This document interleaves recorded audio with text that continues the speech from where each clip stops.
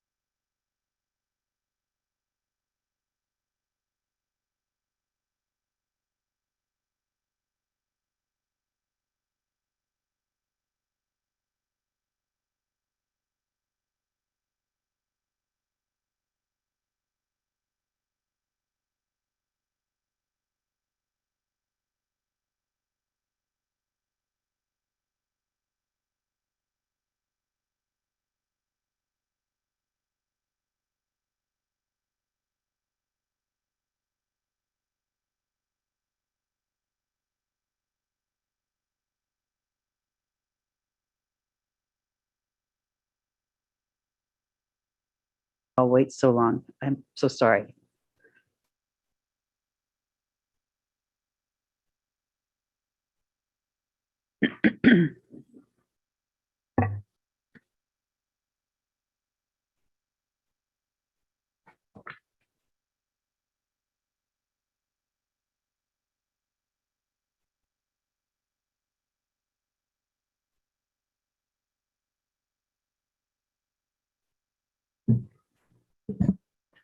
All right, welcome.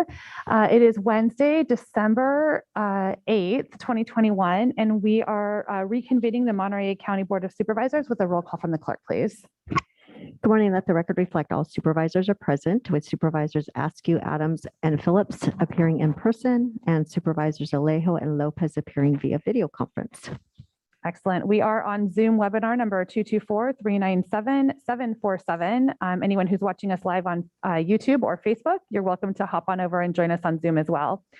We do have Spanish interpretation services available today. I would like to welcome Diego Silas here to make that announcement. Thank you, Madam Chair. Buenos días, mi nombre es Diego Celis. Seré el intérprete inglés-español, español-inglés para la reunión de hoy. Si usted está interesado en hacer un comentario y necesita el servicio de intérprete, favor venir a verme. Muchas gracias. All right. Are there any additions or corrections on our agenda, continuation agenda today? There are no additions and corrections. Okay, great. Thank you. We have three ceremonial resolutions today. We will, let's see here. Is there any board question or comment on our ceremonial resolutions? We'll get these approved and then we'll do some presentations. And I'm not able to see, do we have any public comment on our ceremonial resolutions today? Let me move you over, sorry. Move approval. I don't see any. Second. Okay, we're not seeing any public comment. We have a motion from Alejo, a second from Phillips. We'll take a roll call vote, please. Supervisor Alejo? Aye. Supervisor Phillips? Aye. Supervisor Lopez? Aye. Supervisor Adams? Aye. And Chair Supervisor Root Askew. Aye. Motion carries. And we'll start with a resolution honoring Juvenile Institution Supervisor David, oh my goodness, I'm going to say this wrong, Sebastia, upon his retirement from the Monterey County Probation Department after more than 26 years of dedicated service to our county. And I'd like to welcome Jose Ramirez, Assistant Chief Probation Officer, to make some comments. And I see we've got everyone online. Perfect. Jose, I'll pass the microphone over to you. Thank you. Good morning, Madam Chair, Board. I would like to read the resolution if that's okay. Dave Salvatasi began his public service career in 1995 as an entry-level juvenile institution officer, became a journey level officer in 1996, and was promoted to a juvenile institution supervisor in 2001. Dave Salvatasi has been recognized as a self-assured veteran officer with long-term experience in the operations of probation juvenile institutions. Dave Salvatasi, while willingly shared his knowledge and expertise, has offered valuable insight and recommendations for programs, implementation, and changes based on our problem-solving approach. Dave Salvatasi has been recognized as a dedicated officer, highly respected by his peers for his leadership and a seasoned multitasker, coordinating multiple activities to ensure that the day-to-day operations would run smoothly. Dave Salvatasi has distinguished himself for his willingness to assist and competence in operating independently, mentorship of staff, and well as for his ability to adapt to new situations with a positive attitude. Dave Salvatasi demonstrated emotional control, tolerance to stress, adapting a calm but firm demeanor with the youth in custody, and establishing collaborative relationship with service providers. And Dave Salvatasi has chosen to retire from the Monterey County Probation Department after 26 years of dedicated service, effective December 29, 2021, as he enters a new stage of his life.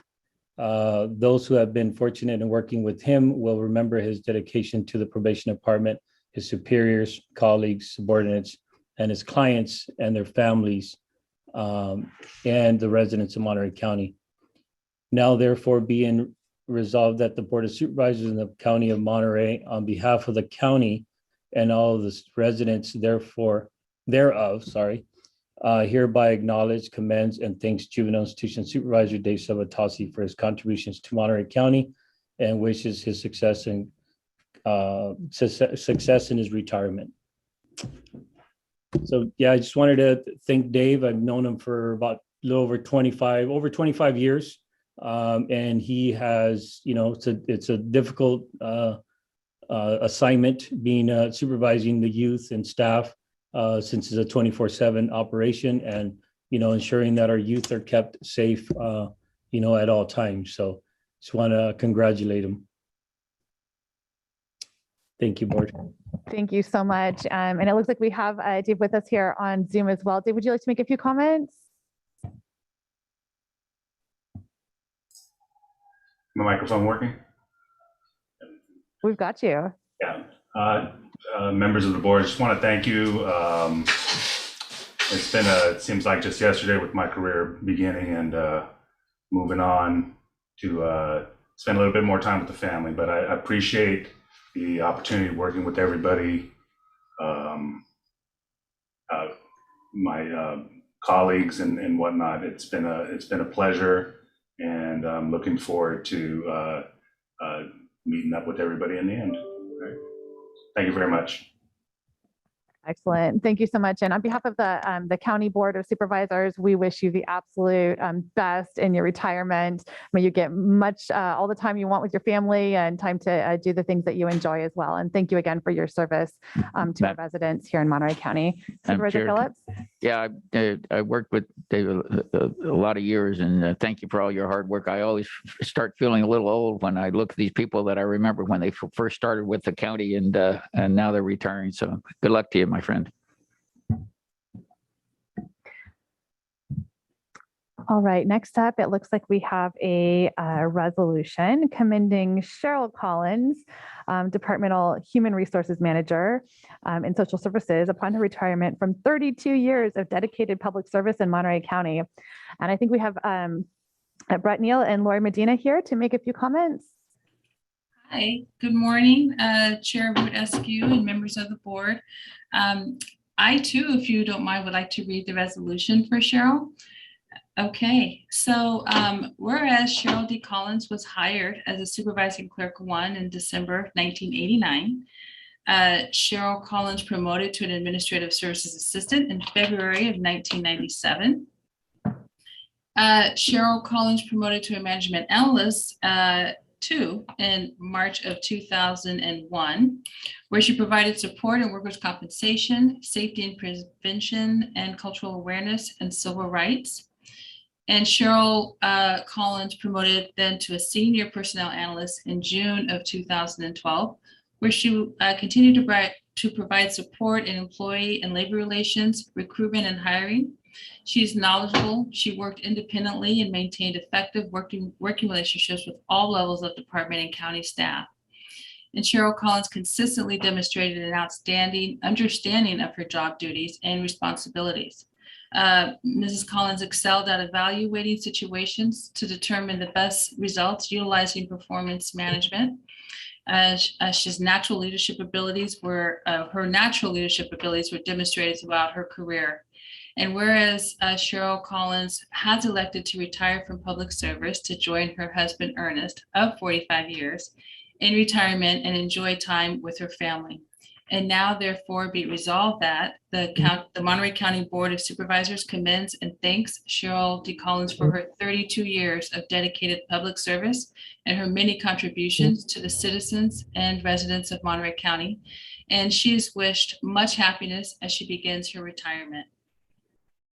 I just want to give a thank you to Cheryl. I know she was a leader in social services with performance management, counseling many managers over her time here. So I just want to thank her for her service. And Lori, I don't know if you have any comments you want to make. Yes, thank you, Brett. And good morning, supervisors, members of the public. I too wanted to just congratulate Cheryl and thank you for 32 years of dedicated service. That is quite a long time, and Cheryl really played a very critical role in the social services department. Well respected. Sometimes the things that she had to do were not easy things to have to do, but you can always depend on Cheryl to be able to smile and be graceful and to do her best to try to help managers and staff alike navigate through really difficult processes. So Cheryl, congratulations. You will be missed. I will miss walking into the building. I always knew when Cheryl was in the building because I'd hear the songbird singing as she entered the building. So you knew when Cheryl Collins had entered the building. So Cheryl, keep that spirit and congratulations. Many happy returns for the next leg of your journey, and enjoy yourself. God bless you. I see we've got Cheryl Collins on the line. Cheryl, would you like to make any final comments? Yes, thank you. Thank you, Okay. Board of Supervisors. Thank you, Britt, and thank you, Lori. It has been a journey, and it has been a pleasure working with everyone and serving Monterey County. I'm not going to stop. I will be volunteering and working with various agencies and groups. So thank you so much for just blessing me to be here. I so appreciate it. And thank you all. Thank you, Cheryl. And again, on behalf of the Board of Supervisors, we wish you the absolute best in your retirement. Thank you for the care and just it sounds like the way that your colleagues speak of you, the spirit that you brought into social services. That's hard work that you all do, and we need all the uplifting spirit that we can find. And it sounds like you were that voice and that person and the department. So thank you so much, and we wish you the very best. All right. Let's see. Okay. Next up, we have a resolution commending Maria Paparello, Administrative Services Officer with the Auditor Controller, for her dedicated service of 14 years to the County of Monterey. And I'll pass the microphone to my colleague, Supervisor Phillips, to make a few remarks. And I think Rup is going to present that, but I'll join her down there in conjunction. So.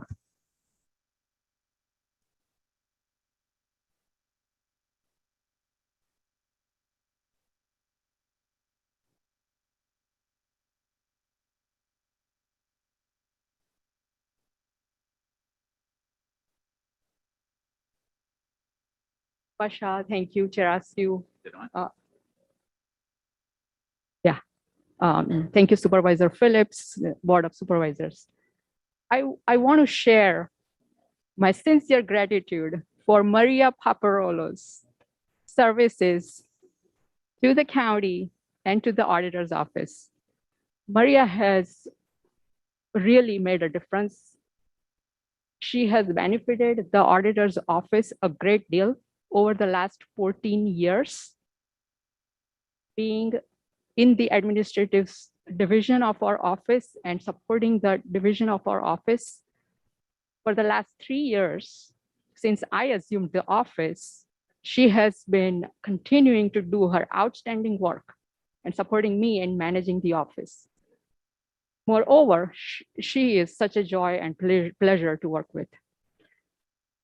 He joined as an administrative secretary to the auditor controller and moved up the ranks, becoming an administrative services officer, taking on many responsibilities, management responsibilities, such as countywide contracts, which are managed by the auditor's office's budget, internal, external website, just to name a few. She has been called a glue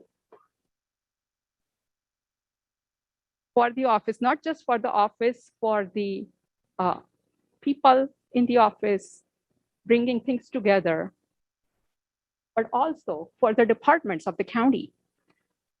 Auditor's office being the service department of the county, Maria has played a key role in providing the exemplary services to the county departments and thereby really serving the constituents of our county. Her can-do attitude, taking ownership attitude, just collaborative and friendly attitude has really made a difference and has been so invaluable to the office. Maria, you will be missed. But now that we know that she has decided to call it for this run and awaiting the next chapter in her life, we are so very happy for you. And on behalf of the entire auditor's office team, we wish you very best in your well-deserved retirement. Maria, thank you. Yeah, I'll just say she's the go-to person in the auditor's office when you want to get through the red tape and get where you need to get done. She was the lady you went to, and so I'm just going to read the final. Since Rupa took care of about everything, and I get this opportunity because she lives in my district in North County. So, be it resolved that the Board of Supervisors of Monterey County, on behalf of the county and all the citizens thereof, hereby acknowledging, commends, and thanks Maria for her years of exemplary work in public service and her success, good health, and happiness in all the future endeavors. So, on behalf of all of us, thank you for your years of service and Okay. lighten us a little bit. Thank you. Thank you. I'm going to have to read this because I'm so nervous. I'll forget something. Thank you, Supervisor Phillips and all the Board of Supervisors. It's been a true pleasure to work for the county and in the Office of the Auditor Controller. I tell people all the time, I love my job, and it's true. It's been fast-paced, and my tasks change daily, hourly, sometimes by the minute, but it's never, ever been dull. 14 years has gone by very quickly, mainly due to my colleagues in the county that I've been privileged to get to work with and get to know. I want to thank the staff of the Auditor Controller's Office and those that have moved on for their open and collaborative efforts in all our projects over the years. I know that you're going to continue to do great things. I especially want to thank Rupa for her support and recognition. Working closely with Rupa and her executive team has been a pleasure. I'm very excited to move on into retirement, but it is bittersweet. I'll miss all my county family, and I'm only sorry I won't be a participant in Rupa's vision for the office into the future. Thank you so much for this recognition today. Can we get a photo? How many of your staff you have here? Wait, the staff wants to look at all the support she has.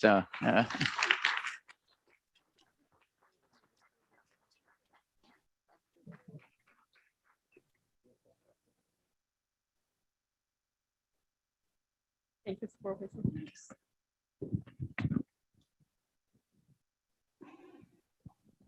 Congratulations. And on behalf of the county board, we wish you the absolute best in your retirement, and how wonderful to have the whole team come out and support you. It's very nice. All right, with that, we're moving on to item number 4 on our agenda today. This is general public comments. This is the time for public comment for items not otherwise listed on today's agenda. If you're with us and would like to make general public comment, please approach the podium so that we can welcome your testimony. If you're with us online and would like to make general public comment, please raise your hand so that I can call on you. Seeing no general public comment, we will close general public comment and move right along with our scheduled matter for this morning, which is to receive a draft business plan in pro forma that supports 2 projects under consideration for funding from A&D Consulting LLC for Laguna Seca Recreational Area. And I'd like to welcome Mr. John Narigi, General Manager of WeatherTech Raceway Laguna Seca, for a presentation.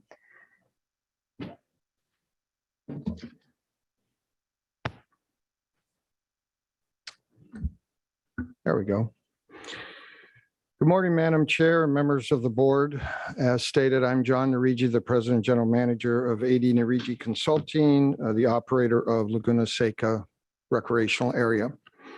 The presentation today, I will go through the points of the 37-page business model that I sent and hit on mainly the high points. It's accumulation of all the information that's been provided to date and the requested information in support of the 2 projects before you. In my verbal presentation, I will just highlight the key points. The projects are not amenities, nor are they flashy, but required given the current condition of the track and the start-finish pedestrian bridge and the business model being proposed. Bridge supports 85% of all general parking located on the west side of the park.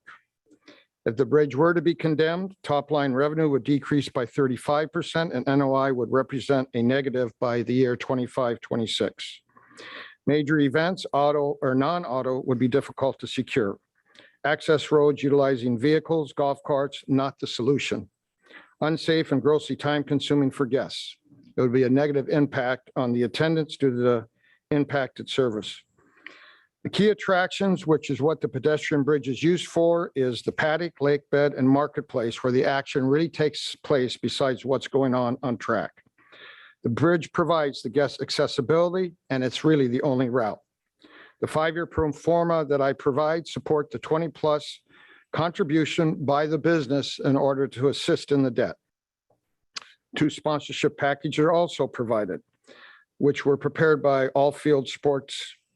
Positive contributions not included in the pro forma are the economic impact to the tax base to the county, the direct spend enjoyed throughout the business in the community, a minimum of $200,000 paid to local service clubs that in turn support local charities of their choice, and the promotion of job opportunities for businesses. More visitors, more employees needed.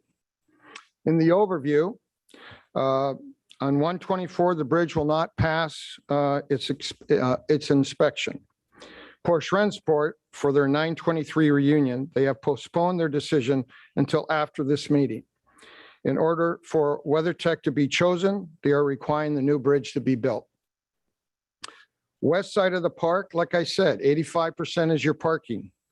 Numerous hospitality sites which generate revenue in major events, and also grandstands that hold 5,500 to 7,500 people. The new bridge will accommodate golf carts and pedestrians.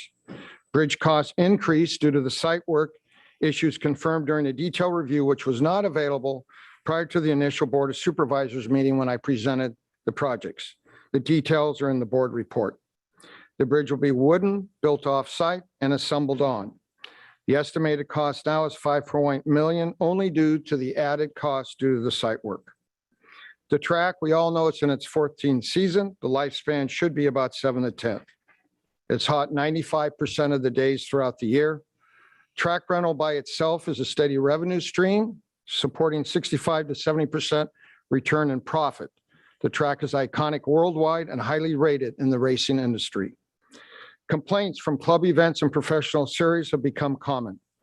Both projects are critical to the proposed business model that I will review. Estimated total cost for the track is $5 million, includes all components of the work.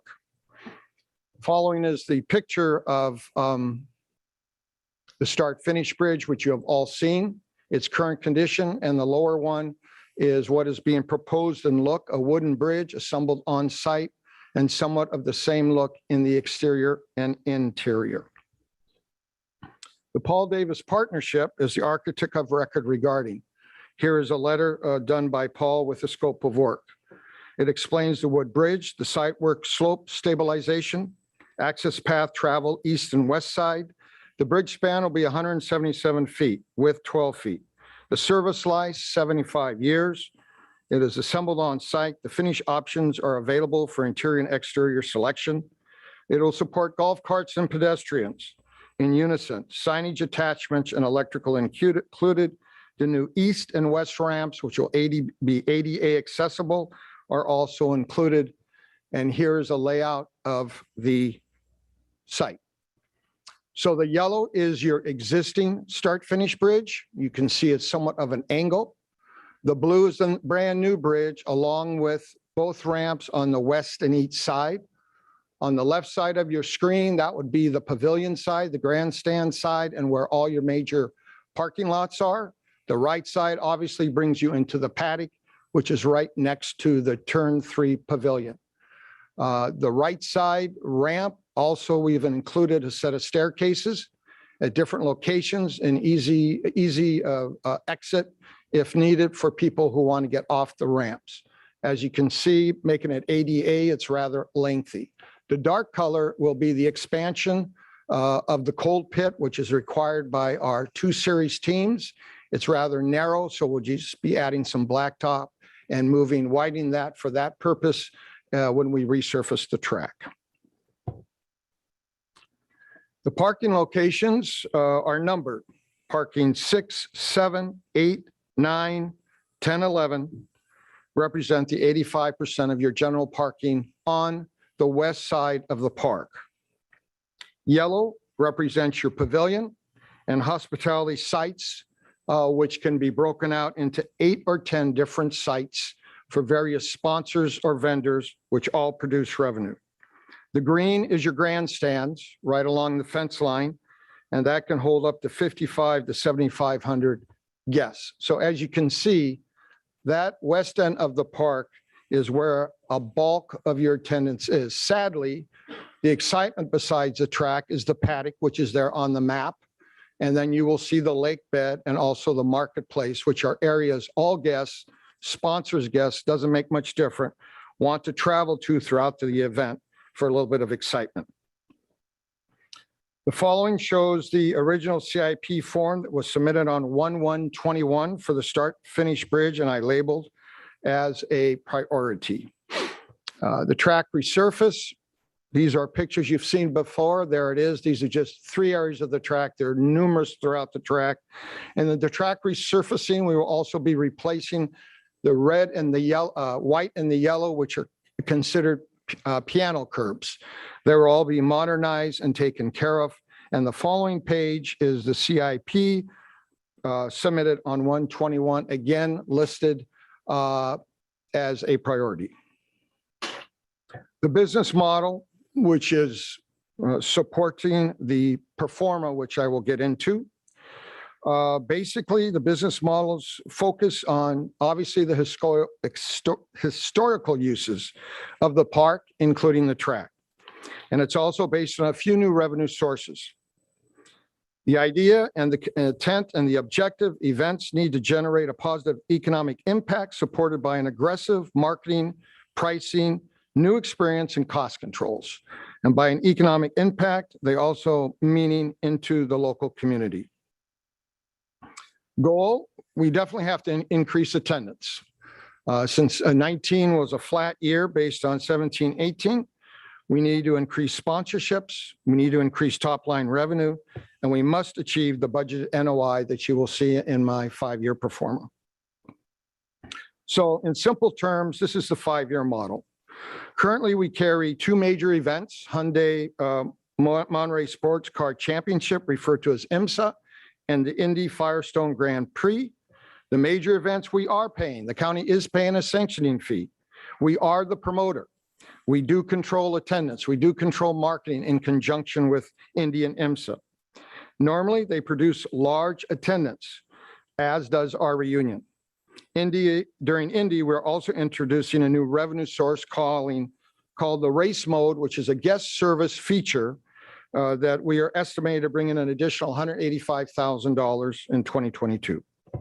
Small media events, right now we have 3. They're the Trans Am Speed Fest, the Geico Moto America Superbike, and the ARMA Monterey Classic Moto Fest. We're not the promoter. The deals are done a little bit differently. We do share in the marketing efforts. We do share in the revenue, and we do share in the expenses. The good news is both Moto America and ARMA were new first time last year, and we strongly believe they have a tremendous upside when it comes to attendance. And Moto America will be our key marquee as it relates to the motorcycle event each year at Laguna Seca. Then you have your facility rentals. We have 2 in the model.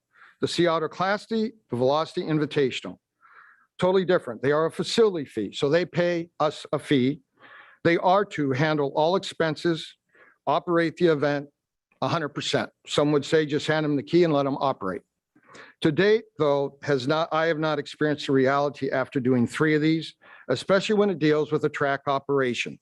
Our individuals, our team must be involved. Attendance can be questionable because we play no role in promoting or marketing it, and thus it could be questionable as it relates to economic impact outside of the event. And then the Rolex reunion, which the county owns, with solid brand equity. Car Week for years, it's well-known, title sponsor by Rolex. Strong top-line revenue, it's profitable, and it's a major generator of profitability supporting the entire business model. Investment in the look and layout to begin in 2022 and into the future. Due to the pandemic, obviously 20 and 21, that would not have been responsible to invest a lot of money in the reunion, questioning what would be going on as it related to attendance and others. So far in 2022, the mark is selected. We will be the 100th year of Le Mans. Sponsorships, we are working currently verbally in excess of over 1.4. We have developed a great team with the Reunion Advisory Council, a very special group of individuals who know the vintage car business and has done the racing and has really assisted. And our registration for 2022 will go out prior to the end of this month to begin bringing in the vehicles. Community events, normally no charge, open to the public. We have had challenges, as Les is aware, because of some insurance issues and how the deal was set up prior. We're trying to work through those. I want to make it clear to everyone. I've really worked hard to open up Laguna Seca recreational area to the public and the locals. Sadly, I'm trying to work off about 63 years of it is a racetrack. No, it's not. It's a park. It should be open to the community. Desire is to expand with emphasis on park activities. It has finally been getting promoted since 2021 as a recreational facility and park versus only the racetrack. Camping activities and recreational uses will continue to be promoted. Non-auto, we're researching. These would be new revenue. It is in the performa, a festival and a concert, obviously to fit into the requirements of the use permit. Would be a facility use agreement, no liability to the county. They would come in, write a check depending on the deal, and they would handle it. Several ways a deal could be structured. The local social, corporate retreats, they're not a strong revenue source due to a lack of F&B services on site, but engaging with the Monterey County Convention Visitors Bureau in marketing and promoting has worked well for us. We have also already had several sites. And for the most part, we are the best deal in the county as it relates to an event venue, trust me. Lifestyle, we are committing to 4 of our major events, introducing family activities to elevate the lifestyle experience. Kids zone, young to older, go-karts. Food vendors will be upgraded, improved beverage service, flag room, which has been around for a number of years. The decor, the food quality, the service, being in a consistent location, and the concept is being redefined.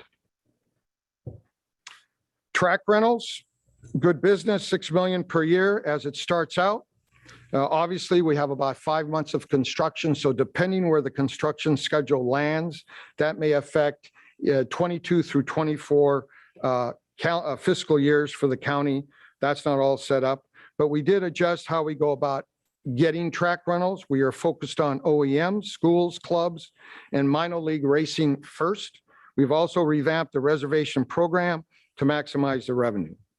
The store will increase as attendance increase. 21 is not a fair year to evaluate our retail business. We've diversified the product and we're emphasizing online sales. Park campgrounds, we will continue as we have done in the past. Based on 2019 without events for 2021, we were up 35% in overall revenue. Event camping, just as an FY in 2019, which can also be tied to major events, that component almost was close to $500,000 in camping revenue due strictly to events. The general parking, a newfound revenue source, $10. I think we're the only professional venue that doesn't charge for general parking. A whopping $10, that's a newfound revenue of $250,000. And I'll tell you, it's needed, although it's been said it's in your ticket price. Well, it's not accounted for that way in the past. And we must spend some money on maintaining all those grand and dirt lots. The squirrels are beating us up and they are unsafe. and they are dangerous for people that park in them and have to walk down the hill. To answer a question that I was asked, our ticket price really hasn't moved much since 2019. So the average ticket price for all events, excluding Indy, which is the finale, range from $20 to $75 a day. So to tack on that additional $10, it's minimal. On the following page, and I'm going to basically refer the two projects combined, which includes the 750,000 original commitment. That number up there is not correct. The board report is what you should refer to. The true number is right at 10,100,000 because some things were changed just recently. I didn't want to adjust reports, especially going into a public forum. And now I would like to take a look at the 5-year pro forma recap and give you a highlight. So what was I asked to do? I was asked or suggested that I confirm that the business can be profitable over 5 years and also address some of the debt as it related to the bridge and the track. The pro forma proves that. Total revenue over the period is $105 million, 171. Profit prior to county allocations and expenses is 19 million 5 at an 18.6% return. County allocations and expenses over the 5-year period, 11 million to 10.6%. Net operating income after all expenses comes in at about 8.36 million or 7.9%, just shy of 8%. The economic impact from 2019, which I have shown, obviously is not part of the pro forma, but it remains a key generator based on the events held at Laguna Seca and who operates those events at Laguna Seca. The 750,000 that was already approved will be utilized for both projects for planning, permitting, and the Turn 3 pavilion upgrades. The estimated funding required to construct the two projects, including all associated costs, taken out to 750 is roughly 9.7 million. The bridge construction at 4.875 and track resurfacing at 4.85 remaining. The bridge expense was increased given the substantial amount of site work required once the project was professionally evaluated. As was suggested, an evaluation was completed of the business ability and or private interest supporting a minimum of 20% of the bridge construction. So the evaluation was completed and as represented after 12 full months of normal operation, an annual contribution to the debt service of 20% or more is doable. The pro forma represents business contribution only, as no other financial commitments have been secured. As mentioned, I do strongly believe that we know of sponsors and private interest groups that would be interested in assisting in the funding efforts that is required out at Laguna Seca, but only after county and ownership take the lead in the required capital improvements. At 20% of the bridge cost, the figure is roughly $975,000. Over a 7-year period, that figure would work out to about $140,000 to $150,000 per year. Total cost of the bridge at 4.8 over a 20-year period, and the new lifespan of your new bridge is actually 75 years, would be $245,000 per year. Depreciation is not taken into consideration at this time. It is evident for future capital needs, other sources of revenue would need to be determined, and some are noted as priority, meaning the projects we do have priority projects. The projects remain noted on the CIP ledger for Laguna Seca with detailed backup for future consideration as submitted back in January 21. Track resurfacing for future, I would strongly recommend and suggest a reserve account like private business does. You know, every 7 to 10 years, you're going to have to resurface your track. Once construction is completed, the pro forma does represent total revenue over 5 years in the track rental business only of $25,900,000. The lifespan of a track is 8 to 10 years. It is currently, as we know, in our 14th season. Based on a profit of 65%, to hold back 10% in reserve based on annual profit would allow for substantial dollars to be available when resurfacing was required based on a 10-year lifespan. Those monies would only be utilized for the track, could not be used anywhere else. The track or emergency repairs relating to the track's business. We talked about county funding in the previous meeting. A portion of the current TOT collected, meaning not taking money from the county Convention and Visitors Bureau. We talked about the cannabis assignment. Based on 2021 fiscal year results, my firm returned $1,039,000 of its management fee back to the county due to obviously the pandemic, but also instituting layoffs, holding vacant positions open, and making serious operational revisions that all supported a major portion of this management fee being returned.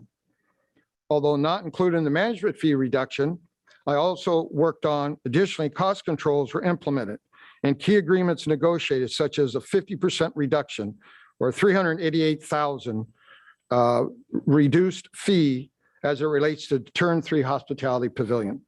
2 series agreements and the termination of a contract with a security firm, yet employing my own AD personnel for security also was beneficial. Other operational expenses were also addressed. I mention these things because I want you to feel confident that you have an operator that not only concerned with the revenue, but pays very close attention to the expense of the business that you've shown your confidence in me to operate. And then the 1.8 in available CIP funds generated from Laguna Seca Recreational Area prior to 2020. The next page is the actual pro forma, which ties back into the numbers showing each fiscal year. And again, in fiscal year 22-23, that has the construction schedule in it. Not certain we are going to make the original construction timeline. Paul Davis, as well as Public Works, is still working on that topic. Much depends on the outcome of today.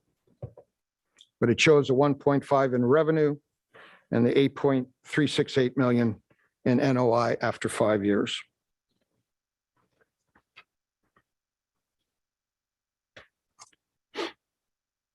And then the assumptions, just in very brief, the baseline for the assumptions is obviously the budget year 22-23.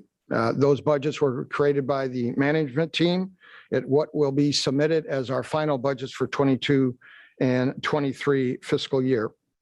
Some event lines and expenses are noted in each fiscal year. The backup assumptions are rather general, but in essence, if you look at revenue growth, we put revenue growth at 4 to 6% revenue growth year over year, a 5% increase to expenses, and a 3% increase to labor based on A&D's agreement.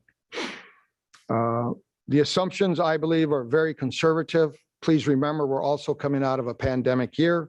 I still believe there's several questions regarding what the future holds, not only as it relates to health, but also it relates to the inflation and the economics of Monterey County, as well as really the economics of what we refer to as the event and hospitality business.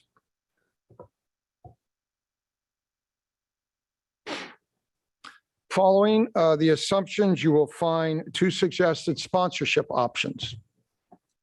There are 2 plans. One is for $750,000. Keep going, Jeannie. There you go. Thank you. For $750,000, and there's another one for $500,000. We'll be promoting 2 levels with additional focus on local businesses, but most likely probably not to this level. When you go out for sponsorship, if someone's willing to give you, hey, I'll give you $100,000 towards your bridge, we will figure out a way to put together a sponsorship agreement and make it work. We do have a target list. I care not to talk about that in public. We're focusing on auto manufacturers nationally, obviously those interested and also referred to as OEMs. But obviously those that are very interested aren't involved out at the track currently. Some of our current sponsors, we do believe will step up to some degree. And I do believe there are private businesses within Monterey County that will find a renewed spirit to also get involved financially if the county is willing to fund. I believe strongly with county commitment, we will have and provide positive results in securing the sponsorship. What does the sponsor get in general? Not really a lot, to be honest with you. They will receive obviously signage, which is all detailed out in both programs. They get a suite at one or two of the events, depending on the level of commitment, marketing opportunities, and tickets. The Laguna Seca Raceway Foundation, you've heard me speak to about, is waiting there as they have done in the past. We have built a very good partnership to assist. And I know Ross Merrill is here today and he will speak later on. I keep going back to the economic impact of 2019. And to me, that's the real big win for the county. If you accept the model and continue operating Laguna Seca Recreational Area and WeatherTech Raceway, Laguna Seca, the way it is planned. The event business is a scary business, no question about it. You put all your expenses out there upfront first, and then you hope you have your attendance. You kind of know where you are with your sponsorships, but it's become also very competitive, which also ties into the need of these projects. We are not the plush Laguna Seca Raceway, what it used to be. So the local tax generated in 19, again, in county, 4.7 million. Direct spend, just shy of 117 million. And in 2019, attendance was flat or down from 2018. So these are pretty substantial numbers. It's important to point that out. Porsche Rennsport reunion, one event, 2018. Their direct spend was 31 million, 1.4 in local tax. We have projected, although it's not in this performer, Rennsport is not part of this performer. Projected revenue, if they come back in 2023, $4.7 million. And the NOI after all expense, $860,000. That right there could assist in these two projects. Lastly, the 2022 schedule and kind of our new marketing look. You'll see a Ferris wheel, you'll see kids, you'll see bicycles. Again, it's not all about racing. It's our intent to really up the lifestyle experiences and making our look exciting, interesting, attracting. Also on the right is the 2022 race schedule. We've addressed our look. We've addressed our taglines, everything about it. We are very consistent now, I believe, with our brand, which I think is very important. It puts WeatherTech Raceway, Laguna Seca, and the county looking pretty darn sharp as far as I'm concerned. Season key metrics, which we always take a hard look at how well we did. So this is just a snapshot. This is the season key metrics of 2021. You know, where we market, how we push our social media, what do we do with our websites? And there you have the recap of it. Please note on the right column, you get a lot of free TV. IMSA, 69,000 followers live, and it'll be the same in 22. NBC Sports, same with the IndyCar. And this year in September, we are the finale for IndyCar in September. Moto America, they're on CBS Sports, and we did live stream TV, green light for our Rolex reunion, and even Little Trans Am does their portion of being on TV quite often, live streaming. Who are the target markets? San Jose, Southern California, Central California, Central Valley, obviously our local market. We have put a big plug into the Hispanic market in all those target locations with active advertising and media on iHeartMedia and KSBW. And we also are involved, obviously, with TV, radio, and podcast. The point I'm trying to make is we are doing everything in our power to up our attendance. If you're going to make money, you got to spend some money in marketing, and that's what we're doing. Much of it, though, however, is now social media and those avenues. Your attachments as part of the proposal also shows marketing surveys, and it also shows the Firestone Grand Prix 2021 marketing deck that shows you exactly all the things we did to promote Indy in 2021 and the results. And also one of the attachments are all the business line that build up into the performa as it relates to 22-23. So in conclusion,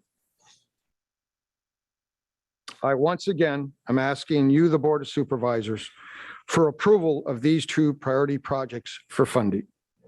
Both projects are critical to maintain the operation that is required right now, today, and under the current business model. And I believe it has shown positive financial results. The models provide a positive economic impact to the County of Monterey and represents a positive NOI after all the allocations over the 5-year period of 8.3 million and change. It's a return of 8%. Prior to allocation, a return of 18.6%. The projects, are as follows. It's called the Start Finish Bridge, better known as also a pedestrian bridge. Porsche Rensport is critical. I'm surprised they have extended their selection date until this meeting today. They want to come back. They won't come back without a new bridge. We can no longer live on the history of Laguna Seca. We have to reinvest in that critical asset. The track resurfacing, I think everyone is well aware of that. It's a major component of our business. It's used for the races. It's used for Sea Otter Classic, even a non-auto race. So that's a critical component of that entire asset. The Turn 3 structure, thank you. Discussions have already begun on the exterior upgrades based on the $750,000 that was already committed. So I'm asking your consideration for the funding requirements as specified in the board report for approval today. And I would appreciate your consideration, and I'm happy to answer any questions. Thank you. Thank you so much for the presentation, Mr. Nerigi. I'll give our county park staff just a chance, anything to add before we go to board questions, comments? Staff will reserve time for questions, Chair. Excellent, thank you. County Council. Yeah, thank you, Honorable Chair, members of the board. Just to clarify, today's action, if you approve it, is not approval of the projects. Approval of the projects will require environmental review. What Mr. Nerigi is asking for is a funding commitment. It's a financing mechanism only. The actual approval of the projects, that they have to be designed, there have to be contracts let, and there has to be some level of environmental review before they are, quote, approved and the money is dedicated to be spent. So I wanted the record to be clear that your action today is not approval of the projects. It is potentially approval of the financing, inclusion in the CIP, the program for Laguna Seca, but actual approval of the contracts, expenditure of the money will come back at a later time. Thank you. Great, thank you for that clarification. We'll start with, we'll move to board questions. We'll start with Supervisor Alejo.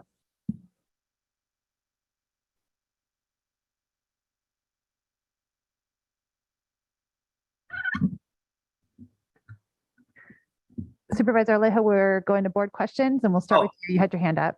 Oh, sorry. I was speaking without unmuting myself. First of all, I wanted to thank Mr. Nerigi for his leadership and helping us really help address the issues at Laguna Seca. As we all know, there was some struggles, but under Mr. Nerigi's leadership, a lot of good changes to protocols and budgeting and planning, and just a good vision for Laguna Seca. This is a tremendous asset for our region, not just Monterey County, but the entire region. And I just wanted to point that out and commend the work, and certainly coming up with this 5-year plan. It was something that we requested, and we appreciate now being able to read it and hear about it. But in terms of questions, Mr. Nerigi, just in terms of, I know our county council just explained that there still needs to be some level of environmental review and permitting, but could you just address the timing? I know when there's not big events, what generates a lot of money is the track use, and these are private riders or driving schools that utilize the track during the week when there is not these big events. So if I think the key, I think something you had mentioned was the key about timing of doing the bridge work and the track repaving at the same time to minimize the loss of the track days and money that we generate that way. Could you explain how that could work if this funding is approved, and just the timing, because I think that hasn't been highlighted yet. Oh, the critical. Yes, Supervisor, happy to do so. The preliminary schedule working with Public Works and the architect is roughly 5 months. The 5-month span to do them simultaneously, we would get the track resurfaced and obviously the bridge assembled on site. It comes constructed, it's assembled on site, and wrap it all up. That schedule potentially could get cut back to 4 months. The track itself is about a 6 to 8 week start to finish dry time before it can turn hot. And over a 2-month period, at a 3-month period, you're talking about 2.1 to 2.2 million in lost track rental revenue. And that's really the reason I'm proposing that both are done at the same time. And it might be even difficult to say, you couldn't do the track first before the bridge, because there's too much work around that area. You heard me refer to the coal pit being widening. That's part of track, that's part of the bridge itself. And currently the supports there support the existing bridge. So it becomes quite complicated and confusing, and it would just also, I believe, add costs. So that's kind of the schedule. My comment earlier, Supervisor, originally it was just our goal was to begin November of 22, completed by April 1st of 2023. Based on this being pushed out, not sure we can make that schedule. You have the bridge, as I stated, that most likely will not be approved and potentially voted cannot use come January 1st of 2024. And we have Rensport that would we really like to secure, and I believe we can, that wants to come back to us in September of 2023. So much of that stems on being able to honor my race schedule in starting in spring of 23, which is late April, early May, and then July. And then I think everyone else knows the most of the rest of the calendar year as it relates to racing for 2023. Okay. Thank you for that. And last conversation we had on this, the numbers were much higher. I think they were around 17 million now. I think the numbers have been vetted with our public works staff to get the more accurate estimate. And so now we're talking about 10 million. Could you just explain the difference, what happened there that reduced the original amount or original estimates to this number that we're considering today, which I believe is more reasonable and focused? Supervisor, I don't know if I ever got into a number of 17 million. I believe our first go around for both projects was about 9.7 million. This has gone up because of the site work that's required. And by the way, that site work would have been required even with that more modern style steel bridge that was also proposed. Maybe that's where the confusion came in, because that price from the Paul Davis architect in today's terms was about a $12 to $13 million project just for the bridge. And I've chosen obviously to go the much more less expensive route and provide something that is needed. And it doesn't necessarily have to be a big flash, if you will. Okay. So my apologies if it's something you and I talked about and no, I messed up. This is the numbers at our last meeting, but I was glad to see the numbers be much lower. And then the last question was just on that 20% for the bridge. You explained that, that you had some conversations with the private sector, some of our supporters at Laguna about potentially for the bridge being able to pay that amount that's just not under $1 million. Could you elaborate again how that would happen? Is there commitments that you're still working on? Would this be something that's real? I think it's important for the public to know that we do have some potential sponsors that are willing to put up some money to help offset a portion of the bridge cost. The supervisor, the conversations that have been taken place have been verbal. I believe the commitments are sound commitments. I think they are not only sponsors, but like I said in my presentation, manufacturers that come to several events out here. The other big plus for us, we have a lot of live TV. And if there's anything sponsorships want, and OEMs or manufacturers, they want their name out there on national televised TV during these major racing sporting events. Do I have any firm letters of commitment? No, I do not. And I am very conservative when it comes to making claims to monies that frankly have not been 100% committed. But again, I've stated it. They are waiting to see, frankly, is ownership willing to spend some money on these two projects that are due to basically deferred maintenance and critical to the operation of Laguna Seca. Thank you. And I'll just make some brief comments. I'm supportive of this today. I know we've talked about this. I know there's a lot of pressing needs, but what these two projects resemble for me are critical, basic maintenance and infrastructure. If anybody has walked under that bridge, underneath it, walked on it, have observed it, you will easily see that it's not in the safest conditions. It's rotting. It's going to be unsafe at some near point in the future. We need to do this at this time. And the maintenance of the track is critical. When you're hearing from the drivers in their vehicles who could feel that track better than anybody, and they're raising concerns in their statements after their races on TV, I think it's also incumbent that we not put racers in harm's way, and it also avoids liability in the future. So for me, these are like two just essential maintenance projects that we have to do in order to keep the public and keep the drivers safe. But at the same time, investing now, I think, sends the right message to other potential sponsors that we are serious about investing and maintaining our track. And I hope that would help generate more potential events and sponsors to want to recommit or commit if they're new to our track. The only other, so I know we're asking, the question is, where do we get this money from? And I know the memo points out that this could come from cannabis. I did just want to let my colleagues know that there was another potential source of funding that came to the budget committee of about $3 million. It was excess money that was unused by the sheriff's department. They wanted to put that just to put in a future account to repay radios in the future.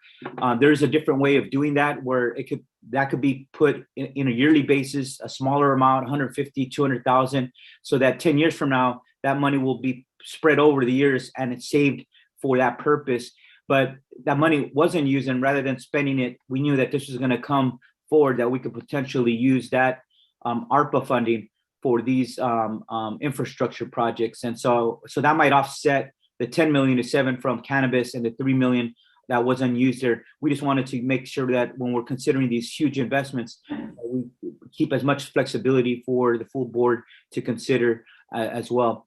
But overall, I think this is the right time to move forward. I think what people are watching and what we're going to do, and I think the message that we take this seriously, that we know, we recognize that the economic engine that Laguna is, but also what an asset it is for us to be one of the few counties in the nation that actually own a racetrack of this caliber. And so I hope that the message today will be that our board supports this in supporting this basic infrastructure that I hope will bring additional revenue and events to Monterey County. Thank you, Madam Chair. Thank you, Supervisor. Any additional questions from my colleagues on the board? Supervisor Phillips.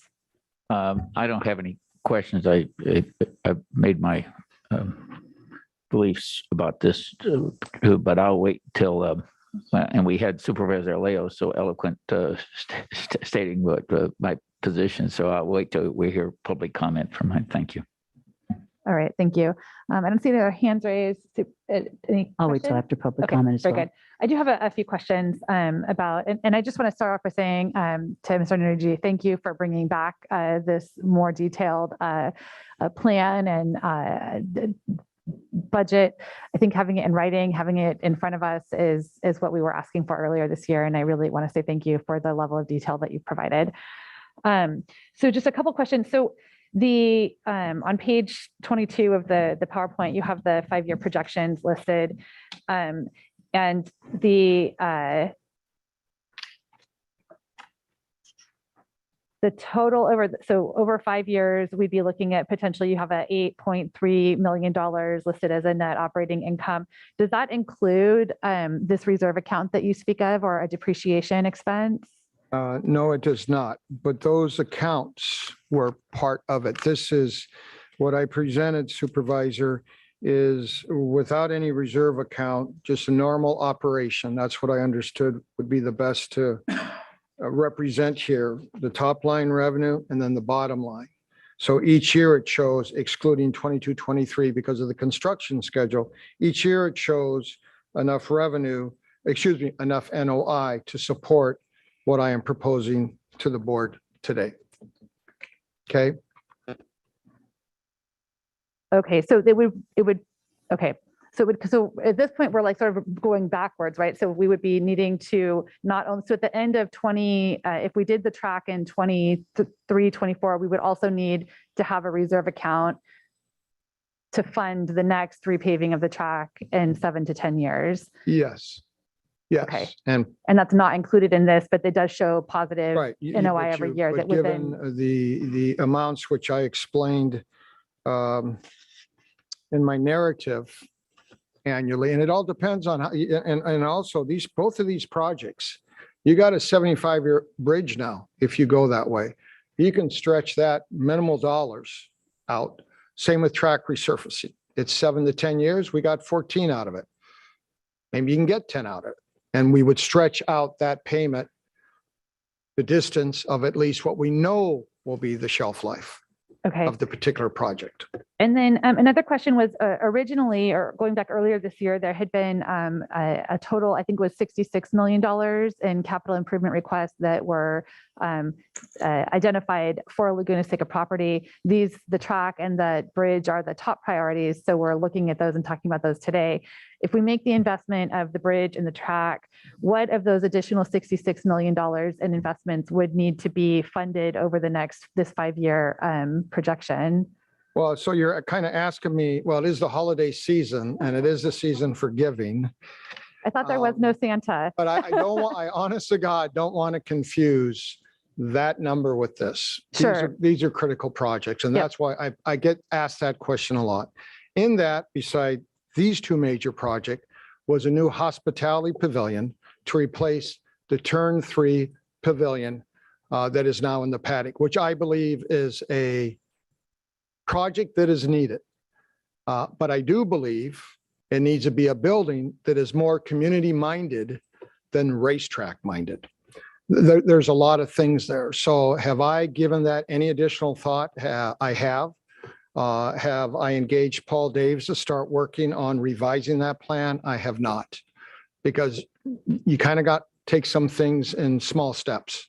Okay. And this step here, if the funding is approved, that's what I'm asking for today. But that would definitely come back to you with a totally different business plan, business model to support it. Okay. So would it be correct to say that any of the additional of the $66 million and additional, the larger vision of what all needs to happen at Laguna Seca, that there would be independent revenue identified to support any of those additional infrastructure improvements? Yes, or would and I those think fall under what's also this NOI would be expected? Or Yeah, need to pay and for? well, I mean, in general conversation with Dwayne Woods, as well as Randy Ishii and Brian Flores, I do believe the county ought to consider going out to a bond measure for all parks, not just WeatherTech. I had this conversation with your chief of staff last week, but I do believe the parks warrant that. We do produce a revenue, so at least some of that would end up with Laguna Seca recreational area. But I do believe that is something that, and I'm willing to work with Mr. Ishii and Mr. Flores on that project and with other parks as needed. Okay. So to not put words in your mouth, but there would need to be some sort of additional county revenue to Yes. support Yeah, the additional 66 absolutely. million. Yeah. Okay. Yeah. So the net operating revenue that's listed here would need to both fund the ongoing reserves to fund for ongoing track improvements, as well as any other capital improvements that are in that potentially as much as $66 million. Yes. Okay. And like I said, the big item was that hospitality pavilion. Okay. No So I guess the question other mark. question would be, I know sometimes we've used our cannabis funds with the expectation that they would be repaid if we got, we advanced cannabis funds. They allowed us to make investments in things like the VITA program and other critical needs, knowing that we'd be repaid back through another funding source. Would you anticipate that this NOI would be available to repay the cannabis dollars that were invested to initiate the work on the bridge or the track? Well, we have, we have worked out the pro forma. I would hope not, because that's going to take away from other minor, we'll call them minor capital projects. There's a lot of need out there, Supervisor. But the pro forma does represent, like I spoke to earlier, the track is 10 years, let's just call it. The bridge is 75 years. I committed that I am willing to work the business as best I can to help support the debt service. That's normal business in the private sector. But I would also hope that, some of the funds that are now available can remain, the funds being used to front, if you will, advance, can remain part of the project over the total expense of the projects. Okay, and then my last question is for, I don't know if we have county budget staff with us today, but I just would be interested in hearing from county budget staff their review and thoughts on the 5-year financial projections that have been shared with us. Do we have county budget on the line?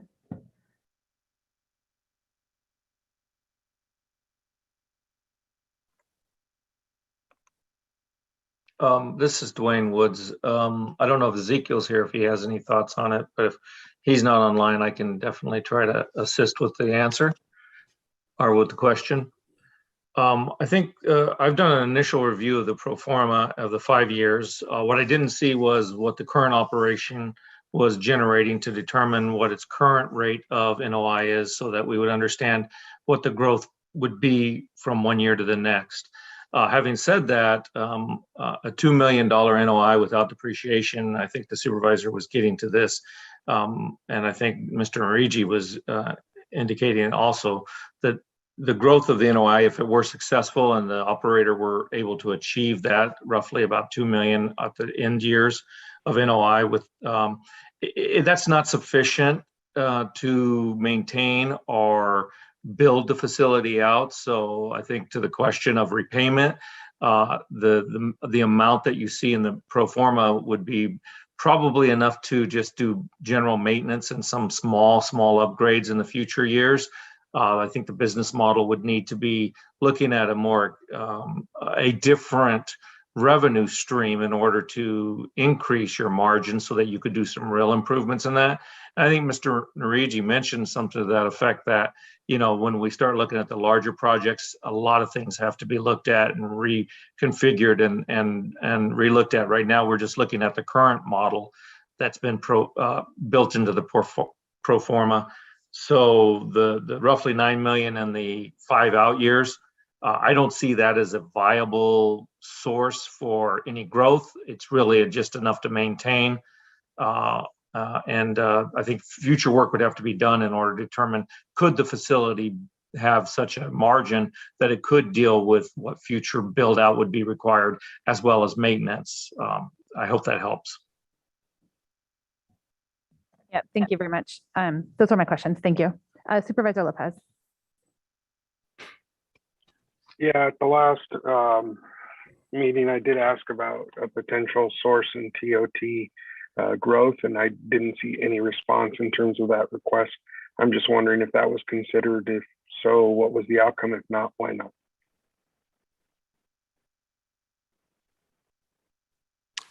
Supervisor Lopez, my apologies. I must have missed that. I know Rob is here from the Convention Bureau. Maybe he could potentially address that with what we produced in 2020 based on our events. But my belief is, if attendance grows, as I stated in review of the 2019 economic impact report, as attendance grows, so should TOT and direct spend. And there's no question that we have to grow the attendance on more than just a couple of our events out at WeatherTech. We need to really push the button and grow that attendance. The reason behind showing all our marketing efforts, some of the new activities to try to draw in families and locals. The pricing, we're actually taking a look at potentially doing a very inexpensive or free Friday, where right now all our Fridays are priced at $20 to try to make it more of a community day. We're also taking a look at something during the reunion, that Sunday of reunion, instead of racing, making that a community day. We have to reintroduce people to Laguna Seca. It's really simple. It's not, I take that back. It's not simple, it's tough, but that's really what's needed. Thank you. I appreciate that. I do want to share that for me, taking the money from cannabis doesn't make sense.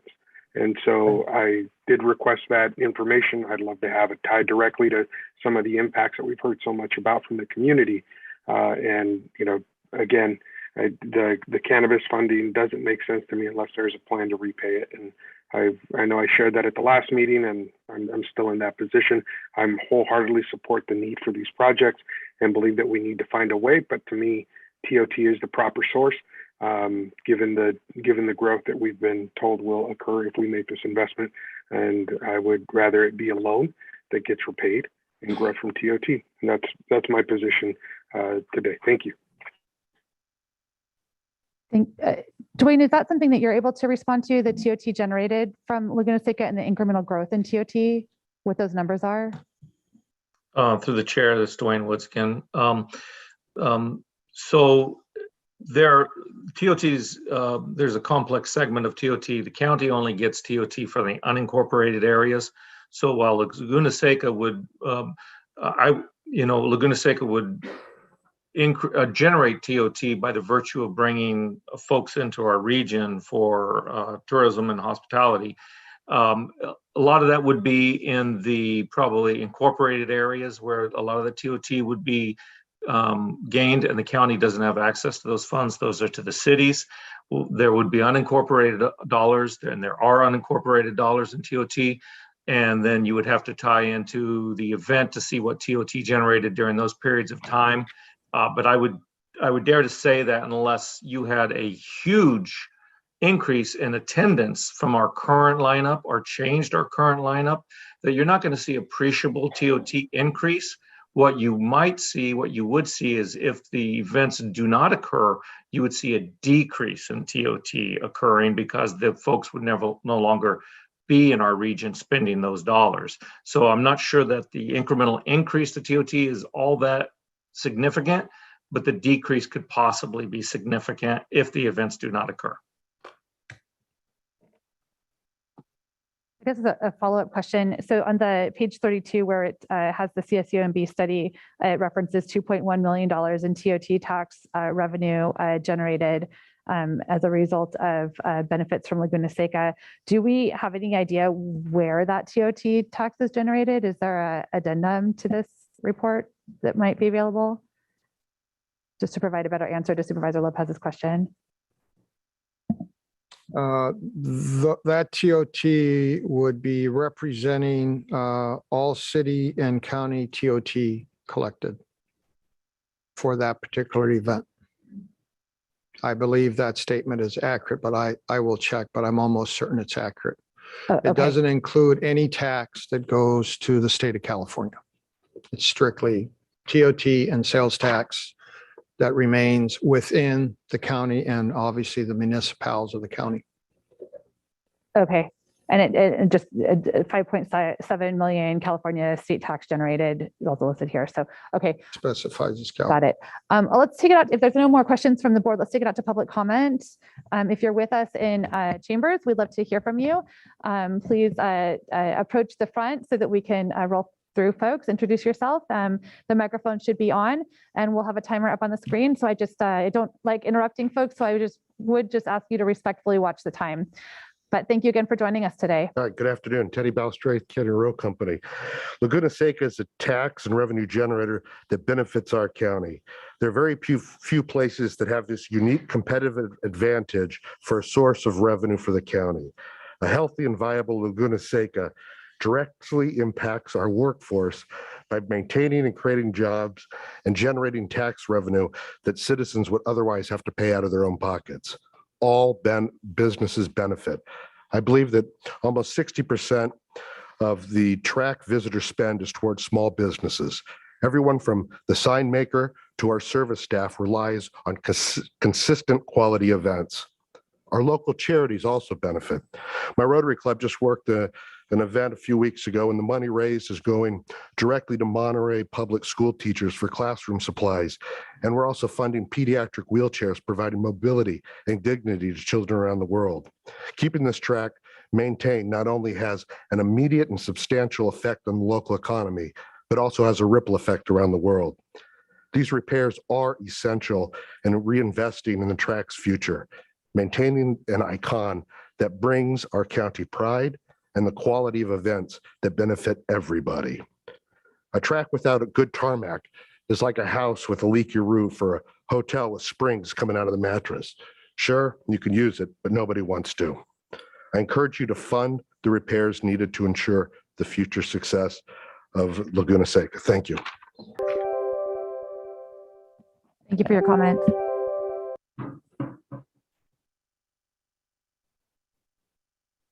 Good morning. I'm Ross Merrill, and I'm here representing the Laguna Seca Raceway Foundation.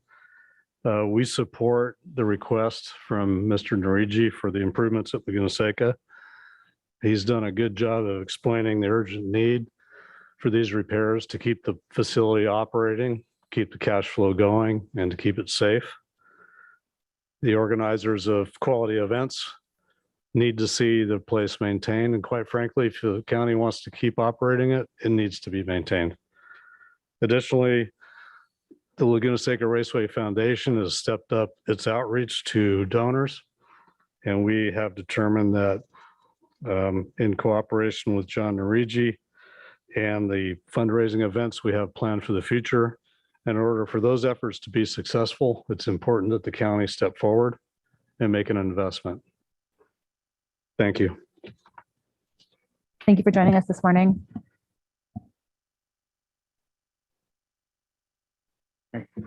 I am Jefferson Ward. I'm the Executive Director of Monterey Bay Veterans. We operate the special needs shuttles as well at the events at Laguna Seca. In 2006, us along with Scramp designed an ADA transportation plan for during events at the track. And in 2012, we were given an award by the Monterey County Commission on Disabilities. I'm here to speak on the importance of the start-finish bridge. The bridge is imperative to the operations of the raceway from an ADA, special needs, elderly, and a spectator perspective. Shuttling people from the general parking is a short 3-minute trip and is very walkable for reasonable, healthy spectators. The alternative without the bridge would basically provide, it's a 16-minute round trip for us to shuttle 5 people from the majority of the parking to which would be the lake bed. Mr. Narigi pointed out that 85% of the parking is on that side of the track, and it's also the majority of the ADA parking. Those people would have to be shuttled all the way around to the paddock entrance because they can't go to the stairs from the lake bed into the track. Thank you. Thank you for joining us today. Good morning, Madam Chair and the board. My name is Joe Prospero. I've been an active part of the volunteer team for the past 17 years. I can say and speak with confidence that the Volunteer Association has a 100% commitment on the future success of this track. Our goal each year has always been to improve the guest experience, which includes our volunteers, our participants, and our spectators. Each season, I've invested a lot of time listening and feeling firsthand their experience. Updated facility amenities and access points to the track remain on the top of the list. Behind the scenes, the national racing community in all forms of racing tracks are investing in capital improvements to attract new guests for the future sustainability of their facilities. The past 2 years, we've had a good fortune to rebuild the confidence with our volunteers and begin necessary cosmetic improvements immediately recognized by a returning guest. To persist and advance in our progress will require the investment of building a new pedestrian bridge and resurfacing of our track. By today's standards, our existing bridge continues to restrict parking and traffic committee along with multiple service clubs to effectively service 85% of the general parking and high-end hospitality entry points into the track. The track will always need their maintenance. I want to share a brief article from. We are out of time, but can I welcome close you to leave a copy with us. Okay, let me close. Sustainability requires investing. No matter how widely recognized and well-established our track is, we will always remain under the global eye and also compete to warrant our guests spending their investments with us. Thank you. Thank you. Thank you.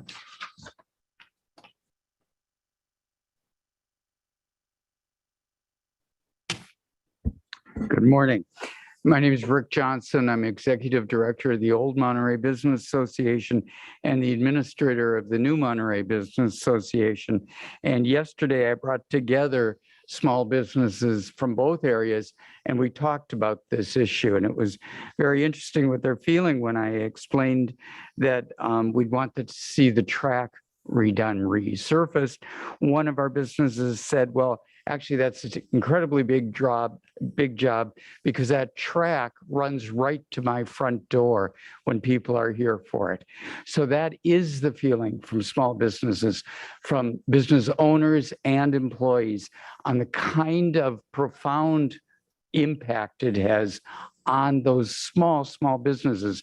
Real quickly, one in downtown Monterey, Copy King, which just happens to be owned by my wife, spoke of the fact that she gets no direct money from the races when they come in and gets a lot of indirect money from restaurants and caterers and all these different businesses that come in and get things done in order to support it. It is that direct sales, which I believe is about 58% to small business, but it's indirect sales that go on all year, even to the point where we get so many people that have come for the races and come back over and over again. Please support this. We do. Thank you. Thank you. I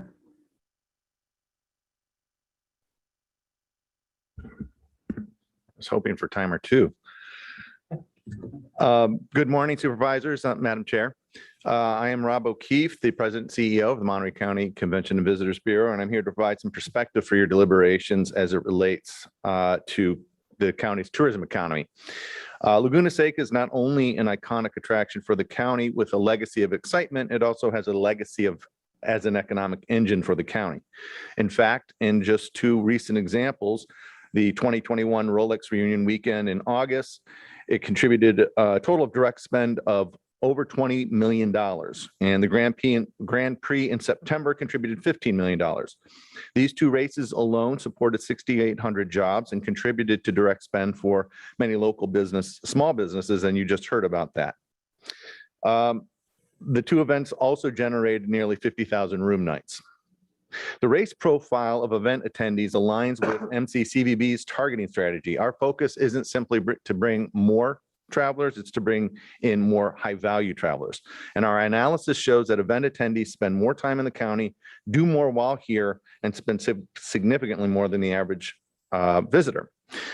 Now, on the future, we're getting ready to do a 5-year strategic plan for the tourism economy and for MCCVB and the entire community. That aligns with the things that you're talking about and the time window you're talking about related to the deliberations you're having on what John's been asking for. I just want you to know that Laguna Seca is a cornerstone to our overall tourism offering and is a critical part of it. If there's anything I can add about the question asked about TOT. We'll come back to that. Thank you. Thank you for your comment.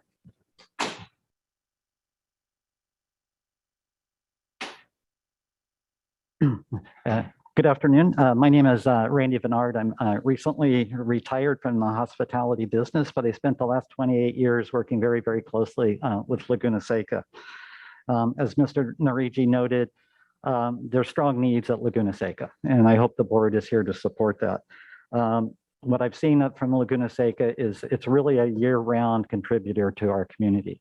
And one thing I've learned in operating a business over the last 20 years, it's got to be a balanced interest between owners, guests, the community, and employees. And at this point in time, we really need the ownership to step up and support the guest experience, support the employee experience, and support the community experience. It has to start with you, and we're hoping you'll provide that support today. Thank you. Thank you. Good morning. My name is Peter Blackwell. I own and operate a small brewery in Marina, California. I've had various hospitality establishments, excuse me. Let me take this bloody thing off. Establishments throughout the Monterey Peninsula in the past 34, 37 years. And I've been associated with Laguna Seca as a vendor for the past 16. I'm here to tell you that a little person benefits greatly for that. Let me refer to my notes, please. The temporary location at the track allows us to hire an additional 8 people for every race. It provides income to Marina in terms of on-site. It also helps us with our wholesale business. Frankly, in the few years past, if it had not been for our association with them and being able to sell there and how it draws people into our business, we probably wouldn't have survived. That and the good graces of the federal government recently have helped us get through the COVID. But I'm here just to tell you that for the last 16 years we've been out there, it's been invaluable to our business. We've introduced people from out of town to Marina, where we're located. And we've established, let me finish one thing. We've established what we call race locals, people that come back year after year after year. They come in to see us and they'll come to see into Marina, which is a little bit out of the way. And we've appreciated it being part of that. Thank you. Thank you. And English Ales is a very special place in Marina. We spend a lot of time over there. Madam Chair, Board of Supervisors, my name is Bruce Canepa. I've been involved with Laguna Seca. I'm the co-chair of the advisory committee that John spoke of for the historics in August. I'm also the team member for Rensport. Rensport is a model of event that really sets a standard for what events can be and should be at Laguna Seca. And to put on an event like that, you have to have the bridge is obviously a big problem. When the last Rensport was 80,000+ people, the next Rensport, being the 75th anniversary, will be in excess of 100,000 people over the 4 or 5 days of the event. The bridge last time, actually the bridge in 2015 Rensport was a major issue trying to move all the people from the turn 2 hospitality areas. And it really limits the use of your turn 2 hospitality area, which is should be a great income producer.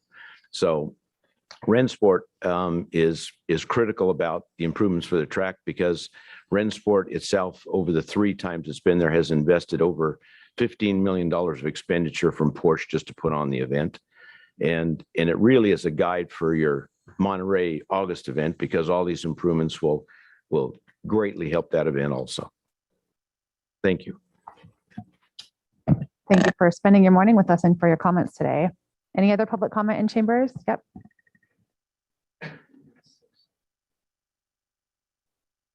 Hi, good afternoon. My name is Bob Spadoni, and I'm on the board of the Monterey Peninsula Rotary Foundation. And I just want to say that due to the funds that we make at Laguna Seca, our volunteer group, we're able to help fund in part the Roto Care in Seaside. And we're proud donators to that. And we donate about $25,000 a year into that effort. So part of our funding stream comes from Laguna Seca. So thank you very much. Thank you.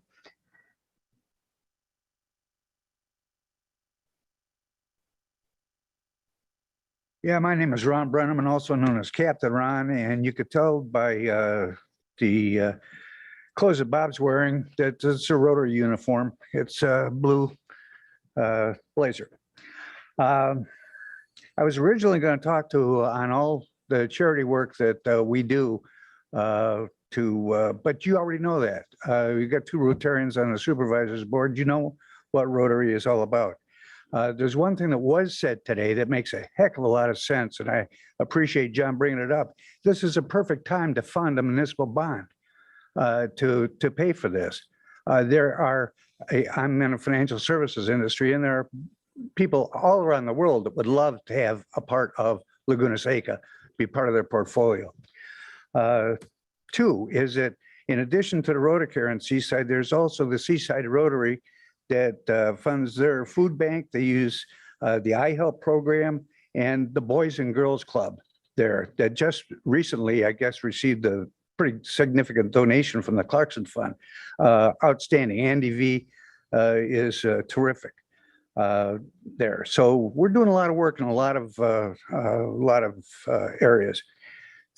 Lastly, 2 years ago, you brought Mr. Narigi in to run it. When you send, I'm a retired military officer. When you send troops in to do a job, you got to give them the right tools. And this time, you got to give them the right tools. Otherwise, he's going to be out of here. My opinion. Thank you for your comments today. Madam Chair, Board of Supervisors, we received a letter yesterday from Rolex that they're in a renewal year that I would just like to read the highlights, and I'll give a copy of the full letter. I'm writing you today regarding the future of our partnership and title sponsorship of the Rolex Monterey Motorsports Reunion. There are a number of growing concerns that we, as a longstanding partner, have seen voiced over the years and continue to voice today. Concerns that we feel, if not properly addressed, will force us into a position in which we must reconsider the future of our partnership. These areas of concern, while mainly tied to the infrastructure of the track, are also a general lack of commitment to the preservation and modernization of this iconic racetrack and its facilities. It is our intent and desire to continue this long-standing partnership. However, in order to do so, we would need and ask to see a commitment not only from the management, but more importantly, the county. There are a number of projects that have been identified as crucial to the future success of the track. The completion of these projects, as well as the continued improvements to the track and its facilities, will have to be considered as part of our renewal.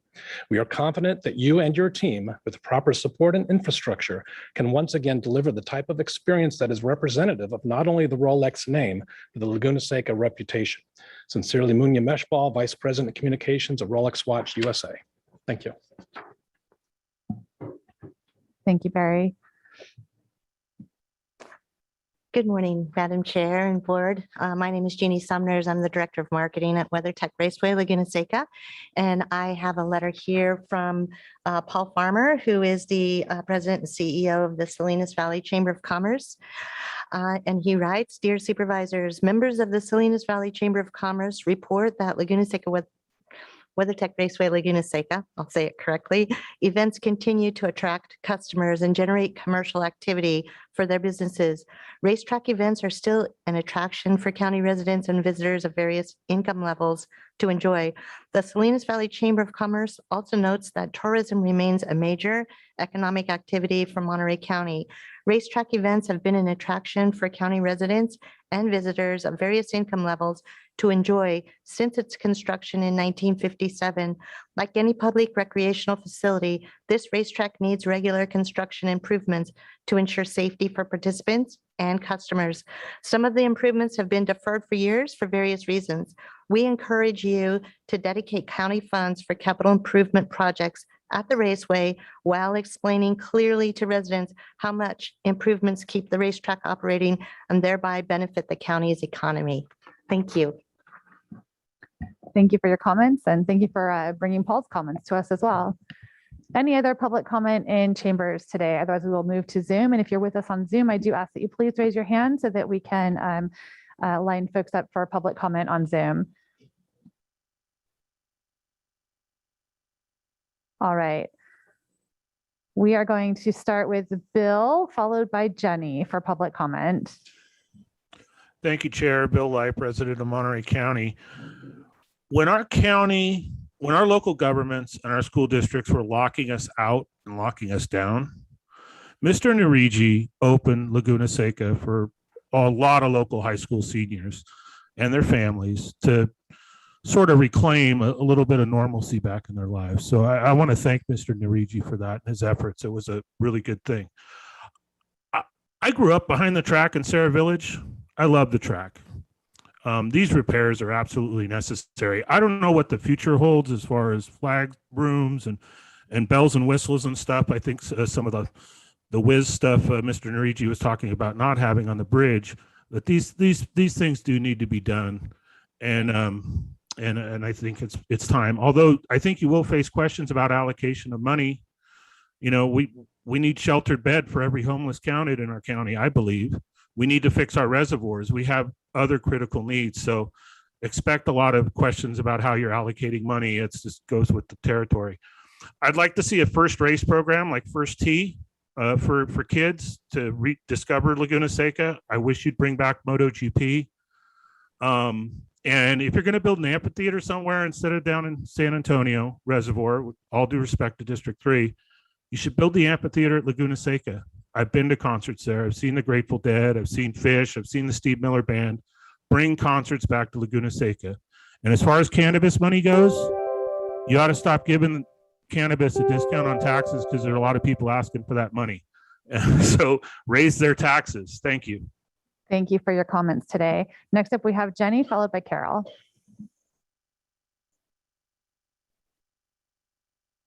Good afternoon, supervisors. This is Jenny McMurdo. I'm the president and CEO of the Carmel Chamber of Commerce. I'm here to talk about our little village over here in Carmel. Although we're a world-renowned village, we are made up of almost entirely mighty small business owners. And the direct spend that this property brings to our small businesses make a huge, significant economic impact in our community. Over 50% of our city budget comes from our businesses. And so it does have a direct effect on all of the people in our community. We urge the supervisors today to make this investment in this property that you're the owner of, because we believe in Mr. Narigi and A&D Consulting. We believe in their plan, and we hope that you do as well. That's why you hired them. Thank you for your time. Thank you for your comments today, Jenny. We'll go next to Carol, followed by Dan. Hi, good afternoon. My name is Carol Chorbajian. I'm a member of the Monterey County Hospitality Association and Monterey Small Business Owner.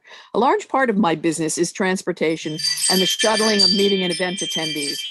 And even though the lack of a bridge would mean increased business for me, there is no way that service could properly be provided, given the fact that the majority of the parking, as I said, 85% is on the west side of the track up the hill by the offices, and the road around the track is totally unequipped to handle all the shuttling to the paddock that would be necessary.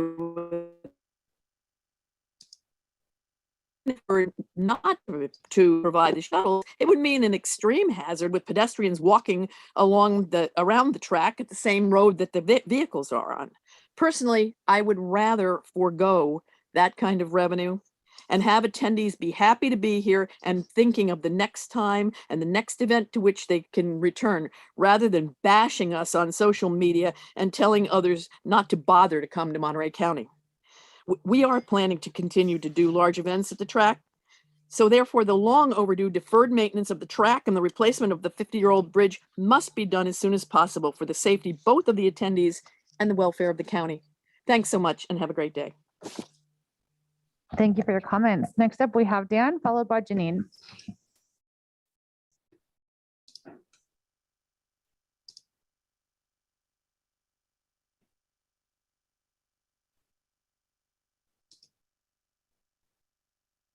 Dan, we've given you permission to unmute your microphone. Next up, we have Dan, followed by Janine. Okay, there, you would think I know how to unmute my mic by now. Dan Albert, City Council Member for the Monterey City of Monterey. Yesterday, I read the article on the proposed renovations of the Laguna Seca Raceway, and I saw similarities between the Monterey Conference Center and your facility. Both facilities draw visitors from around the world, but because of the lack of the facilities and technology upgrades over 20 years, the conference center needed a major renovation with no funds available. Fortunately, the city, the hospitality industry put up their money, $60 million, and funded that renovations. Completed 2 years ago, the conference center is the state-of-the-art renovation and revenue generating facility and the pride of our city. As I mentioned, Laguna Seca is in a very similar position. It's a renowned racetrack, a main attraction for the race community. It draws visitors to our area, and most importantly, it's a big revenue producer for the county. So please learn from the City of Monterey's experience, invest in your facilities before it's too late. The investment in Laguna Seca infrastructure is good for the peninsula, the county, and the city of Monterey. Thank you. Thank you for your comments, Dan. Next up, we have Janine, followed by Mike. All right, good afternoon, Chair Askew and fellow board members. I'm Janine Chickarod, Chair of the Monterey County Hospitality Association. We are so fortunate to have Laguna Seca in our community. We've heard over and over again, it supports small businesses, it supports nonprofits, it supports local jobs. But what's been demonstrated today is you have an operator who's passionate, someone who can take this to a new level. You have someone who can make us proud and restore our reputation in the racing world, someone who has the opportunity to go far beyond racing. I'd like to thank Supervisor Leo, who brought up the safety issue. The liability for the county is real. The liability is well documented and has been well publicized. That is the number one reason to support this initiative today. TOT to the county is driven by our high-end hotel portfolio. You're super, super fortunate from that perspective. Any new event will have a major impact on TOT in the county. And that's something that can easily be studied by the MCCBB. So as Mr. Narigi is given the freedom to go far beyond racing, you will see an economic impact that will make you proud. On behalf of our hospitality industry and as a resident of Monterey County, I do hope today is the day when Laguna Seca starts the road to recovery and their new journey is open to endless possibilities. Thank you. Thank you, Janine. Next up, we have Mike.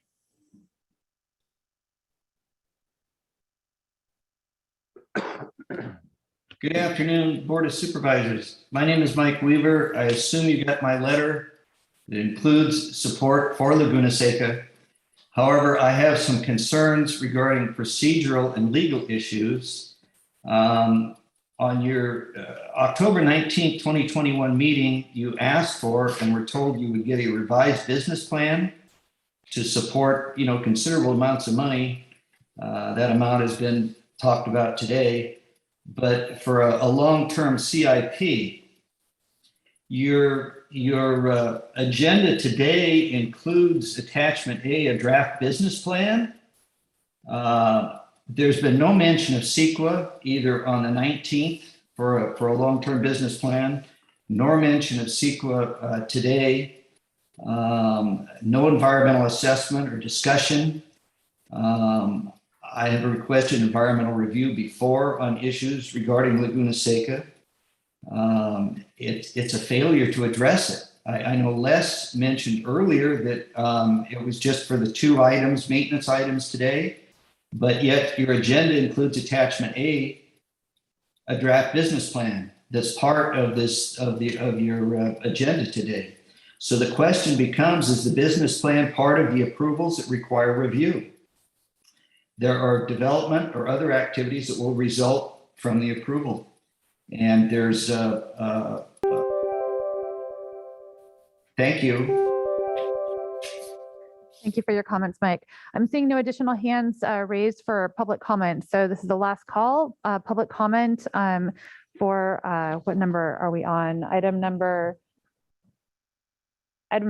5, discussion of Laguna Seca recreational area. Anyone else in chambers? Nope. And we've got one more hand raised online. We'll go to Sherry. Thank you for joining us today.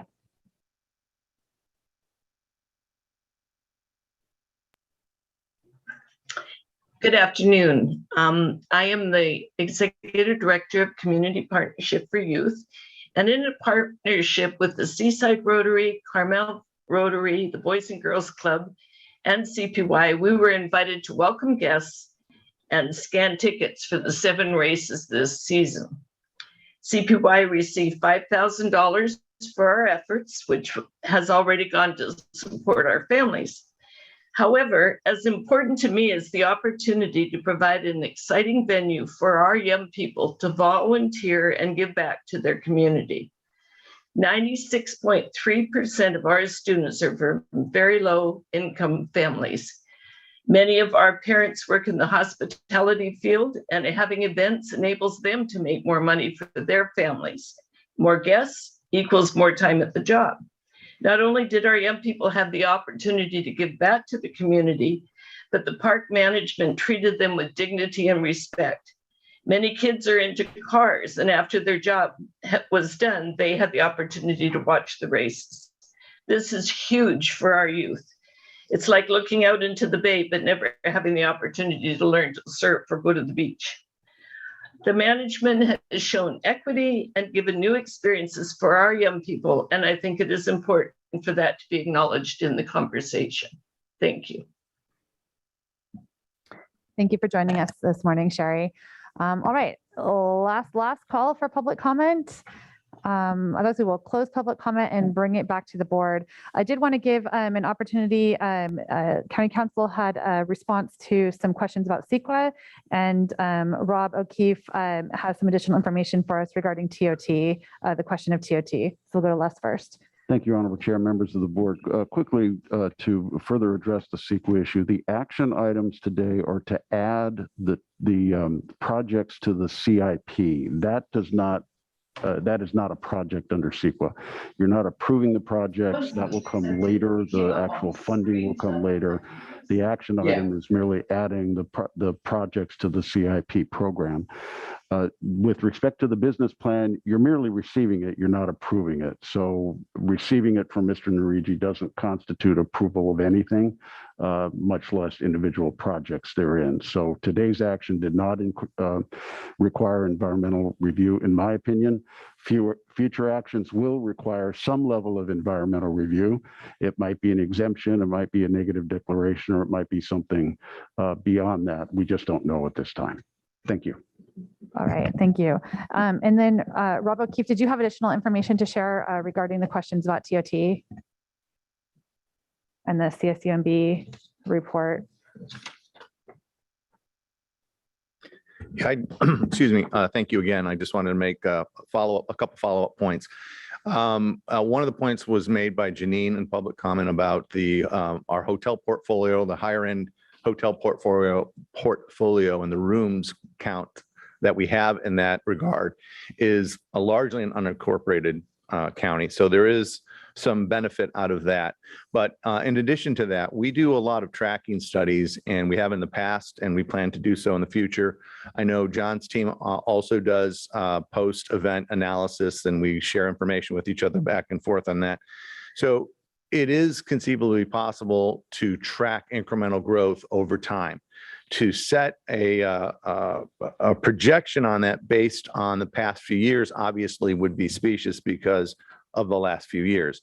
But there are some mechanisms that we can use and that we do have available now and that we could implement in the future to show where that incremental growth is coming from. As I told you already, we know that the people who attend events at Laguna Seca, they stay longer by an increment of about nearly a day.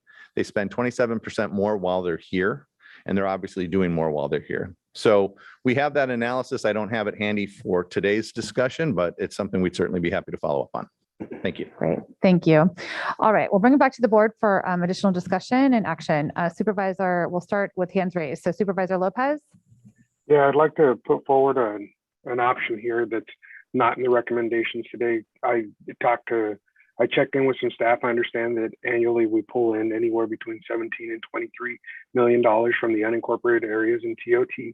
So to me, it would make sense to do a 10-year loan from cannabis with $1 million a year going back with a 0% interest to the cannabis fund. That's 10 years, $1 million a year. In the last year, we were at 17. In the future years, I believe we'll grow, we will climb. But the impact of that, as we've heard, will be positive impact with heads and beds. And hopefully the growth offsets that even further. So that's what I'm willing to support today. And as this is a budget action, I would also like clarity on whether or not we need 4 votes. Thank you, Les. Thank you. Could we get answer to the question about 4/5 vote? Thank you, supervisors. It's not clear exactly what the action would be, and I would recommend that you not take that action today, but you take any necessary budget action in the future when the projects come forward to actually be funded. Again, the request today is to add the projects to the CIP program. You can indicate your intent to do that, Supervisor Lopez, but I think that takes some further analysis about whether that action is even contemplated by the agenda title today and whether it should be taken today, whether or not by 4 votes or 3. Okay, thank you, Les. Right, anything else, Supervisor Lopez? No, I mean, that's what I'm willing to support today, given the facts on the ground. I mean, we're talking about cannabis funding, which is generated by agriculture practices in the Salinas Valley, and we still have needs. I've got roads, I've got streetlights, and to just say, hey, it's 10 that is never going to come back when I've asked for 2 in the past for roads and streets, and we haven't been able to get that. It's tough. It's a tough point, but I would rather have a direct nexus to some of the impacts and positive impacts that could come from this investment to the particular facility that we're talking about. Thank you, Madam Chair. Thank you. We'll go next to Supervisor Alejo. Yeah, I want to make a motion to approve then to add these projects to the CIP. I don't know if County Council, if I need to add any other language to make sure that we cover their intent to move these forward. Thank you, Supervisor. You might just add that an appropriate environmental review will be required at the time the projects come forward for specific approval. And I don't know if you would want to include any language about the intent for the funding source, a la what Supervisor Lopez was suggesting, but that could also be appropriate if you were willing to. I'll add both of those to the motion. That we will do the environmental review and that the proposed funding source be cannabis. I just wanted to add though, we do have significant dollars in our cannabis account. There is the 3 million that I mentioned earlier that are out there that we did not expend that is coming back as well. So that's something that we could also consider. But the money is sitting there in this account now, and it's not being put to use. It's not addressing county needs. Even if we use this money for Laguna, there is still millions of more dollars there that could address other needs, including the needs of Supervisor Lopez's district, which I'm very sensitive and supportive of, as well as we just gave, I think, significant money just for San Lucas sidewalks and streetlights. But I know there's more to do in other disadvantaged communities. But I think that's a separate conversation. But there is additional dollars there to be put to use. But it's not helping the community, and it's not fixing problems that we have that should be addressed when it's just sitting in the account. So I think that's something that we should recognize as well. So I want to move this forward. I think it's time to do that. And I think the other thing I wanted to mention was that Supervisor Lopez, that if we do get other potential sponsorships, and I know more are coming for us to consider. If we do get additional sponsorships, perhaps if there's revenues that are generated through sponsorships, maybe then that could be put in the cannabis assignment account to pay down some of what we contributed to this major project.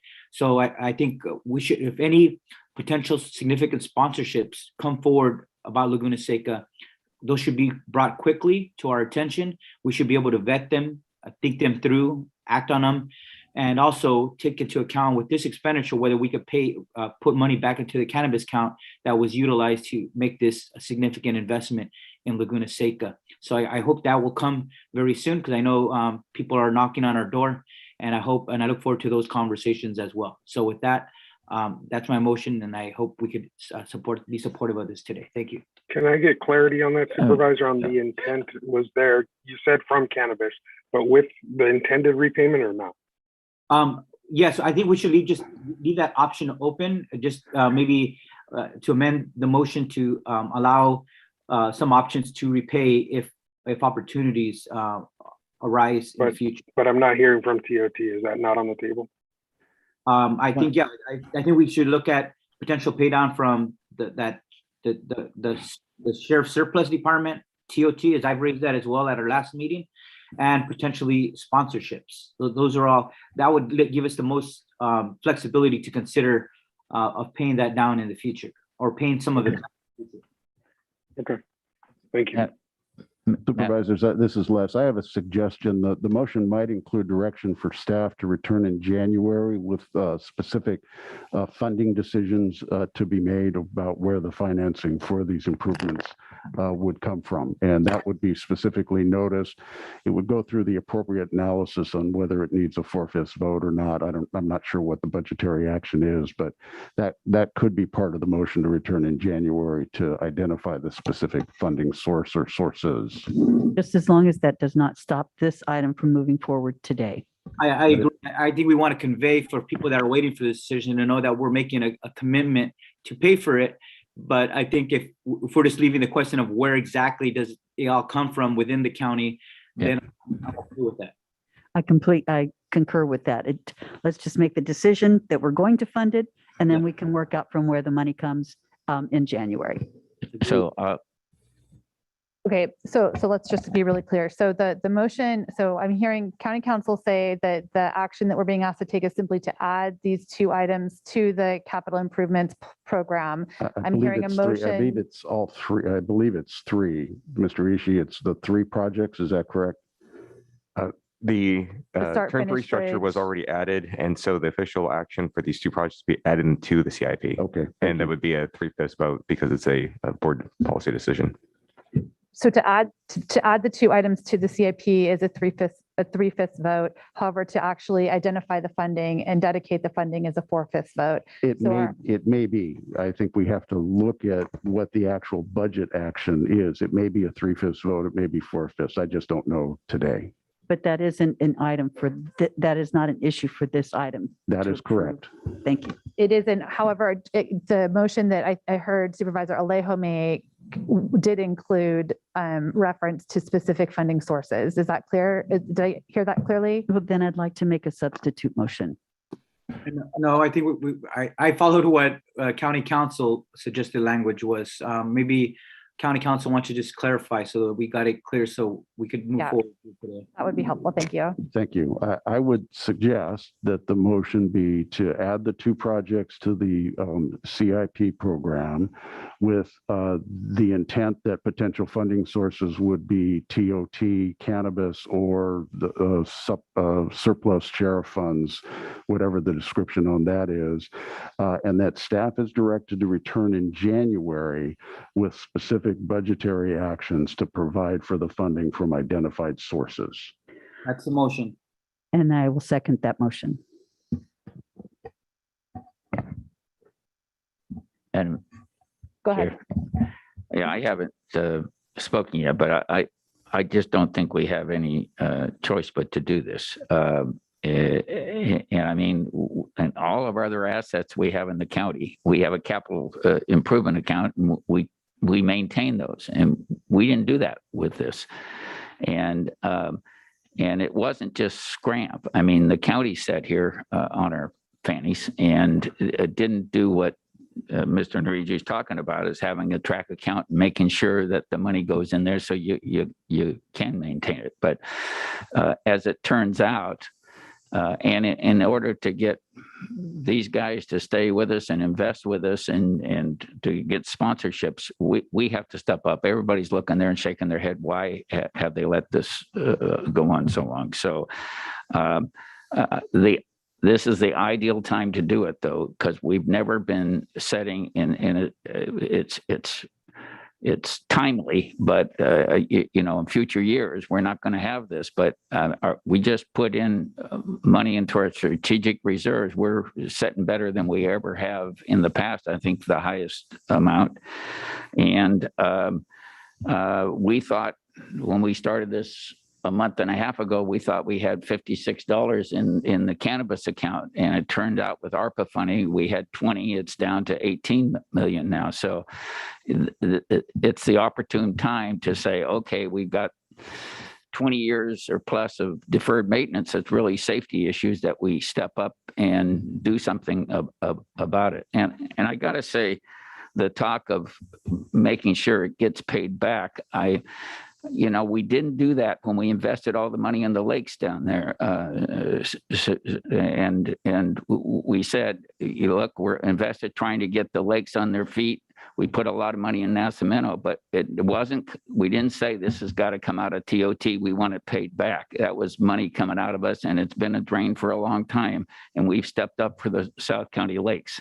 So I think we got to look at it a little bigger picture. So I'm happy to support the motion, and I want to see us see that track being back. I know when I traveled in Europe and they found out you're from Monterey County, and they didn't talk about Clint Eastwood or Canterbury Row or Carmel. They said Laguna Seca, Laguna Seca. That was, it's still renowned worldwide. And I think we ought to do what we can to get it back to where it once was, and it should be. Thank you, Madam Chair. Thank you. Supervisor Adams? Thank you. And thank all of you so much, both on Zoom and here present, for coming out today to speak to Laguna Seca and to the real gem that we have and the acknowledgement. And you know better than anybody else what it is because you're there all the time. I'm not going to repeat things that have already been said because everybody's getting hungry and cranky, and I don't want to add to that. I do support what Supervisor Phillips has just said, though, that it's very clear that we have got a wonderful asset that we have just sort of let go. But I don't want to see us do anything to hamstring John Narigi and the work that he's doing as far as how we're going to pay for this and whether it's going to be paid back. Our job is to provide the funding. And I think we're in a better position now than ever to be able to do that. I'm very happy that we can. I think I was very happy to see the business plan, the pro forma that we had been asking for, that we had asked for, and it was just exactly what we needed to see. And it'll be like a strategic plan in a certain sense that we'll be able to follow and that we'll be able to vote on as it goes forward. Moving these two projects now, though, is critical to the future of the organization itself. And I'm very thankful that we have made this decision, it appears, to do that. So we've had a motion, we have a second, and with that, I would like to call for the question. All right, well, I will call for the question, so I will not be able to make my comments, but we will ask for a roll call vote. Thank you. Supervisor Lejo? Aye. Supervisor Phillips? Aye. Supervisor Lopez? Aye. Supervisor Adams? Aye. Chair Supervisor Root Askew? I'm unfortunately not able to support this action today without a clear understanding of how we're going to fund the ongoing expenses. However, I do look forward to the staff returning with some specific options for how we can fund the immediate needs that are presented. And I would just like to invite everyone who's in this room and everyone who joined us on Zoom today to join me for a tour of the Seaside Social Services building that serves county residents and county employees on a daily basis that is in desperate and dire need of renovations and repair. So I'll leave it with that, and we will adjourn for our recess to lunch. And Chair, and also we will recess back into the continued closed session from yesterday's meeting. We'll be back here at 1:30 for the rest of our afternoon items. Thank you all for joining us today. Yeah, okay. I just asked Demi. Okay.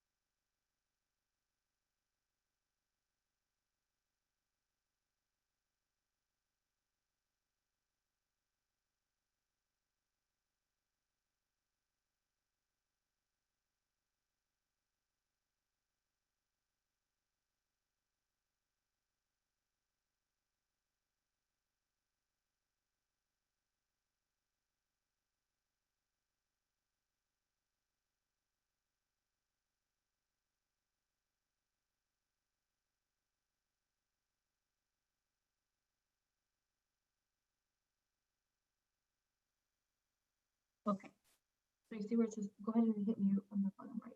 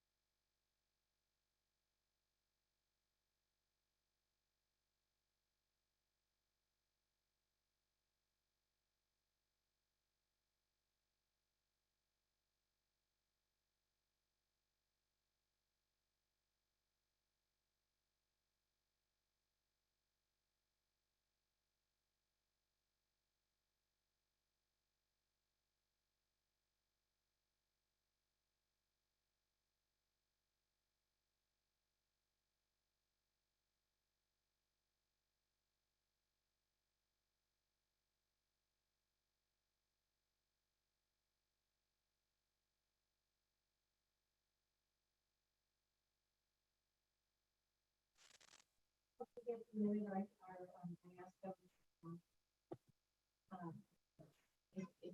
to talk to you about it or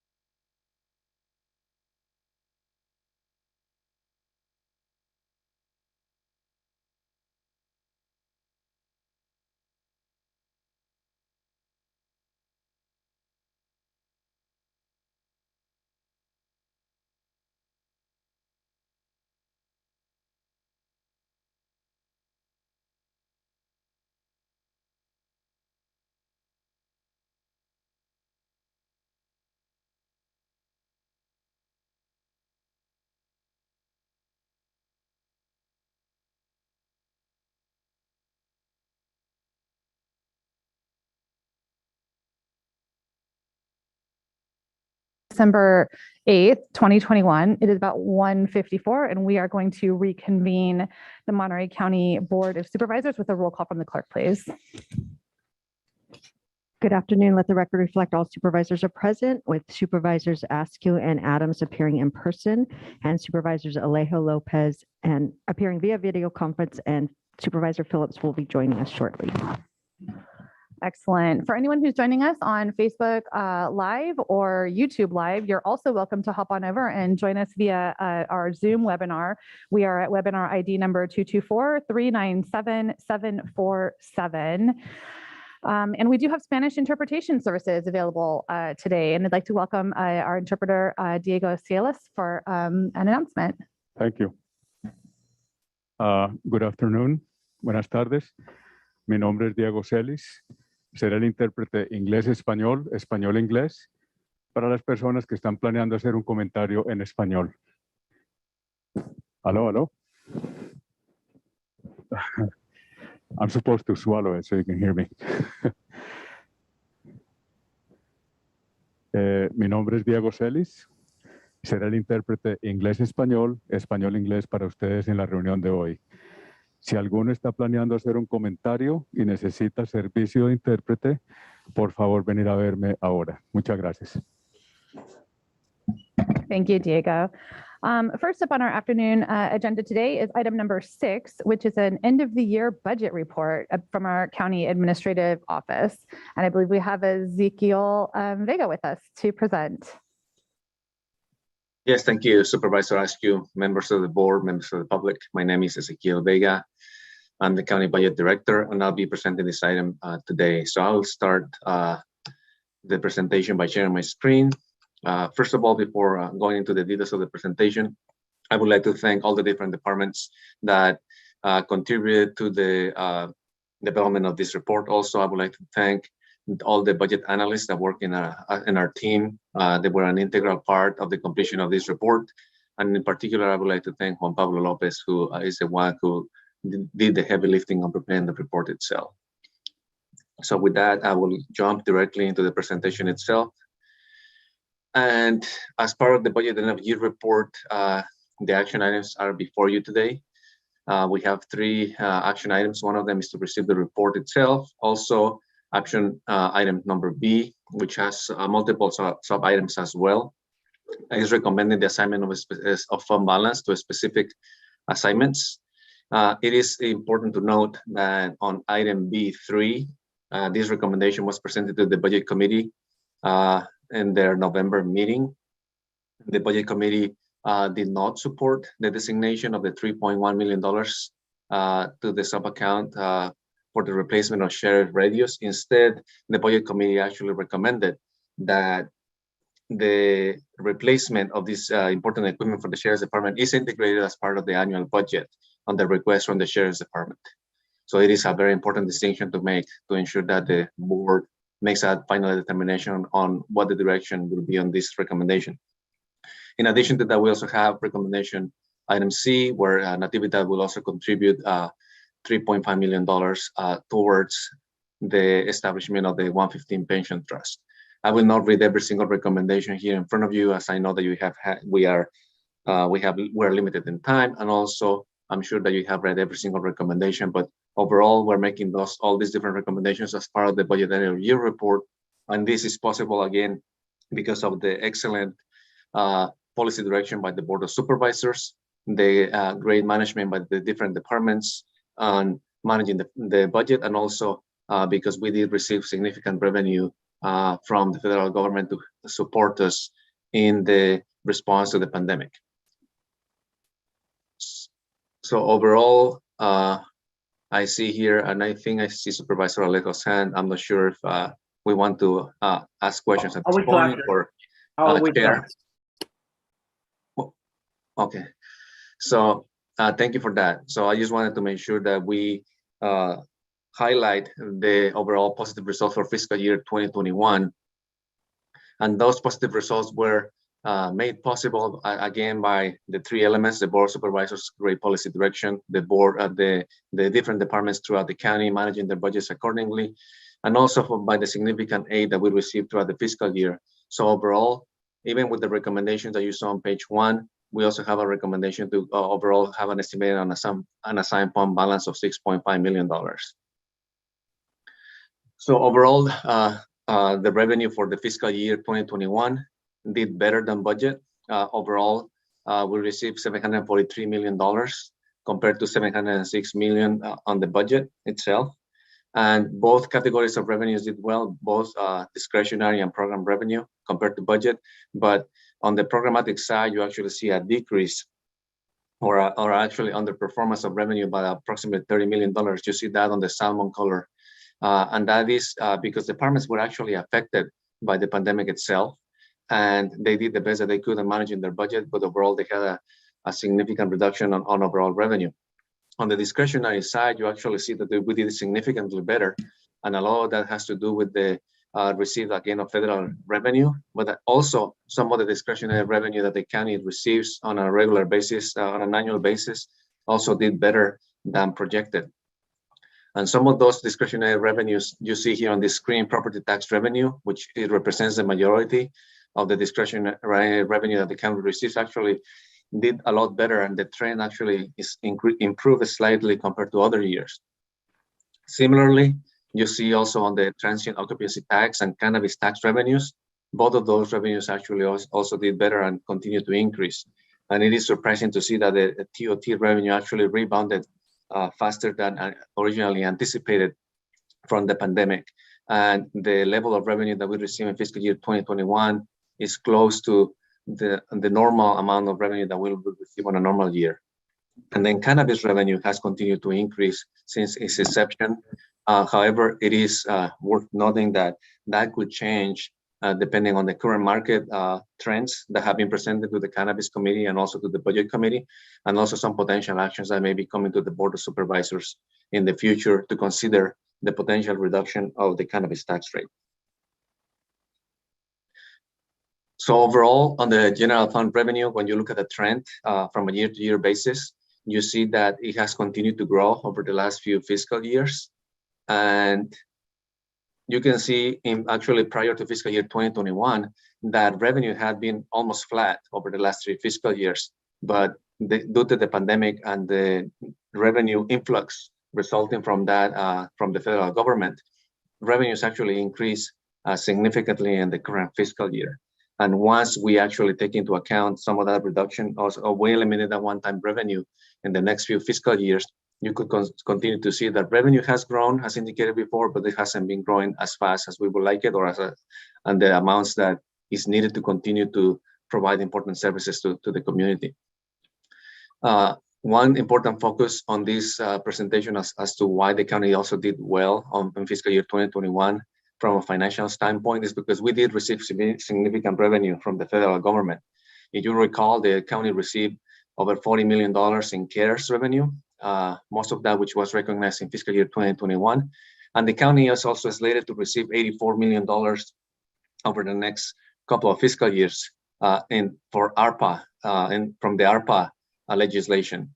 Of that ARPA legislation, only $9.7 million of the 84 actually were recognized in fiscal year 2021 because the activities that were performed by the county only warranted that recognition in that fiscal year, but the full $41.4 million from CARES was recognized also in that fiscal year. When you look at the other side of the budget for the county, you also have to look at the expenditures. And when you look at the expenditures actually did better than budget. And this is where departments did an excellent job in managing within their existing appropriated authority by the board. And they actually managed to stay within budget and within the resources that were provided to them. Some examples as some of the departments that did well and had some challenges are highlighted in the slide for you, including the social services department and the health department.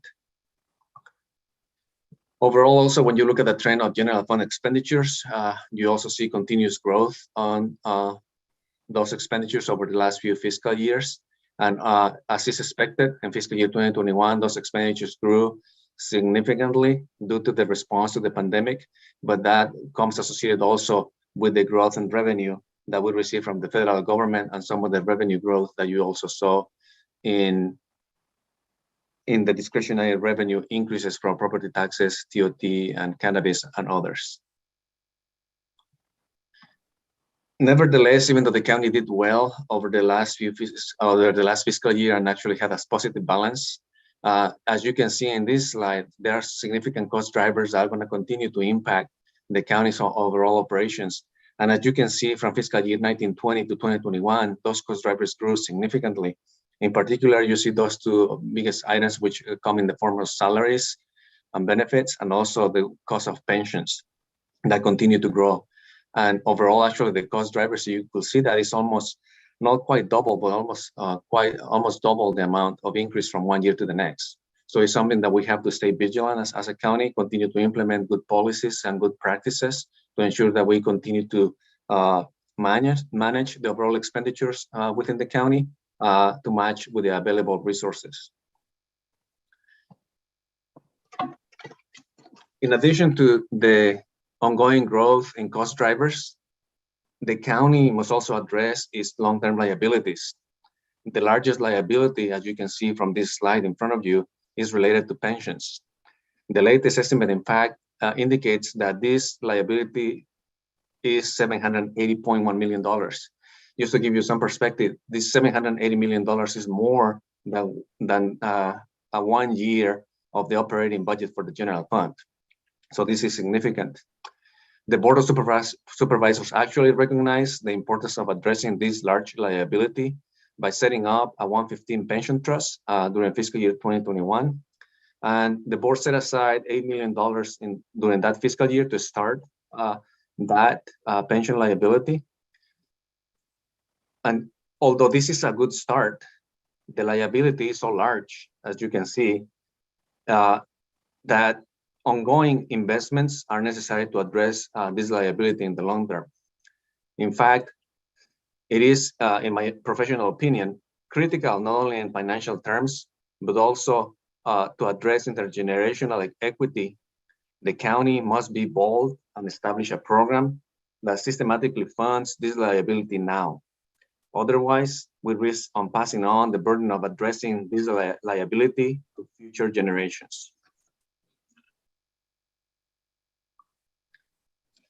Overall, the results for the fiscal year 2021 were positive, as indicated before. And as you can see, the county has, through good policies and good management, established a solid strategic reserve, and also the unrestricted fund balance has continued to grow overall for the county.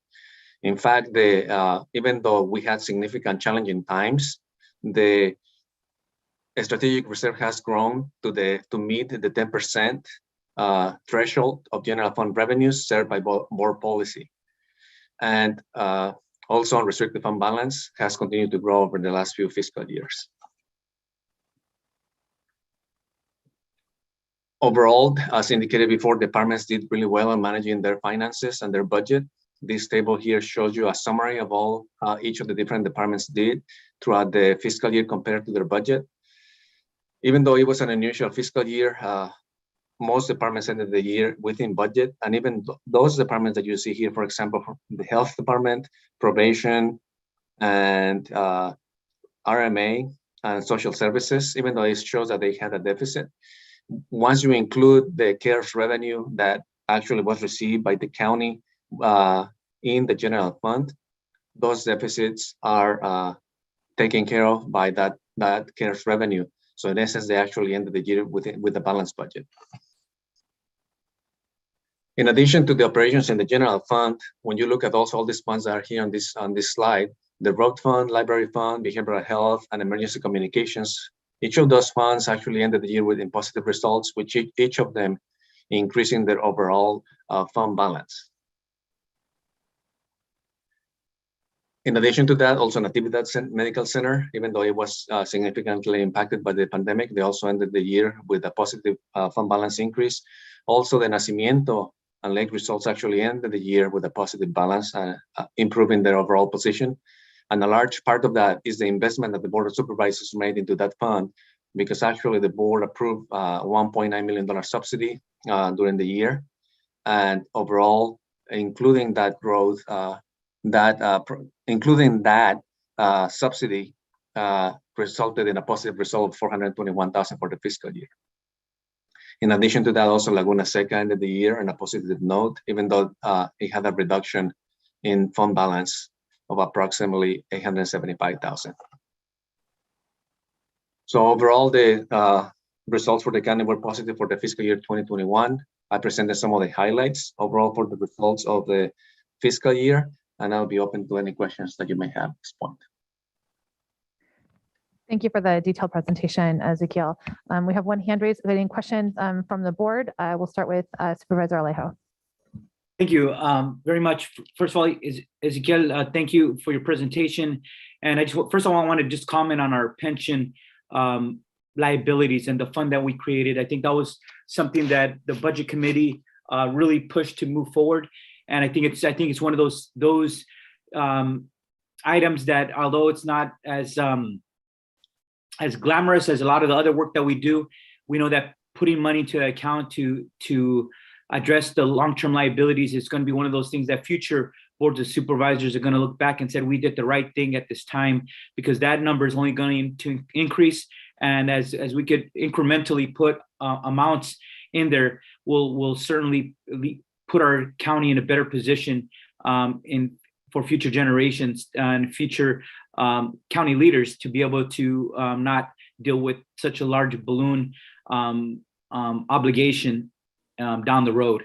So I wanted to say that I wanted to go back just to the listed items there, because item number 3, which is the 3.1 million, I would just request that our budget team, we have policy committees and budget committees for a reason. As elected officials, staff do come and we have great minds and they are great professionals.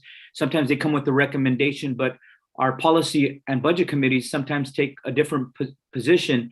And when it comes to the full board, I would just request in the future that if the budget committee makes a decision to make some changes different to staff, that be reflected in the staff memo, and that the reasons why should be explained, so that when my colleagues read it, they would, before this meeting takes place, they could read the reasoning and the logic behind making that particular change. And in this case, when it comes to item 3, which is the 3.1 million for the radios, that was no analysis was included on that, and that should certainly be in there.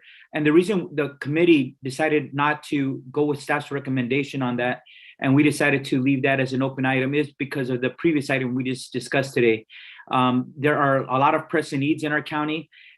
We just funded, I think, almost 1.8 million for new sheriff's radios. They're not going to be needed for at least another 10 years. And in our committee, we said, let's leave this money for the board to perhaps use for Laguna Seca or other purposes, since I believe it comes from CARES or ARPA. It can be redirected for other more pressing priorities right now in the county. And there also is an alternative for that. We could, as we discussed in our budget committee, there's a way to incrementally each year add an additional amount of 150, 200,000. And at the end of 10 years, you're going to have at least another $2 million in there. And I think that is a better way to do it, because we do have other urgent needs in this economic recovery. and when we got large capital projects that need funding. And here in this case, it's 3.1 million that could perhaps offset having to take from our cannabis assignment account, that could be put to pay for those $10 million that we just talked that are needed at Laguna Seca. And so I hope my colleagues would say, let's leave this item off, so that when we make a decision on how to package the funding proposal for Laguna Seca next month, that this could be one of those items that we could utilize to not have to take the entire amount from the cannabis assignment account. So I just wanted to just explain to my colleagues why we did that, and that there is other ways to address the needs of the sheriffs. I was very supportive of the radios. I was outspoken. I fully supported that. We just funded it last year, but let's do a replacement assignment account for the sheriff's department incrementally to meet the future needs down the road when they need radios again in 7 to 10 years. Thank you. Great. Thank you, Supervisor. And I do, as your colleague on the budget committee, that was in fact the conversation that we had there. So I would hope that our colleagues would consider what you've raised in regards to item 3 recommendations. We'll move next to Supervisor Adams.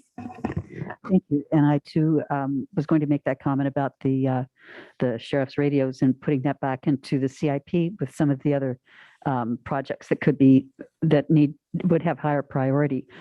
But I do like the idea of your comments about an assignment count for it. I think that's a great idea. A couple of questions that I have. I'm a little bit concerned about that we may have overestimated the cannabis revenue for this fiscal year, and I'm just wondering if we might need to also provide some sort of tax relief as the industry adjusts to the current market conditions and stabilizes. So that's one question that I have for you, Ezekiel.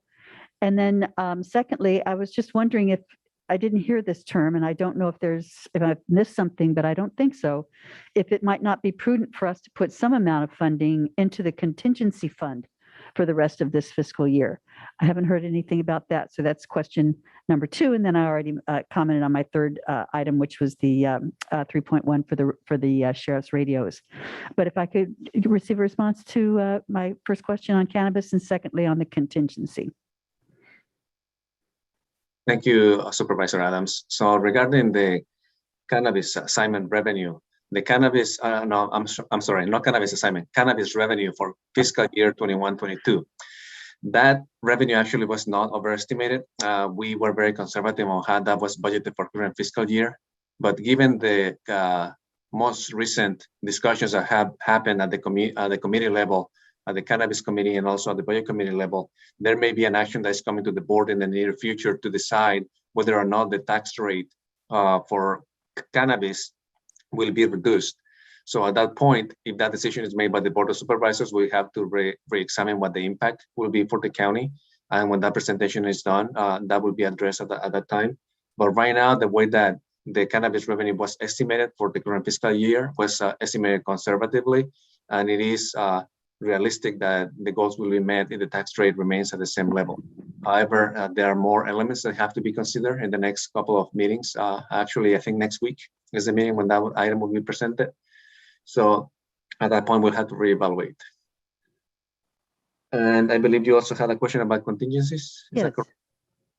So on the contingencies side, contingencies were funded for the current fiscal year using ongoing discretionary revenue. At this point, they have been almost depleted. And your question is whether or not we could use the fund balance to fund those contingencies. So typically that's the way it works, depending on what happens at the end of the fiscal year. If there is an assigned fund balance, those contingencies will be funded out of that unassigned fund balance. So an option that the Board of Supervisors has is that where they could direct us to fund those contingencies that will be funded in the next fiscal year using this unassigned fund balance that you see at the bottom of bottom line results. And so what do I need to do to put that idea forward? Is that something that would go back to the budget committee?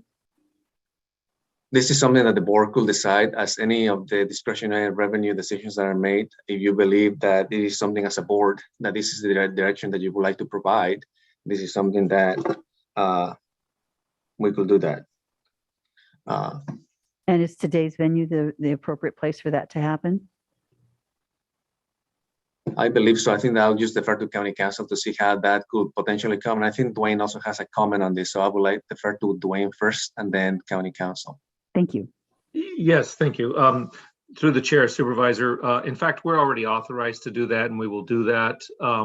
We're authorized through the budget process to replenish the contingency assignment, and that should already be included as an action here. And if it's not, we intend to do that.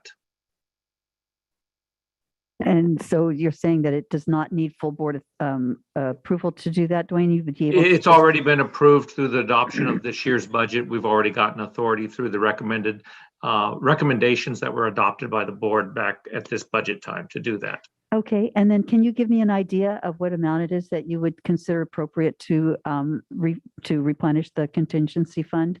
I'll defer to Ezekiel, but it's in the range of about 7.5 million, I think. It might have grown a little bit. Ezekiel, do you know the exact number?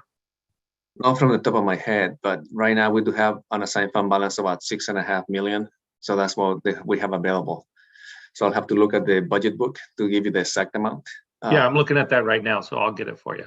Okay. But right now, given the performance of fiscal year 2021, we do have $6.5 million of unassigned fund balance that could go in there. And that's what we have currently available. It's not been depleted then.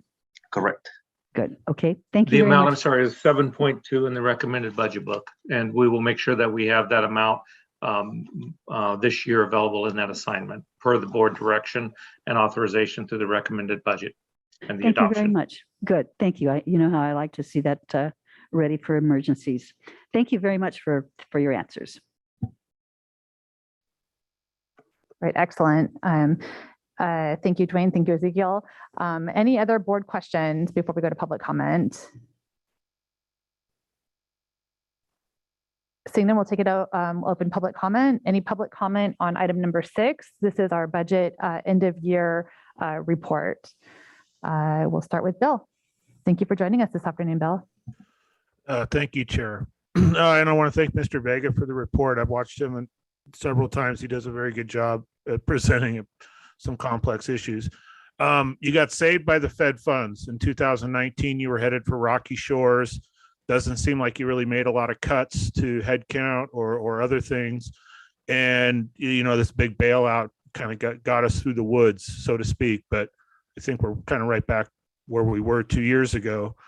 So good job in getting the Fed funds, but and the TOT, the how it rebounded, just my opinion, having gone to LA and the Bay Area a few times during the pandemic, a lot of people were coming to Monterey County because they found it a bit of a place of salvation where they could kind of live their lives a little bit. So just something to think about from the county. And then I just want to wrap up on the a couple of things. The pension number is quite scary, and a 4% down payment on that $780 million. That's a big number, and I can't believe you're considering reducing the cannabis tax. You already gave them a 66% break from what you originally proposed, and they want another knockdown. They're making $500 million on 100 acres of land in this county, and that's only what they report. So. I can't believe you're going to consider reducing that tax obligation that they should be paying the county for. Thank you. Thank you. Good luck. Thank you for your comments today, Bill. All right, seeing no other hands, is there any public comment in the audience on item number 6? Seeing none, we'll bring it back to the board for action. I do see Under Sheriff John Minot has his hand raised, and since we are discussing item number 3 within item number 6, would love to give you a chance to make some comments, Under Sheriff. Thank you, Chair and board members. We just wanted a quick reminder. You know, we stood in front of the board about 1.5 years ago with a big ask for those public safety radios, and it was $2.5 million. And we made a pledge to the board at that time that we would do everything we could to try and find a way to start setting aside money, and with the idea that we wouldn't be back in 5 or 6 or 7 years to make another big ask. So we'd have that money set on the sidelines. We held up our end of the bargain. We worked closely with Mr. Woods and Mr. Vega. We came in good last year, 2.3 million to the good, And we started lobbying them to make that set aside, like we talked about with the full board. And frankly, I think I think it's good policy. I think it encourages departments to be fiscally conservative if there's a way they can set that money aside. And all due respect to Supervisor Alejo, but 10 years is just not a realistic number. There's 150 people on this meeting. I guarantee you nobody has a 10-year-old cell phone in their pocket. We certainly can't expect to have those deputies out there with that one lifeline of communication for 10 years. So a couple $100,000 a year for 6, 7, 8 years is just not going to get it done. It's going to be a bigger number. And we worked with Dwayne and we came up with 3.1 by figuring out what the depreciation rate would look like, what's that technology going to cost in the future. And with our budget savings and some other funds that he had, we really appreciated their recommendation to try and get that money set aside. And I understand the budget committee's concerns with it, but we just wanted to make sure that the board knows that we held up our end of the bargain. We set that money aside, and we'd sure like to see some of that, some of the 2.3 that we were able to save get earmarked for that future technology. So thank you. Thank you for your comments, Under Sheriff. And we did have a more in-depth conversation, of course, at the budget committee, but I appreciate your comments here as well. We'll circle back through for final comments, and then we will take action on this. We'll start with Supervisor Alejo. Yeah, well, I think the report from when we did approve the radio showed that they did have a life of 7 to 10 years. And that was, I think it was 10 years since the last time they purchased the radio. So I'm going on the history of the department, not just off the cuff of how long radios last. And I was outspoken in supporting that because I did hear from frontline deputies that the battery life was not long, and I think the company even discontinued that line to be able to update them. But and we all know that the sheriff's department every year had gone over. It's only different this year because of the record amount of money that came in. And just like yesterday, when the health department said they had almost $900,000, it's because we budget. A lot of money came in, we budgeted, but at the end of the year, a lot went unused. It wasn't like they were making savings here.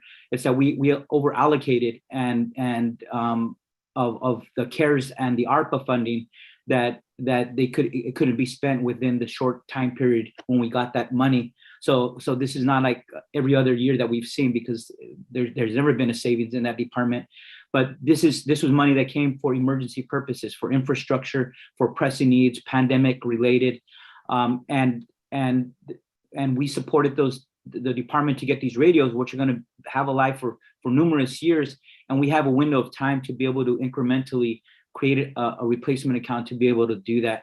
And unless my colleagues want to have less flexibility, and then we're back to where we were talking about earlier, just taking all the other money from cannabis. This provides some offset of that, because there is other pressing needs in our county, and I think we have the ability to do that. So I just wanted to move to approve item number 6, but excluding number 3 until it comes to the full board next month. Next month, the board could decide whether it wants to just go with staff's recommendation, but we should at least leave it off today so that we could potentially consider that as part of a package that is considered in January. So I would remove that and defer that for action next month. It still leaves that the option to use it as the department wants, or we could decide to utilize it for another purpose, including the capital improvement projects. Thank you. All right, I'll second that motion for the sake of moving it forward. We'll go next to Supervisor Phillips. I'm sorry, we'll go next to Supervisor Lopez. I'll follow the hands raised order. Sorry about that. I'll go with senior order. Go ahead, John. Okay, all right, Supervisor Phillips. Well, we're talking about then setting aside some each year. I mean, maybe there's a middle ground where instead of 3.1, maybe 1.5, 1.2 set aside on this. I just throw that out as a possible alternative. So thank you, Madam Chair. Thank you. Supervisor Lopez. Yeah, I might be in the minority on this one. My bigger piece right now is, given the last conversation, holding off on really any of these movements of funds until we have a better picture of the expectations for the last item that we took up. And so today, I don't think I'm comfortable voting on anything beyond accepting the report, just given the fact that a lot lot is in flux. I know it's a unique year given the ARPA funding, and we're about to have another critical conversation next week about cannabis. For me today, any of this movement of dollars locking in or holding out is just a little premature. I'd rather hold off on all those items till we have a clear picture after our special session possible next week and our January meeting to decide on the funding source for some of the items we discussed in the last item. But appreciate it.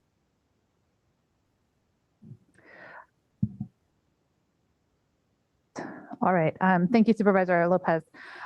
So we have a motion and a second. I just want to say I'm really proud of the way in which Monterey County has handled our budget leading up into COVID and responding to COVID this past year, and then utilizing our ARPA funding to backfill some of how we've lost revenue and be responsive to the community. I'm proud of the way that we're planning for the future, and we're not leaving critical expenses and liabilities for future generations to have to figure out how to deal with. I agree with I seconded the motion for the reason that I think the rest of the authorizations to redesignate funds are prudent and represent good financial decision making for the overall county. I do think we have some big decisions coming up next week and again in January, big budget asks, but I'm not willing to put any of these other items at risk as a result of those conversations. So I am comfortable with what's being recommended via the motion at this time. We have a couple of hands raised. They may be legacy hands, but I've got Supervisor Alejo and Supervisor Lopez with hands also raised. Otherwise, we can take the vote. Supervisor Alejo, did you have anything else? Supervisor Phillips, did you have anything else? Well, I hate to say it, but I may have got turned around a little by Supervisor Lopez. I mean, when we had the thing on there about Laguna Seca, we said, well, we wanted to take and analyze that and more with looking at the whole picture down the road a little bit. I may agree with Supervisor Lopez that we ought to hold off. If we're holding off on one thing and the sheriff's thing, maybe we hold off and relook at it down the road a little bit. So I'm a hung jury right now. So thank you. All right. Well, without a substitute motion, I think we'll take a roll call on the existing motion and see how we do. Dwayne, did you want to speak up before we? Yeah, I just want to make a statement that over the last, I'd say at least decade, the county has embarked upon a pretty massive undertaking of doing things that other organizations haven't done, whether that's reserving for building uses. As an example, we're able to build a clinic in East Alisal now because we had reserved for that, and we were able to do that in short order. We were able to purchase buildings such as Schilling Building and renovate the east wing, the new DA building, but that's because we have created programs and policies, and then we have stuck to those. Having said that, we've done those, and we've also got other programs that were able to handle major impacts. So when the pandemic came down, we had reserves built. We could handle that. You didn't see our county having to do quick reactions like furloughs or reductions in pay that some organizations did. And that's because we've created these tough policies like this to create, but we've stuck to them and moved forward. And then when things hit, we have these reserves, we have these programs in place. So what I just wanted to make sure I said to say to the board is it's important that we continue to make these bold steps.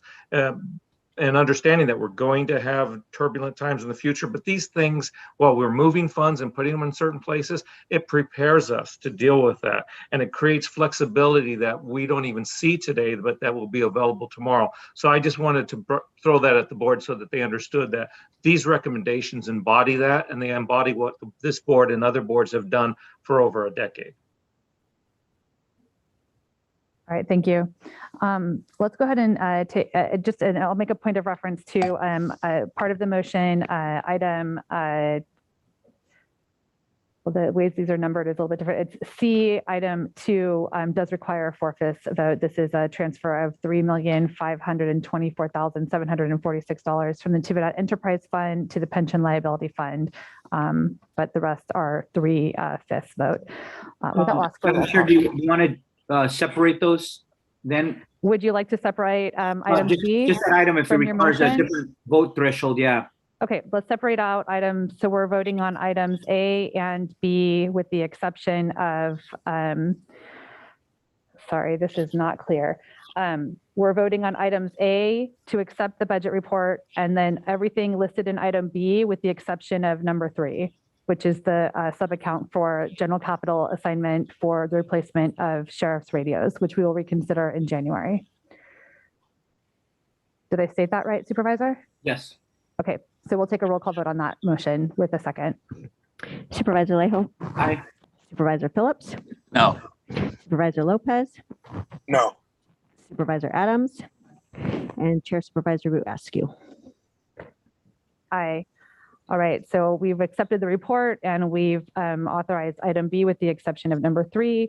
We still need to consider item C, which is to authorize $3.5 million Natividad contribution to our pension trust fund.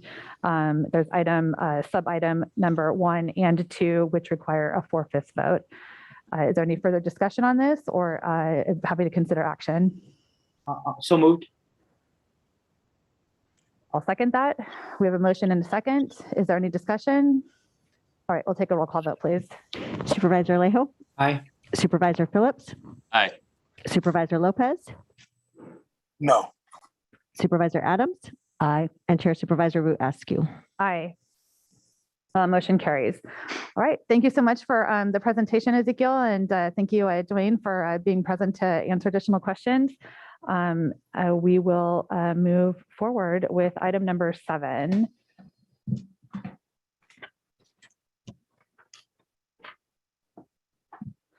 Right, item number 7 is to consider comprehensive analysis in response to revised board referral 2016.02 regarding enforcement of existing county regulations relating to transient use of residential properties, also known as short-term rentals or vacation rentals, and to provide direction to staff regarding unauthorized vacation rentals and potential funding sources to cover costs. We do have Eric Lundquist, our Director of Housing and Community Development, with us here today to give a presentation. And I wanted to first of all ask our County Counsel, Les Gerard, to make a brief introduction to the item. Thank you, Honorable Chair, members of the board. I just want the record to be clear what it is that you're talking about today and what you're not talking about today. There's been an awful lot of correspondence to the Board of Supervisors, both pro and con short-term rentals. What is not on the agenda today is the adoption of new regulations or a new ordinance to ban or permit or otherwise affect short-term rentals.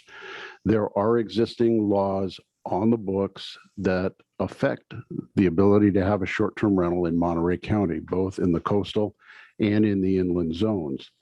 Enforcement of the laws, whether it's the county code, whether it's state law or other regulations, is a discretionary activity depending on the allocation of resources.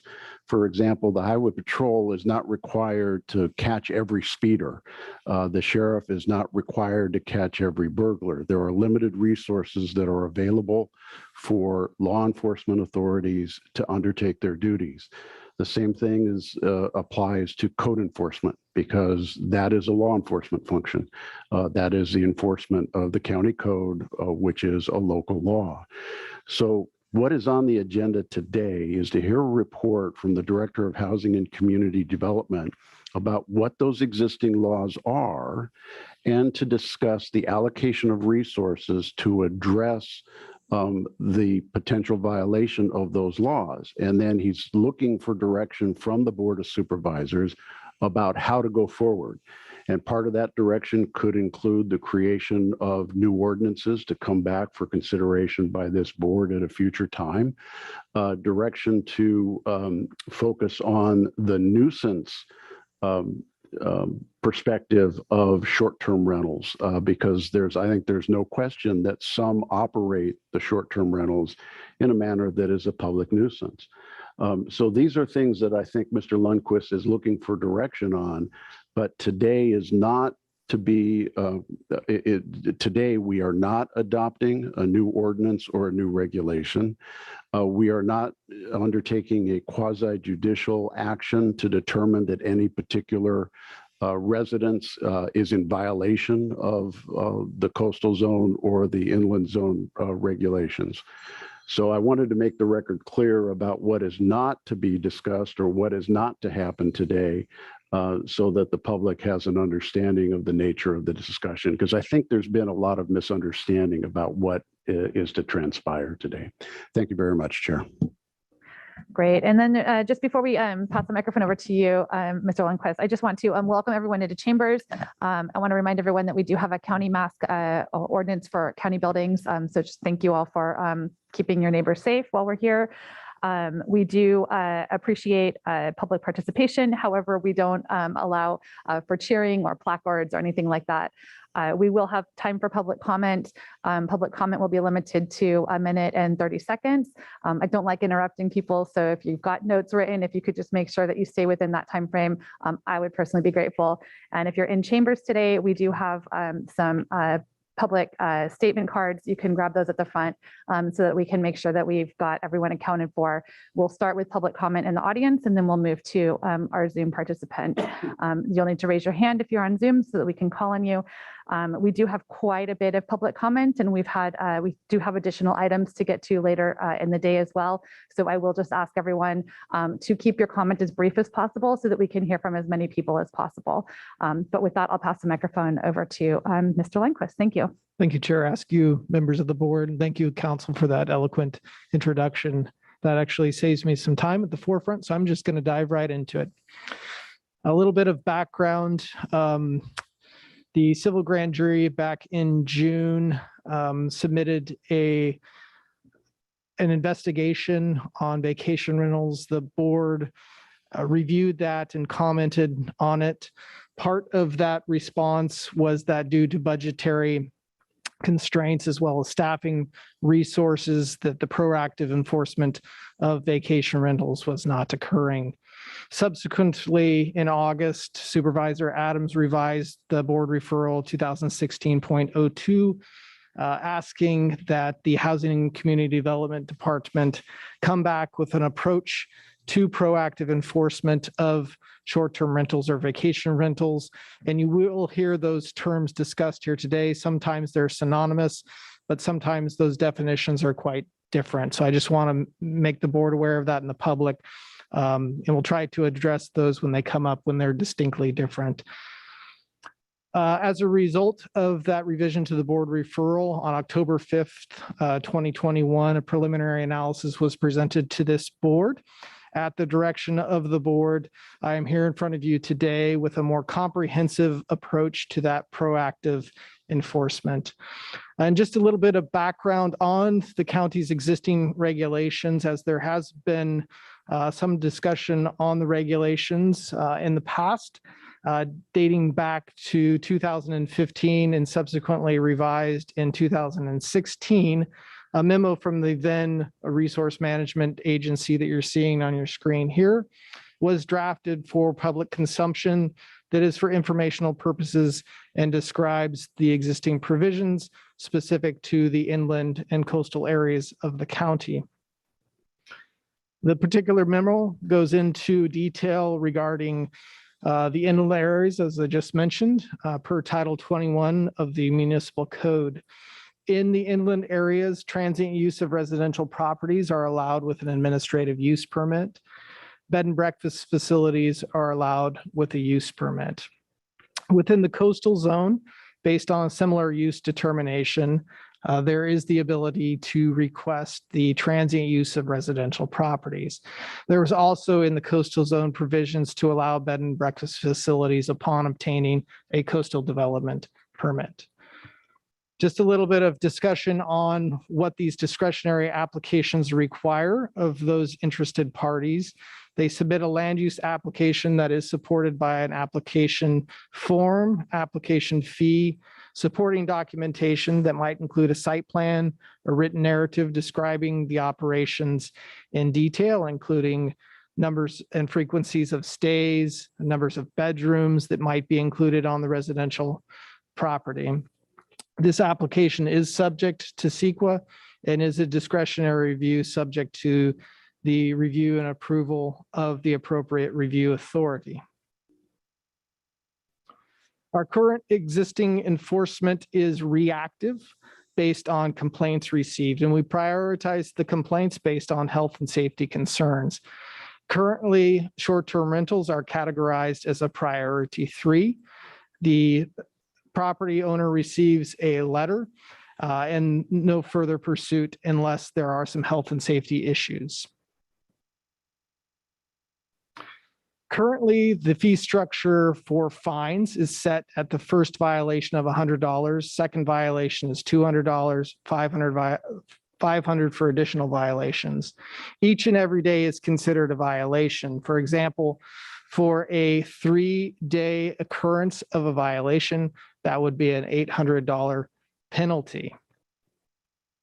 We are not, again, currently collecting penalties for existing unpermitted vacation rentals.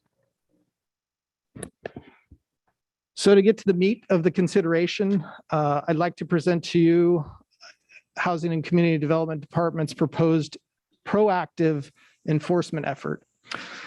Knowing that there is going to be a lot of owners or operators that are operating without knowledge of the existing regulations, it's our approach to conduct a significant outreach and education, reaching out to various stakeholders.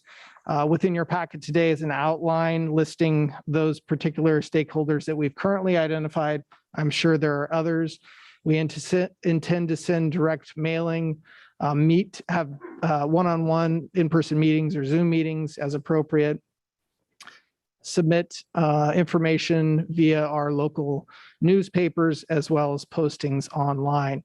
And this is subject to the board's discussion. We have suggested that this occur for a period of 30 days. Subsequent to the outreach and education portion, we intend, based on the resources, to address the enforcement by grouping a particular unpermitted vacation rentals by those in the first group that are not paying TOT, that have received nuisance complaints, and that might be ineligible to receive a short-term rental under the existing regulations. Once those are addressed, and there are the numbers listed in your packet attached to the outline, then we would proceed to the second grouping of unpermitted operations. At the board's direction from October, there was the desire to focus on District 5 due to resource constraints. Since 85% of those that we are aware that may be unauthorized to operate are located in District 5, this would concentrate staff's effort, save drive time, save with conducting meetings and that public outreach. So we do feel that this would be to some advantage to focus our enforcement efforts in and within that area. After we do the education and outreach, we will then send a subsequent initial letter to those suspected of operating without the benefit of permit. This letter would advise of that fact and hope to seek compliance either by the owner operator submitting the necessary land use application or ceasing operations. This is potentially a grace period. There will be no fines or penalties assessed during this period. It is, again, more for the purpose of advising the operator of the existing regulations. Upon providing that opportunity at the end of that period, which we're suggesting to be 30 days again, that then we would focus on a more robust abatement procedure, which would include an administrative citation. Those citations that are currently on the books, I just previously identified, the $100, the $200, and the $500 penalties. There are some other aspects to our proactive enforcement program that we need some board direction on today. One of those is the penalties. As I indicated, the penalties may not be a deterrent in enforcement, that those operating without the benefit of permit will just pay the penalties without ceasing operations. It is the staff's suggestion that we consider, or the board consider, directing staff to come back to the board with an ordinance that would revise the penalties that would be in line with what the board considered in May within the draft ordinance. And those are in front of you here, that there be 175% of the average advertised rental rate per day, or 1,000 per day for the first violation, 275% of the average rental rate per day, or $2,500 per day for the second violation, 375% of the advertised rental rate per day, or 5,000 for the third. And the computation of that would be similar to what I described before, that each of those would be per day cumulative. We find that this would be more of a disincentive to operate and find compliance. I seek the board's direction on that. Furthermore, there are some options for the board to consider in this proactive enforcement approach. One of them might be an urgency ordinance or an interim ordinance to limit the land use applications while we proceed in developing the vacation rental ordinance. That I might add, we are keenly focused on bringing that back to the board. It is subject to Environmental Quality Act. So we are preparing the necessary CEQA document to support that future action of the board. Although it takes some time, I would predict that in order to bring that back to the board, we're looking at likely a year. And due to the coastal zone criteria, certification of the Coastal Commission is required. So that adds to that timeline. This is an option of the board. I only suggest it for board's consideration. The other direction is operations during enforcement. It may be an option for operations to continue while they seek in good faith the land use entitlements without penalty. I look to the board for some discussion on this particular aspect as well. And then considering the resources and budgetary constraints as a component of Supervisor Adams' referral from August, it indicated to bring back suggestions on how to fund and resource this proactive enforcement. Based on the numbers of potential unauthorized vacation rentals hitting around 600, it's staff's belief that 3 positions and vehicles and equipment will be needed to support this effort. We're suggesting a supervising code compliance officer, a code compliance inspector, and an office assistant. We do currently have contract through host compliance to monitor vacation rentals. Our tax collector's office does currently use them as well for transient occupancy tax. So we have that available as a resource as well. This concludes the presentation. So it's staff's recommendation for the board to receive and accept the presentation, discuss and provide direction, or at the board's discretion, rescind the portion of the board referral that speaks to a proactive enforcement.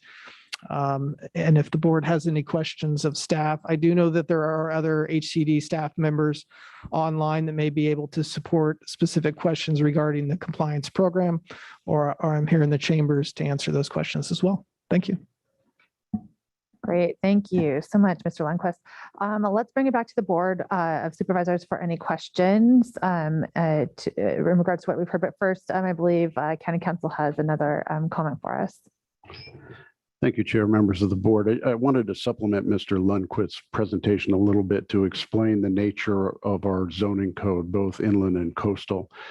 Our zoning code is very clear that a use has to be allowed under the code. If it is not allowed under the code, then it is not permitted.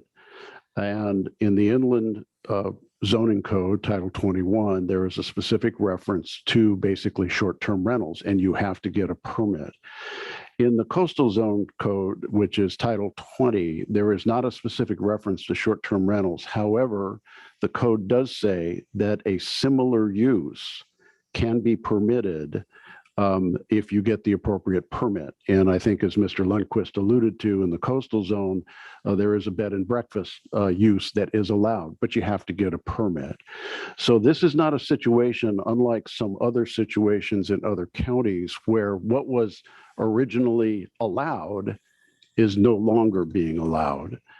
This use of property is not allowed either in the inland zone or in the coastal zone. And because of the allocation of resources, the enforcement has been the problem because the code enforcement team is stretched very thin. They do a lot of things, not just this type of enforcement, but a lot of other enforcement, building codes and the like. So again, the use as a short-term rental is not allowed either in the coastal zone or in the inland zone. And we are not changing that either today or perhaps in the future, although the board could direct changes made to streamline the permit process or do other things as Mr. Lundquist has suggested. Thank you. I just wanted to kind of supplement Mr. Lundquist's presentation in that regard. Great, thank you. I believe this was a District 5 referral initially. Supervisor Adams, did you want to make any initial comments before we open it up to public comment? Actually, I don't have any questions, and I very much appreciate Eric's presentation as well as Les's clarifications as well. So I'll wait for any kind of comments until after public comment. Okay, any other questions from my colleagues on the Board of Supervisors? I'm not seeing any hands raised. So we will open it up to public comment. Just again, reminding everyone, thank you for joining us. Thank you for your patience this afternoon with our earlier item. And we just ask that you watch the clock so I don't have to interrupt anyone. I appreciate your comments, and we do want to work our way through as many people as possible. I believe I have all of the comment cards. If there's any additional comment cards for public comment, please bring them to the front so that we can get them on the in the pile. Please approach. I'll list the next 3 names so that you can step up, and we could just keep it rolling. All right, we're going to start with Thyme Lewis, followed by Richard Barnwell.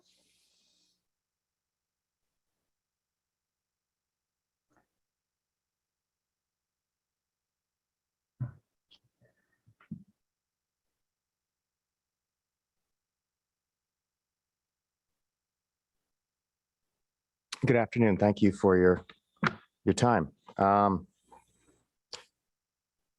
have a home. It's my home.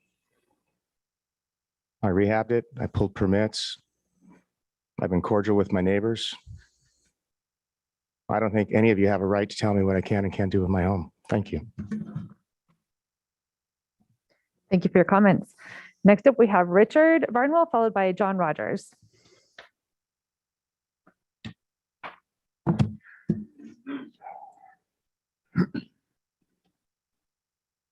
Board of Supervisors, I address you today because I feel you're elected by us to serve the entire community, populace, to the fare and work of your constituents.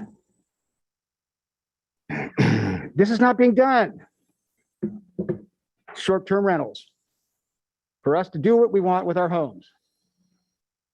We came to Monterey 34 years ago to work at the TV production. I also was a volunteer for this county for 17 years as a volunteer mediator. My wife, Renata, was in a serious car accident 33 years ago. She uses a wheelchair full time.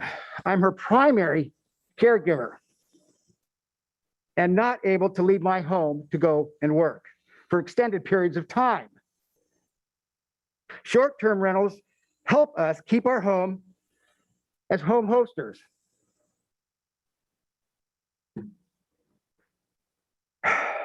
Please fix this process. Please fix this process before enforcement begins. Have a Merry Christmas. Because you know what? I'll have to be looking for a realtor. That'll be my Christmas present. Thank you.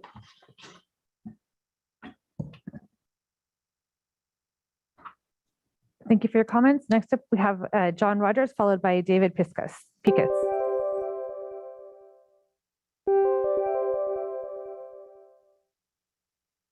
Good afternoon. My name's John Rogers. Part of this whole process is the idea that you can just apply for the permit. And I'm in the coastal zone. I did this exactly 3 years ago. I went through all the process, paid all the fees, well over $20,000. I did the studies, the site plans. 3 years ago, I came back to the Board of Supervisors. They asked for 3 traffic studies. 2 years ago was the last I ever heard. So I don't believe that you can easily apply for a permit and circumvent this process or go along with your process. It didn't work for me. And I never did get a disposition. It's been 3 years. Thank you, David. Next up, we have Chick Hawley, followed by Ross Bava.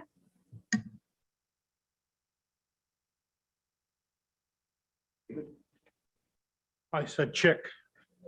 Yes, that'd be me, the nickname, Charles. I've sent you all a letter, so I won't try not to reiterate too much from that. I have a 600-foot guest house in Carmel Valley. I've had it for 12 years. I've been paying TOT for 7. I can't tell you how much I've enjoyed having it. The people I meet, it's a guest house on our property where we live there. The people I meet are tremendous. In fact, I had a guy this weekend who's a pulmonologist from UCSF, and he told me, you know what? You need to have an inhaler. So I took into it. I now have an inhaler and I feel much better, even though you can hear me wheeze here. Anyway, it has been a lot of fun having a vacation rental, but the process you're putting us through, and me, whatever, is onerous at best. You need to come up with an ordinance. There are examples that you can use, and you ought to be piggybacking on those. And I don't want to tell you your job, but that's, I think the solution is out there by other communities, and we should just be piggybacking on that. Thank you, and thank you for your service. Thank you. Next up, we have Ross Bava, followed by Jim Ferguson. Good afternoon. Thank you for the time. My name is Ross Bava, and I live on Los Robles Road in Carmel Valley. We live 400 yards from the private residence at 32 Los Robles Road. 32 Los Robles Road is an illegal, non-owner occupied short-term rental and has been since 2018. 32 Los Robles Road is a home of approximately 7,000 square feet, 6 bedrooms, 5 bathrooms, sleep 16 people in the main quarters. We have been overrun with wandering guests at all hours, noise, weddings, parties, bands, dogs, trash, drones, and overall violation of our privacy. We are believers in one's private property rights, but when those rights are abused and begin infringing on other private property rights, that's an issue. We and our local neighbors have lived alongside and dealt with the short-term rental for at least the last 4 years.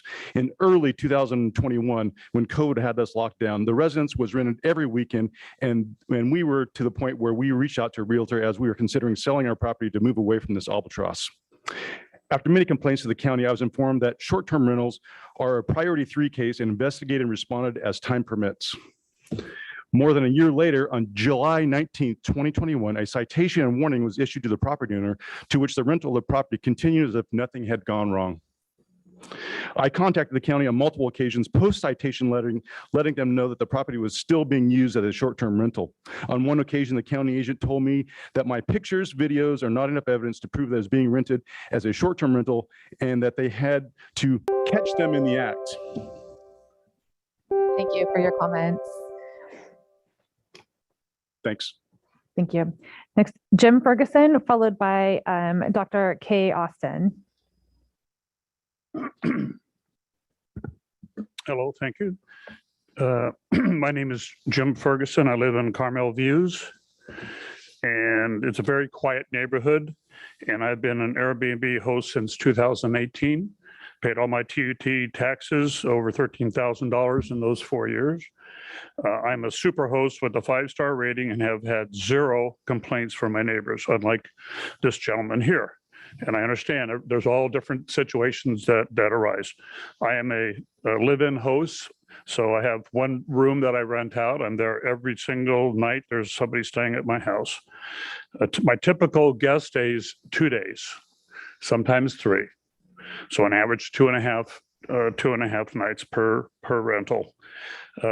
Total guest reviews today have been close to 200 with no issues whatsoever. I accommodate about 500 or about 1,000 people over those 500 nights that I rent. So I've got 200 reviews and I've got about 500 nights at 2.5 days per rental, 1,000 people. And I have had no issues with my neighbors whatsoever. If the county proposed permit mandates a 7-night minimum guest stay, I will lose all of that business. I request consideration to be given to a 2-night minimum. Since even a 3-night, I will lose probably 40%. The reason I say that is the majority of my guests come from Silicon Valley. They want to get out of there and decompress for a couple nights, and that's all I can do. If I do 3, I won't be able to host those people anymore. Thank you. We're out of time. And I'll just mention as well, we did receive quite a bit of written correspondence to the board's email address.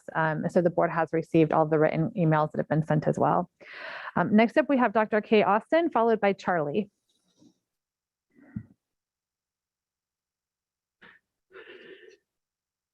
The vast majority of STRs cause no problems whatsoever.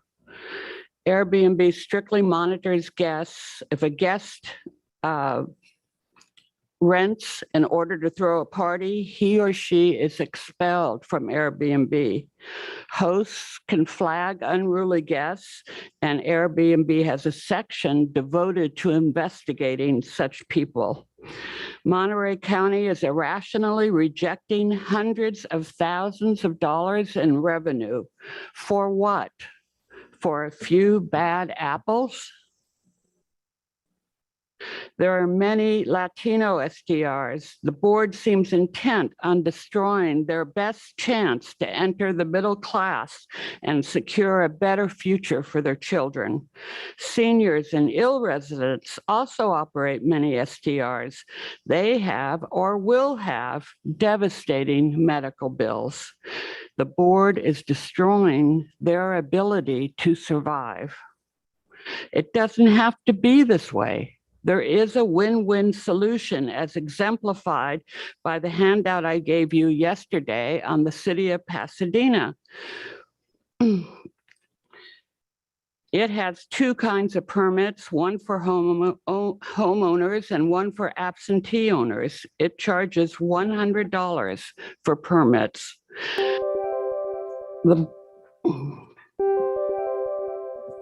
I'd be happy to research success stories for the board if you have my email. And thank you. Thank you for joining us today. Next up, we have Charlie, followed by Robert Mountain. Yeah, hi, I'm Charlie. I've been a landlord and carpenter for 30 years. I've had long-term rentals for that long time and had so many difficulties with long-term tenants. I've had to deal with them on weekends and evenings, doing this as a side job, and have basically supported my houses by doing my full-time work. Most recently, I started a short-term rental after seeing my neighbors having high-quality tenants. I support short-term rentals. It allows me to be in my house, occupy and maintain it, greet guests, work hard, do all my own maintenance and landscaping, and keep my property. I currently pay over $13,000 in property taxes, $2,000 insurance, and TOT taxes. I wish that STRs could continue in this fashion so I have a chance to retire in this county after 30 years of work here, owning 3 properties and providing long-term rentals with very strong tenant rights, unable to evict or maintain my properties while they're long-term rented. I also most recently tried to rent my short-term, long-term, and got a small deposit with the nurse showing up with a U-Haul. After she got here, she decided she wanted something different, and I'm left with an empty property again and a very small deposit. And my only recourse is to sue her for lost rents. So I support STR. Thank you for your comments. Next up, we have Robert Mountain, followed by Richard Matthews.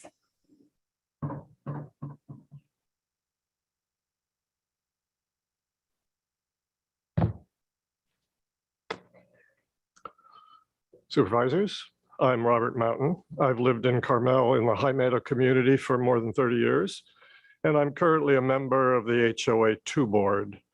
We have struggled to enforce the regulations regarding short-term rentals approved by over 75% of our members and need the collaboration and support of the county to do so.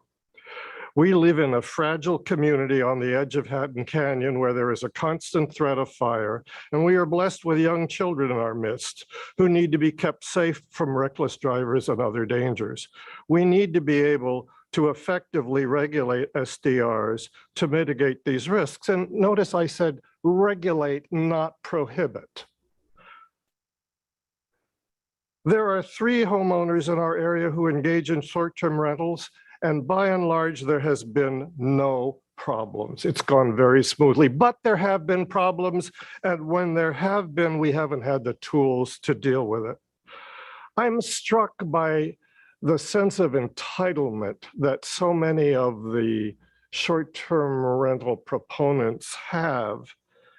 That they seem that they feel they're entitled to break the law. How can any intelligent and well-intentioned person have such an outrageous position? The part of the answer is that these ordinances haven't been enforced, and we need to have them enforced now. Thank you for your comments today. Next up, we have Richard Matthews, followed by Chris Walton. Hello, I'm Richard Matthews. I would like to address what the county council said. The interpretation that the current county code makes short-term rentals in the coastal zone illegal is not something that the Coastal Commission has approved. In fact, they specifically objected to that interpretation, and you've seen that in writing from them. So the whole pilot program depends upon this interpretation that it is illegal in the coastal zone if you don't have a permit. Let me get into the permit. The permit is not available to people in the coastal zone. Your own code says the owner must be the operator of the short-term rental. That eliminates all non-hosted short-term rentals. That's 75% of them. The remaining 25% are people that want to rent a bedroom or two. They are not willing to pay $10,000 or even $14,000 that we just heard about recently to get a B&B permit. That means this program of bed and breakfast permits in the coastal zone is a ban. It is a ban, and the Coastal Commission will not approve it. This must go before the Coastal Commission for approval before you enact this pilot program in the coast. Thank you. Thank you for your comments, Richard. Next up, we have, bear with me, Chris Walton, followed by Jeff Wood.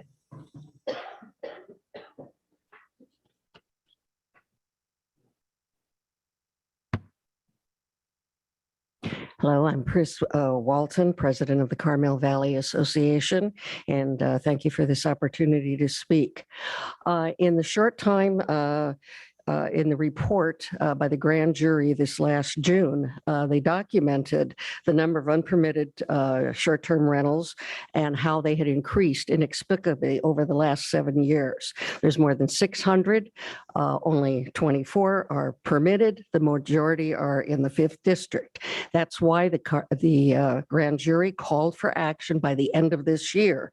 We commend the Board of Supervisors for doing what the grand jury recommended and addressing this very critical problem by beginning to enforce existing regulations without further delay.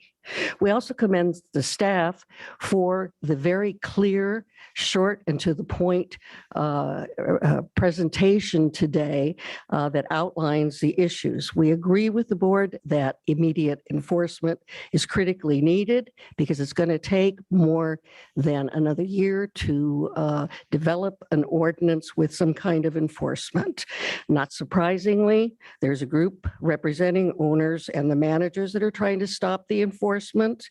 They're more concerned about profits than our neighborhoods. And they're trying to pressure you to abandon enforcement efforts. We urge you to implement enforcement now and to protect our neighborhoods and to follow the very regulations that we Thank as you, a Chris. community have. Thank Thank you. you. Okay, and I'd just like to remind everyone that we appreciate your comments. We're allowing time for everyone, but we don't allow any cheering in the chambers. Next up, we have Jeff Wood, followed by Mary Ann Gwen. Okay, thank you. Good afternoon. My name is Jeffrey Wood. I live in the Mid-Carmel Valley area. And in the past 20 or so years, I've used vacation rentals in Marin County, Monterey County, the Boston, Mass area, and Vermont. In each case, I stayed at a home of an owner host and enjoyed the family atmosphere. I'm totally in favor of owner-occupied or hosted vacation rentals to benefit owners who in many cases need the income to make ends meet. My problem with the current situation in Monterey County is that there's currently little permit enforcement for vacation rentals, except by neighbors turning in their neighbors for problems with noise, parking, garbage, etc. It's not fair that neighbors have to turn in their neighbors. Even when some neighbors complain, their concerns are rarely acted upon by the county. It's time the county staffs up via the District 5 pilot project to enforce its own regulations rather than relying on neighbors to turn in neighbors and create bad blood between them. Thank you.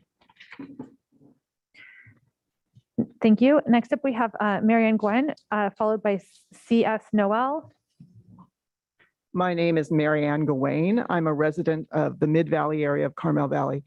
Thank you, supervisors, for taking to heart the problems of Monterey County residents with respect to vacation rentals.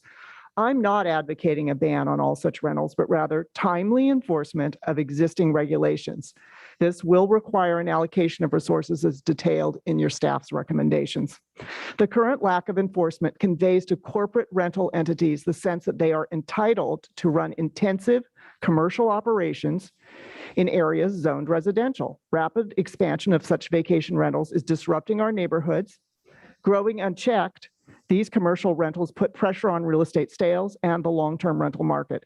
Furthermore, they undermine our existing hospitality sector and even homestay rentals by residents who want to participate in a low-key way in the sharing economy.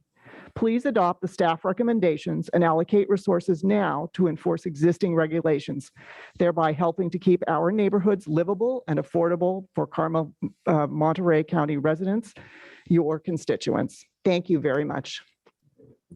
Thank you for your comments today. Next up, we have C.S. Noel, followed by Scott Hanham. Good afternoon. My name's C.S. Noel, and I'm a resident of Carmel Valley. Our area is sought out by vacationers for its incredible natural beauty and rural character that successfully blend with a world-class hospitality industry, with a place for short-term rentals. Vacation rentals have increasingly here become more exponentially available, with many operating without permits by out-of-state owners or managers, and compound problems by allowing renters to host weddings or other special events during their stay. This unlevel playing field impedes our local businesses and local owners' ability to compete, with impacting effects on local neighborhoods and beyond them due to issues of affordable housing, excess water use, fire safety issues, noise, parking, garbage, and traffic. Short-term rentals are a great asset to our area, but illegal entities incented by ill-gotten gains are a detriment to the very qualities that draw visitors to this area. This is a loss to residents, workers, visitors, and the county alike. I want to thank the board for requesting a detailed plan to address this, and the staff for creating thoughtful and thorough recommendations for resources and enforcement of existing codes. Thank you for your time and consideration. Thank you for your comments today. Next up, we have Scott Hanham, followed by John Heil. Dear board and staff, my name is Scott Hanham. I'm a member of the Carmel Valley Association and a resident of Carmel Valley. The CVA is 100% in support of our existing and legal hospitality industry consisting of hotels, motels, and resorts. What we are opposed to is the steady, unchecked growth of illegal vacation rentals in our residential neighborhoods which do not have permits. We need enforced controls. We need affordable residential homes for the people that live and work in our communities. Please keep what is residential, residential, and keep what is commercial, commercial. Otherwise, zoning means nothing. Please fund HCD staff with what they need to enforce the existing regulations. Thank you. Thank you for your comments. Next up, we have John Heil, followed, I believe we'll be moving to Zoom. Okay, thank you. Hi, my name is John Heil.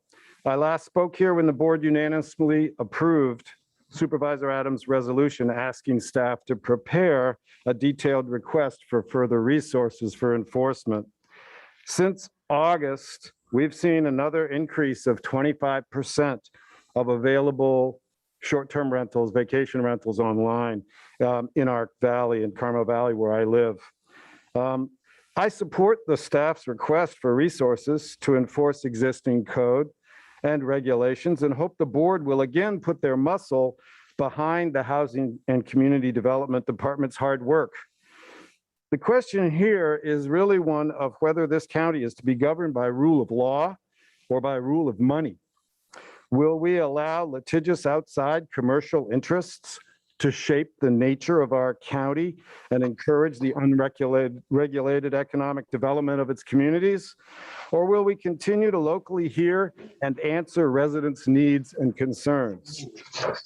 Can't we fairly manage and contain economic growth in our area by exercising a just rule of law for all our sakes? I hope so.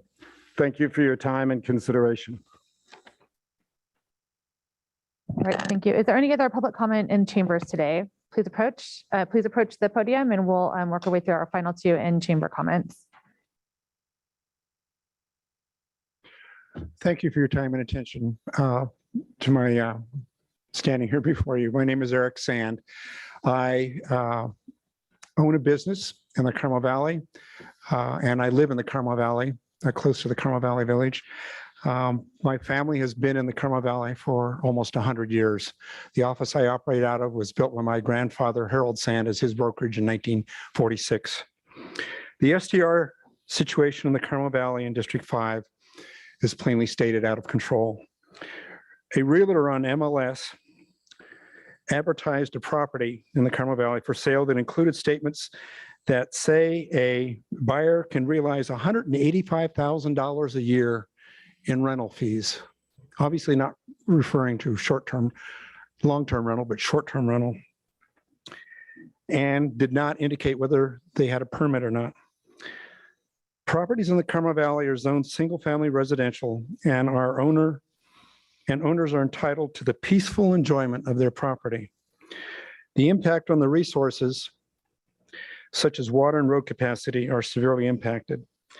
The county has, and in collecting taxes is collecting taxes on an illegal activity, and this must stop. We need to stop all granting of STR use permits until the situation is under control and an enforceable ordinance is in effect. Thank you very much. Thank you for joining us today. Final comment? Yep, thank you. Yeah, hi. My name is David Pikus. I have a short-term rental. It's in our home. We have one separate room, very private. It's been a win-win situation for everybody, for our guests. You read our reviews, you read a lot of reviews. It really reaches them. We provide a service and an experience you don't get in hotels. For the county, there's revenue that for the TOT, there's revenue that all of our guests do spend, plus the money that we get, we spend as well. That's our discretionary money. That's how we go out to eat. That's how we do our home repairs instead of waiting till our kids are through college and these things. And for us, for me and my wife, it's the perfect retirement job. I mean, it's kind of low-keyed. It's not that much to do. We take such great pride in like being a personal concierge and offering a really nice experience to our guests. But hearing the tone of all this, which is about enforcement, not whether STR should be allowed or not, I guess I'm a scufflaw at this point. I found out there's no way that I can get a permit. It would cost $6,000. I heard there are 20 in the whole county. They're not easy to get. I don't know how I'm going to do traffic studies and these things. While we're setting this up, I hear so many concerns that some SDRs are problems. Let's deal with them. But in the meantime, to make me an outlaw, to just shut us down while we wait. I waited 5 years, another 5 years. This is so important for us. It's so good for our guests. Picture the future of Monterey County, where STRs can be a good part of the mix of tourism we love. Thank you. All right, I see one more. Is there anyone else beyond this last comment? Otherwise, we will move to Zoom. So we've got one more comment. Okay, final comment for Chambers. Thank you. We have a full another hour of comment online. So thank you. Okay, my name is Alexis. I'm not a homeowner like most people here, but my family has been depending on rental vacation rentals for 22 years now. My mom's been cleaning houses. She's supported me and my family for that long. And after the divorce, it actually became harder on us because of COVID as well and all this regulations. And then once we started picking up on all this other stuff, this comes along and just threatens our whole operation, everything. I myself just recently became a manager of property, and my partner is just trying to get out of a property for his own as well. And it is affecting all of us, and it doesn't affect the homeowners as well. It affects every single housekeeping, gardeners, and everyone else that helps maintain the house when the homeowners are either too elderly to be able to do it themselves, such as a lot of people here, and that is the main reason why I'm also here, because I feel like it's not right that all of a sudden, just because a few neighbors aren't liking their other people making money or whatever reason, they have their own reasons. I feel like it's just affecting everybody, not just the homeowners, as well as myself, Thank you. Thank you for your comments. All right, we're going to move on to Zoom, where we have at least 24 hands raised. We're going to continue to hear from as many folks as possible, but I would ask both that you keep your comments as brief as possible. So we do have other items we need to get to on this agenda this evening. And please mind the time. I don't want to have to interrupt anyone. So we will move through public comment here as rapidly as possible. We'll start with Richard Stott, followed by John England. Okay, can you hear me? We can. Thank you for joining us. Okay, thank you.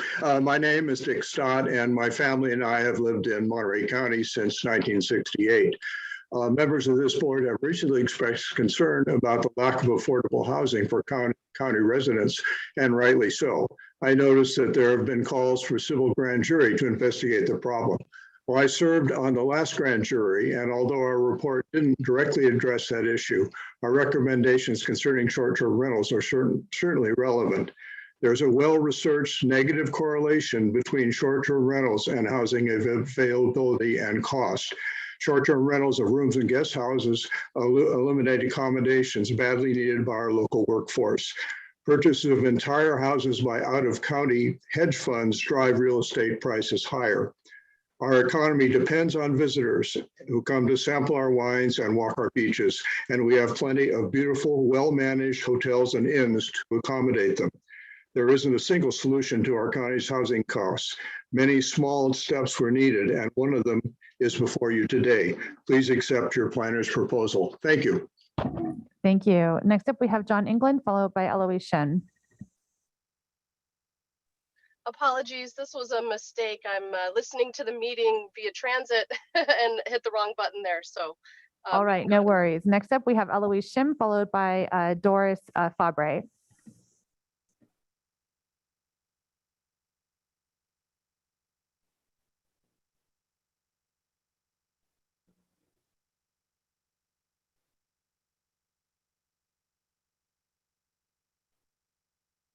Eloise Shim, we've got you up next for public comment. Okay, moving right along, we have Doris Fabre, followed by Carol. Okay, I'm here. Oh, goodness. Okay, Eloise, we've got you on. Okay, I'm Eloise Shim. I'm not a property owner, so I'm commenting on the big picture as the resident of Monterey County. I have, however, been a long-term resident since 1970 for 12 consecutive years in Carmel Valley. It's a trend to be an Airbnb owner and facilitator. Your data shows 600 units in 2 districts, and that's clearly an underrepresentation.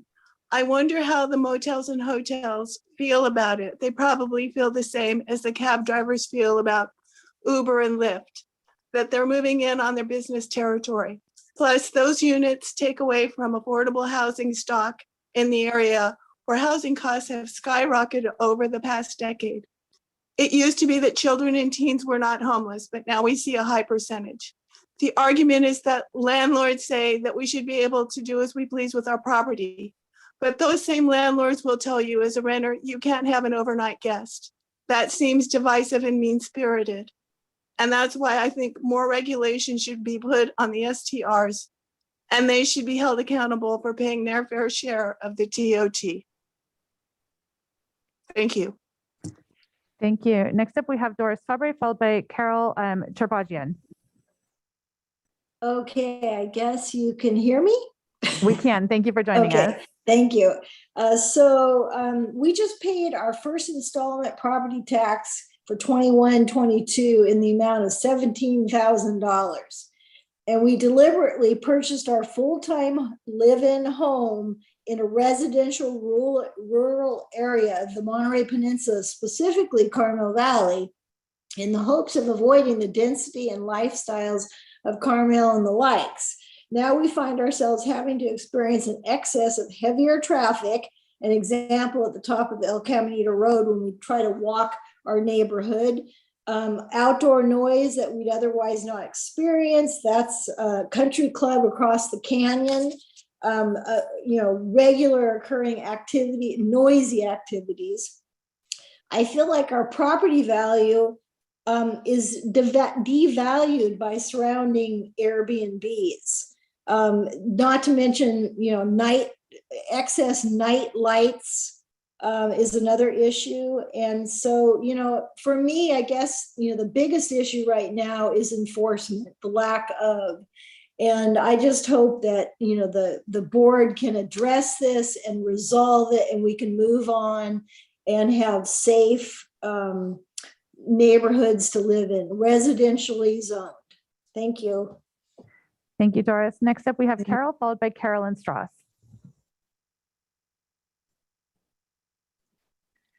Hi, good afternoon, Chair Askew and Board of Supervisors.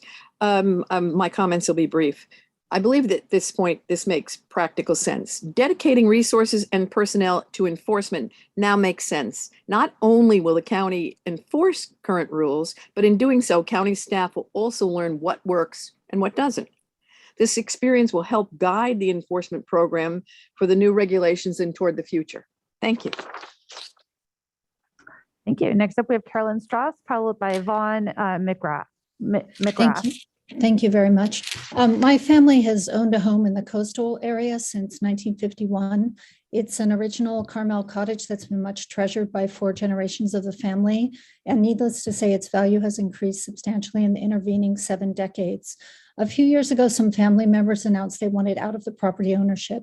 Their options were for us to buy them out of their share or to sell our beloved home. We managed to secure a loan to buy their half, and the change in ownership meant that the tax basis for the property jumped up to market value. Our annual property tax suddenly went from $2,400 a year to $17,000 a year. And it's for that reason that since 2018, we've offered our home as a short-term rental during the times of the year when it's not in use by family and friends, which it is very often. For this, we pay a 10% Monterey County TOT on our gross income. We are extremely careful about who we rent to. We make sure they know it's not a hotel, it's a family home in a neighborhood where people we respect live. We ask that they extend that respect as well. All the rentals have minimum stays. We leave ample time between rentals, especially since COVID, to ensure everyone's safety, not only the guests, but our housekeeper and our neighbors. We have a local helper who keeps an eye on the house and is on call during all rentals. There has never been a complaint from neighbors. By contrast, another home in our neighborhood has sometimes been a revolving door policy of rentals. No nightly minimums, different guests on consecutive nights. Most all neighbors are aware that place is a rental. Many of those same people have no idea ours is. Thank you for your comments. We are out of time. I just want to Next up, we have Vaughn McGrath, followed by Chuck W. Yeah, it's Vaughn McElrath, and thank you for your listening. Really appreciate this time and the way you're handling this. My wife and I rent out a portion of our home. And it enables us to keep the home. If we weren't able to do that, we'd have to sell. And if there was a way to get a permit today, I'd do it. So please make that available. Thank you. Thank you for your comments. Next up, we have Chuck W., followed by Mark Watson.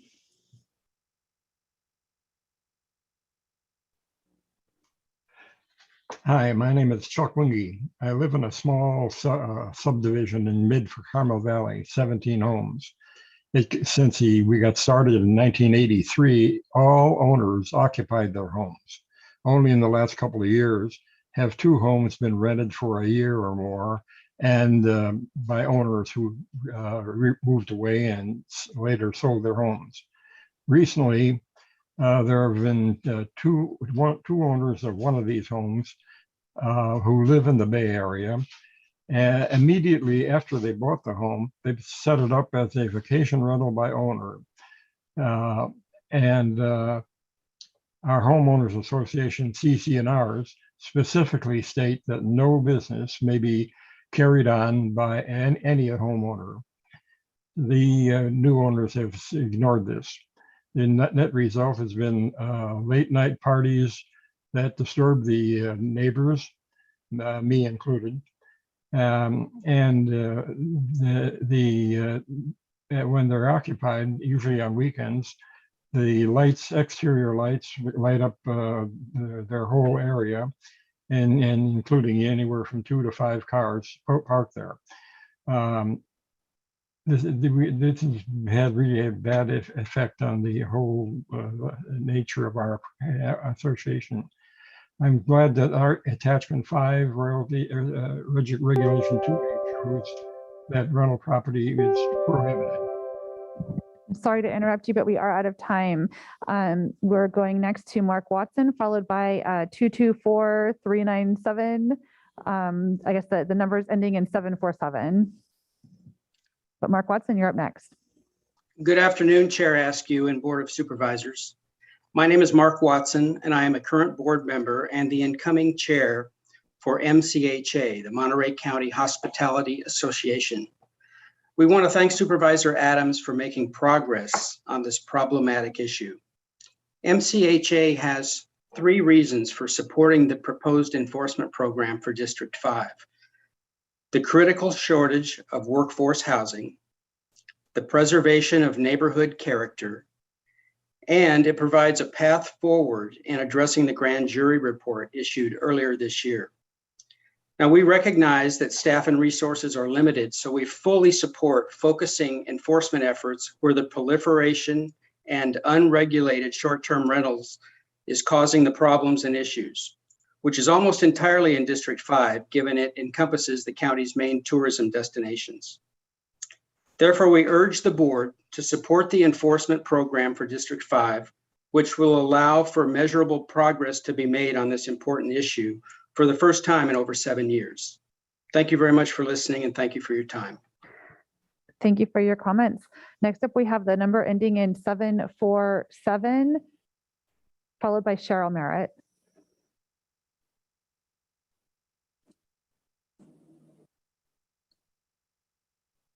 Hello.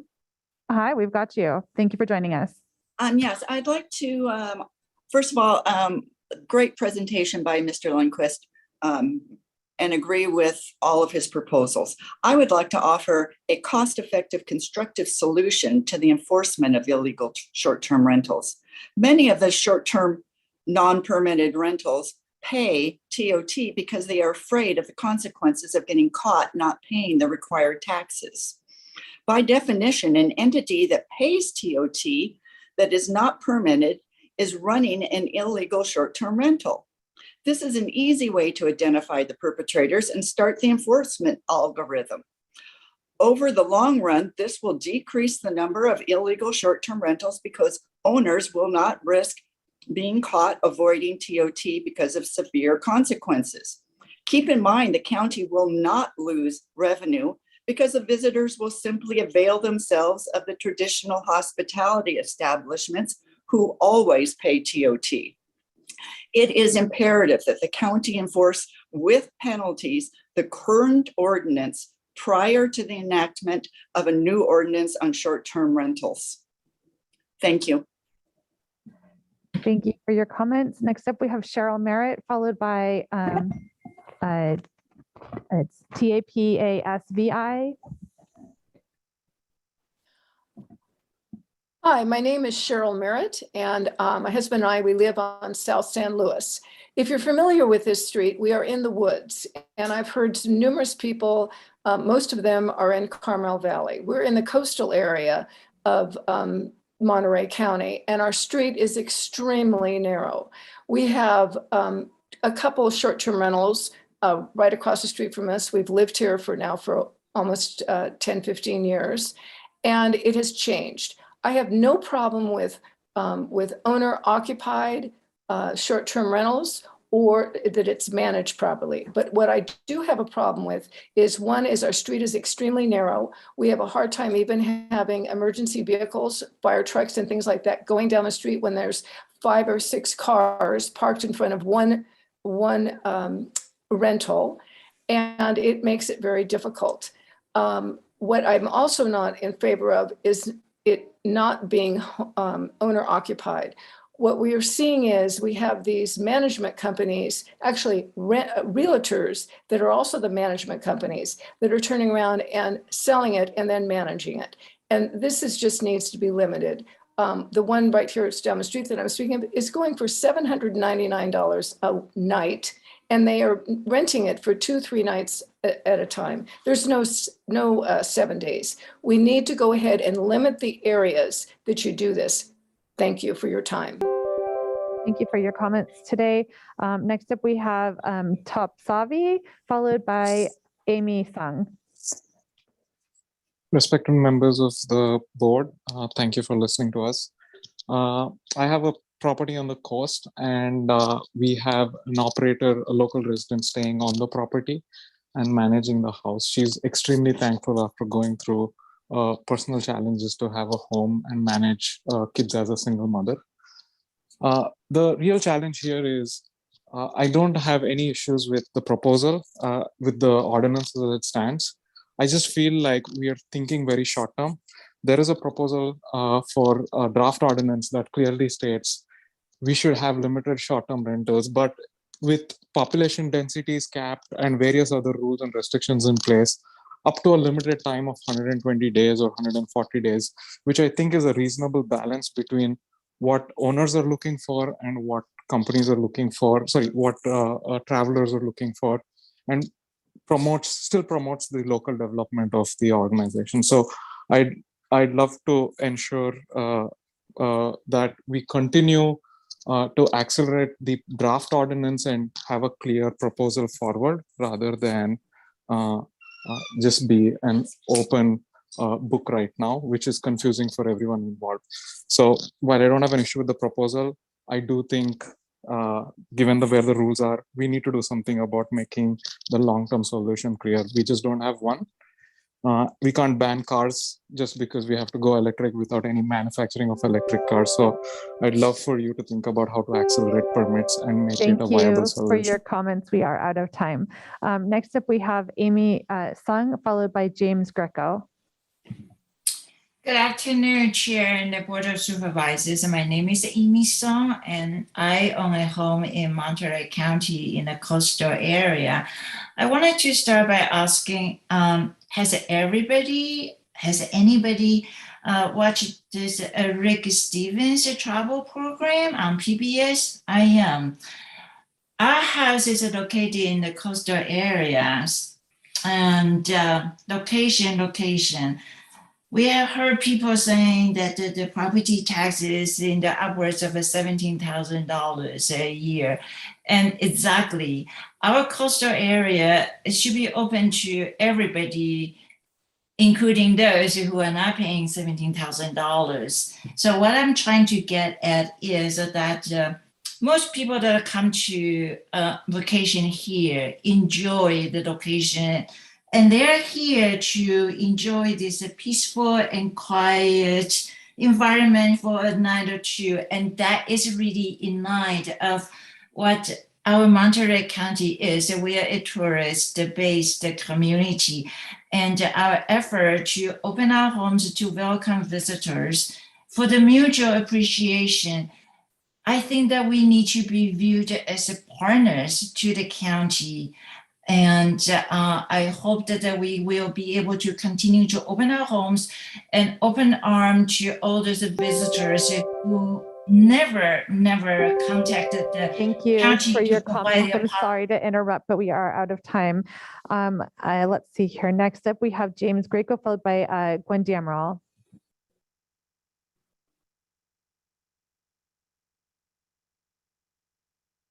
Okay, it looks like we lost James. We're going to move on to Gwen Damerall, followed by Diane Maze. Thank you. Good afternoon. Can you hear me? We can, thank you. You. Hi, my name is Gwen Emerald, and I'm a full-time homeowner in Carmel Highlands. Our low-density residential area has continued to see an increased problem of short-term rental market thriving due to the understaffed county employees and homeowners who are using their properties as their own unlicensed hotels, charging outrageous nightly rates, all while feeling exempt from the land use laws. I have 3 long-term known short-term rentals on my street. They have had multiple open cases and courtesy letters sent to them for years, yet they continue to breach the Carmel land use plan and ignore Monterey County's code enforcement. The grand jury has urged you to take action. I'm not sure if any of you are experiencing illegal short-term rentals in your districts. However, in our neighborhood in District 5, it's causing increased illegal parking cars on our streets, weekly changing neighbors, often in groups and parties, and even firework displays. This growing nuisance is causing undue stress on homeowners. Even after reaching out to code enforcement, homeowners still have to live next to the revolving hotel door, even during our shelter in place. We must have proactive, ongoing code enforcement funded through fines and permit fees. Supporting this will ensure that neighbors are just that and not having to be Monterey County's code enforcement. I ask you to please vote to support the pilot program to enforce the laws governing short-term rentals in the unincorporated areas of Monterey County. And thank you all for all your service. Thank you for your comments. Next up, we have Diane Maze, followed by Daniel Tapia. Good afternoon, Board of Supervisors and staff members. I really respect the local ordinances, but that respect goes both ways. One could argue that by the county collecting TOT from over hundreds of STRS operators violates your very own ordinance. And that puts the Board of Supervisors and staff in a bit of a mess on your hands that you may have just inherited. So I would urge everyone to move forward, focus on phase 1, which is creating a fair and reasonable permitting process. If you could weed through the weeds, so to speak, on all the 600 letters that you've received from pro-STRS and some that are against STRS, many are crying out for a fair and reasonable permit process. And I think that's all we're asking for. So I would urge the staff to amend your proposal to develop a fair and reasonable permit process. Thank you so much. Thank you for your comments. Next up, we have Daniel Tapia, followed by Chuck Stein. Thank you, Board. My name is Daniel Tapia. I live in Carmel Valley on Cachagua Road. I was born in Salinas, California, and grew up in Watsonville. I still remember my grandma walking me to grade school when I'd ask her, which home would you like? At which point I could only dream of such. I was only 5 or 8 years old. Today, having my own home has been made possible by hosting guests in my guest studio. My wife is currently in nursing school. I volunteer coach track and field at Palma and Notre Dame in the spring. Thank you. For both track and field and cross country. I also manage Norman's Family Restaurant in Salinas on John Street.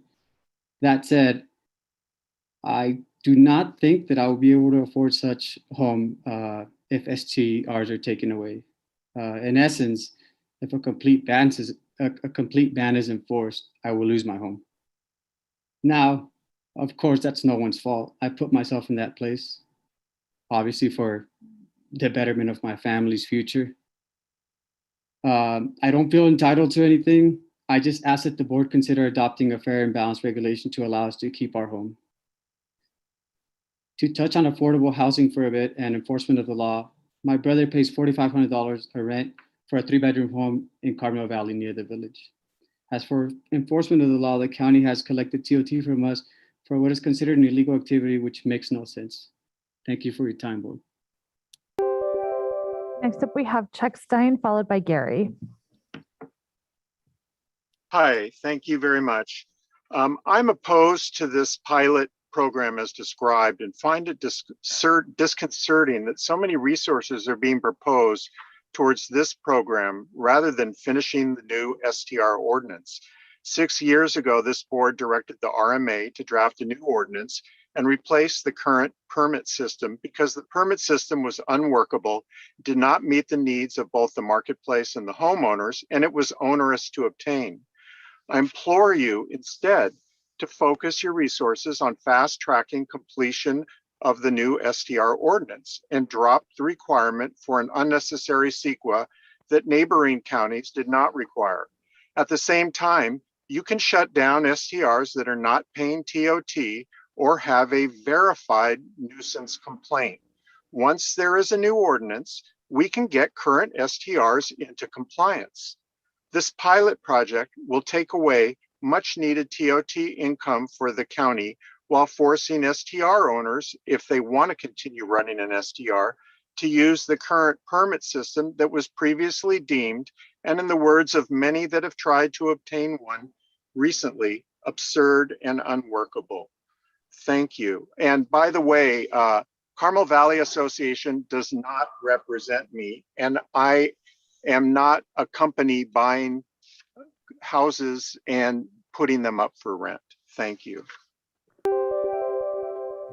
Thank you for your comments. Next up, we have Gary, followed by James Greco.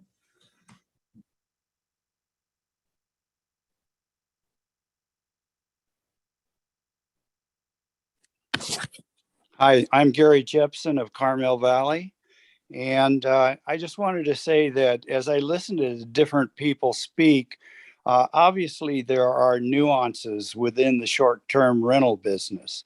And one of the things that we've experienced in our subdivision, dealing with a short-term rental with an absent owner, is that there's nobody really there to monitor what goes on. Some guests are fine. Some guests come with a lot of automobiles. They race up the road, don't tend to the speed limit. They party late into the night. This has all been documented by the neighbor immediately adjacent to the home that's being rented. That's a little different situation, I think, than somebody that has the live-in owner, someone right there to monitor. I know these people do have property managers, but oftentimes that's just arranging cleaning after a large group of people leave. So I think we need to consider those nuances. And most of all, I'd like to see the county step forward and carry out on some of the edicts that are in place and aren't being fulfilled at this time. So I support funding that and wish you all well going forward. Thank you. Thank you for your comments. Next up, we have James Greco, and I'm going to do a last call for public comments. So if you are with us on Zoom and would like to make public comment, please do raise your hand and we will round out our final comments here. But we'll go next to James Greco. My name is James Greco. I'm a long-term resident of Carmel and in the Brookdale area. And I'm strongly against STRs because it reduces available rental housing primarily, but it also turns our residential neighborhoods into commercial zones. And, you know, what's the purpose of zoning if we're blurring the lines here? And if we are to have STRs, we should have strict and consequential enforcement. Thank you. Thank you for your comments. Next up, we have David Smiley, followed by Gary Curcio.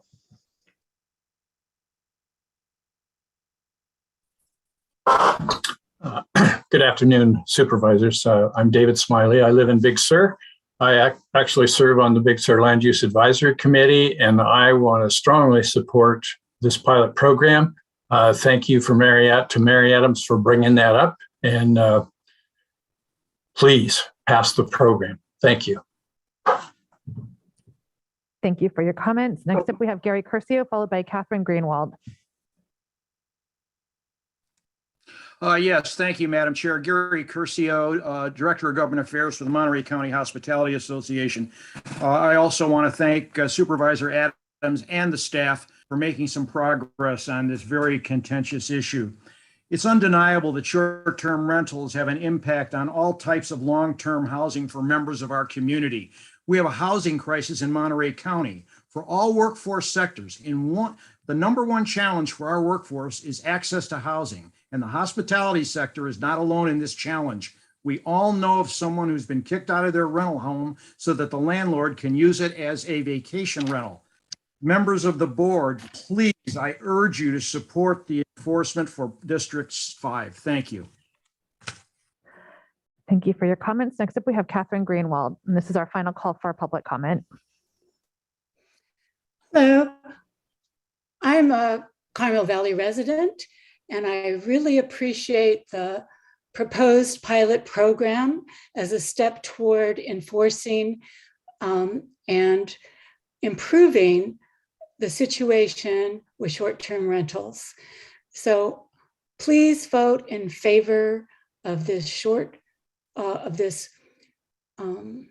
pilot program that will go into effect in January. I think it's a step in the right direction. And I agree that changes to the permitting process need to take place that separate out owner-operated rentals from the commercially operated rentals in terms of the cost. Thank you so much. All right, final comment is from Steve, and we'll be closing public comment. Hi, this is Wendy Fields, Steve's wife. And I wanted to say, I hear a lot of comment about taking away long-term rentals if we are running an STR. My husband and I rent out one bedroom in our house. We're in the house when it's rented. We meet every guest. Every guest knows who the landlord is. And we would never rent our room out for a long-term rental. It's not appropriate for that. It doesn't have any kitchen facility. It's a bedroom and a bathroom. And so we aren't necessarily taking away LTRs with STRs. So don't make that mistake and think that it's one or the other, because that isn't the case in many of our STRs. Thank you very much. All right, with that, we're going to close public comment. I hope everyone appreciated the opportunity to be heard in our testimony today. I will say that we've also received emails from many individuals who all of the communication is a part of the record as well. With that, I'll bring it back to my colleagues on the board for any final questions, comments, and action.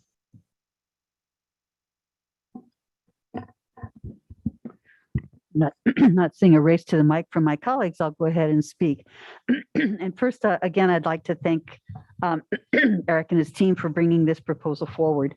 In the last few years, encouraged by the fact that the county is not enforcing the rules, the number of vacation rentals has just continued to grow unfettered and exponentially. It's become an untenable situation for some residents living near vacation rentals whose complaints go unanswered and unaddressed, and you've heard from some of them today. It's critical to me that we take some action to move forward with some increased levels of enforcement now, particularly with those operators who are not paying TOT or in locations where a vacation rental is not currently allowed, nor would be allowed under future regulations. My belief and my hope is that what you have heard today, particularly my constituents in the yellow t-shirts, has eased your mind somewhat. As was said by Eric at the beginning, reiterated by our county counsel Les, this is not a ban on short-term rentals. I have heard from you that what you want is a fair playing field and you want enforcement, but to those bad actors. And I hope that that's what you've heard. That's what this is all about. We're not targeting people who have been described as the homestay folks. That's not what we're looking at here. I believe, if I can just quickly reiterate what we had heard, that the program is in place that we have existing, but which we will now enforce. From Eric's perspective, as I understand it, it'll be about 30 days of outreach and education.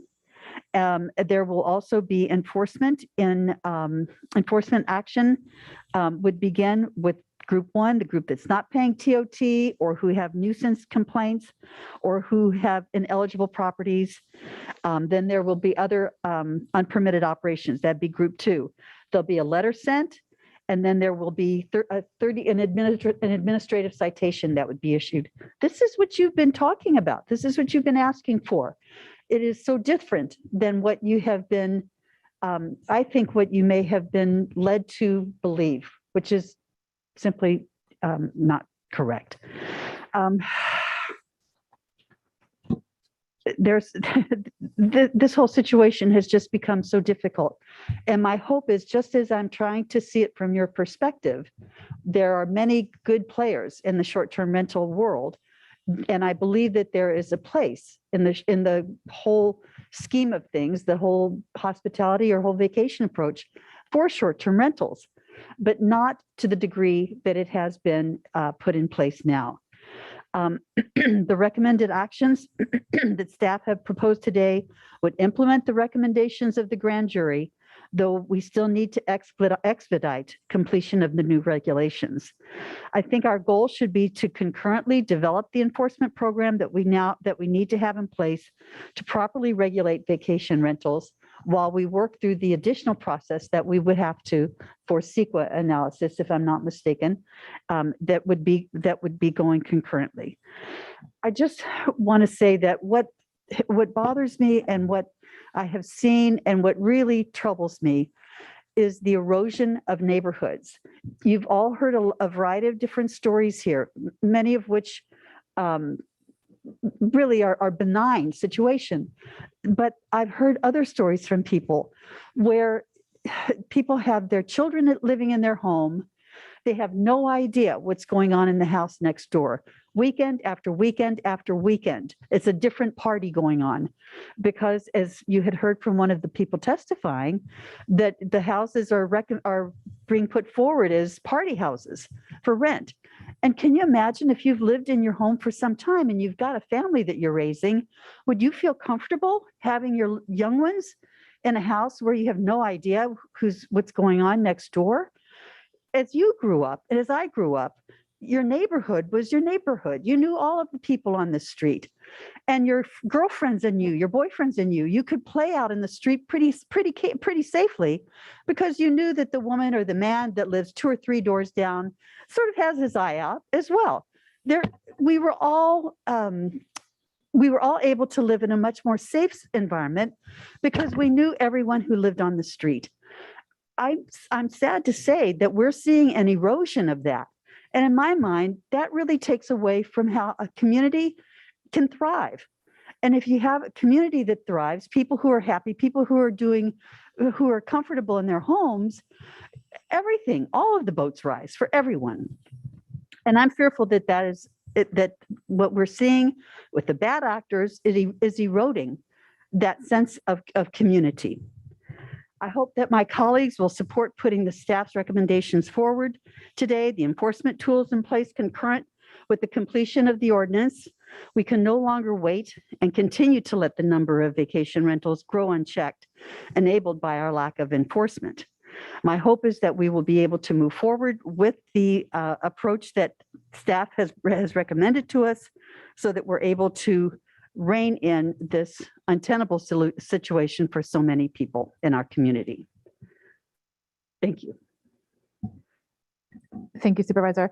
Are there any other comments from my colleagues on the board? Supervisor Phillips?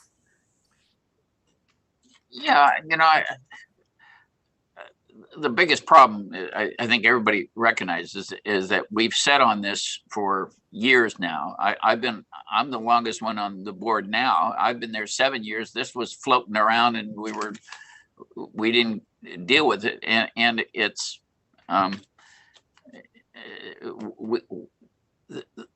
the situation is escalated because there are no rules and no one knows what to do with it. And so it come back on us. I think obviously we talked about moving with all deliberate speed through this, so we can tell people here are the rules. Yes, you are legal or you are not legal. But I can see the problem. I can see the problem who are running a good operation and they're paying their TOT, and it's difficult to say, well, you've been paying your TOT and we're gonna, unless you're causing a problem, we're gonna go and put you out of business when we're collecting tax from you. So I think if we're gonna move forward on this, we do it only, and you don't hear a lot of complaints about the owner occupied. They're similar to a B&B. So I think our enforcement, especially until we get an ordinance in place, has to be directed at the problem cases. And to do that, you basically, code enforcement is going to go out and have to do an investigation so they can sustain it. So I think we're going to need, and I've been saying we needed more code enforcement support for noise ordinance out in my part of the county, North County. But I think the code enforcement has to be directed at those who are not paying their TOT, who have not applied for a permit, who are violating the health and safety of the people around them, and code enforcement directing on them until we get the ordinance in place, and then we know who's permitted, who isn't. So that's my thoughts. Thank you. Next, Supervisor Lopez. Thank you, Madam Chair. Just a question. Can I get a reiteration from staff? I heard the request for the positions, and I'm just curious in terms of the funding for those. Were there recommendations, once again, that were tied to where that funding would come from?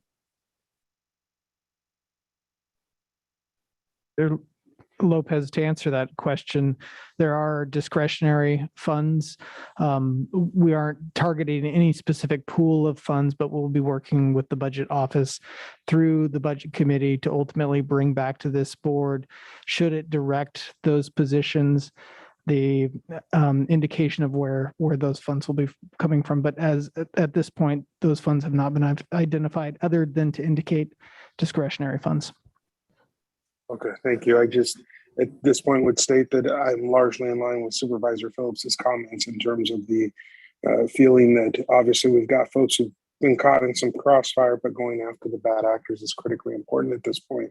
And so understanding that, there needs to be some enforcement, I get that. And I'm supportive of that effort given the impact to communities. But at the same time, those who have been attempting to get permits, who have been paying their TOT, I don't think that that they were where the low-hanging fruit should be given the consideration. At the same time, obviously we're working on trying to clean up some language to bring back an ordinance that does work. And so I'm hoping we can do that in a timely fashion so that everything aligns on this, because at the end of the day, without a final program that folks can get behind at some point, then it's going to continue to be a challenge for our communities. Then there's going to continue to be finger pointing and the loss and terror in that social fabric of communities, as Supervisor Adams pointed out, will not be remedied. And so at this point, I'd be comfortable moving forward with some sort of enforcement at this point, focused on those bad actors, low-hanging fruit that have not attempted to do right by making sure that their permitting and TOT is taken care of. Thank you. Thank you, Chris. Next, Supervisor Alejo. I won't repeat, but I'll just concur with my two previous colleagues, Supervisor Phillips and Lopez. I think they said it very well. I think there's a lot of concerns here expressed today because I think a lot of the STR owners are concerned about the range of enforcement, but I think we want to be focused on trying to address the more pressing problems on this. I would only add two other points. One is that our county should move with all deliberate speed to get an ordinance finalized so that we could actually vote on it and take final action on it. It was a big priority when I became a first supervisor in 2017, and I know it was years in the making even before that. And here we are 5 years later, going into my 6th year next year, and we still haven't got to a point where we're actually making a final decision. And I think that's frustrating for all parties involved. And when we look at our neighboring counties like Santa Cruz or SLO, they've had their policies already approved years ago. And it was controversial, but then once they had an ordinance, it was clear what the rules were. There were limits, there was caps, whatever their policies enacted. There was something that the community could look to and be guided by. And I think we need to get to that point as soon as possible. Now, I would urge that hopefully we could take that up this year. I know there's a lot of opinions on it, but we should move and do that quickly.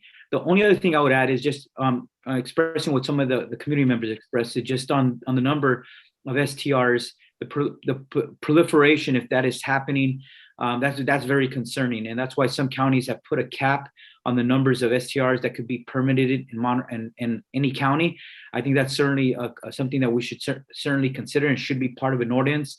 That way there's a limit on these units being taken off and being available for people to purchase to live in, or homes that could be rented rather than just being used for short-term vacation rentals. I think that's a real concern.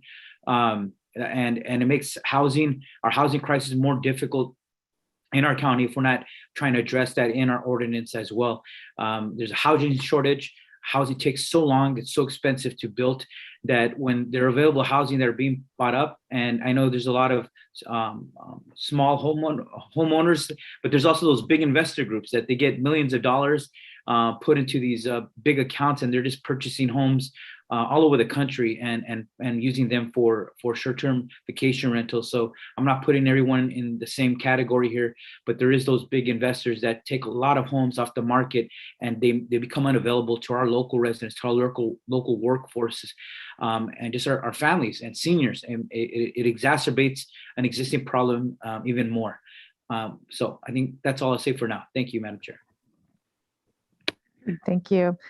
So I'm going to circle back to Mr. Lundquist, and you're looking for some very clear direction. And I think if we could put up the slide again that has that, we could get, given what everyone said, Supervisor Adams, I'm assuming you might want to make a motion, and we can move forward. And I just want to, it's been a long couple of days. We had 12-hour meeting yesterday, and we're going to go pretty long today as well. But I just want to thank everyone for your patience and your grace with the county.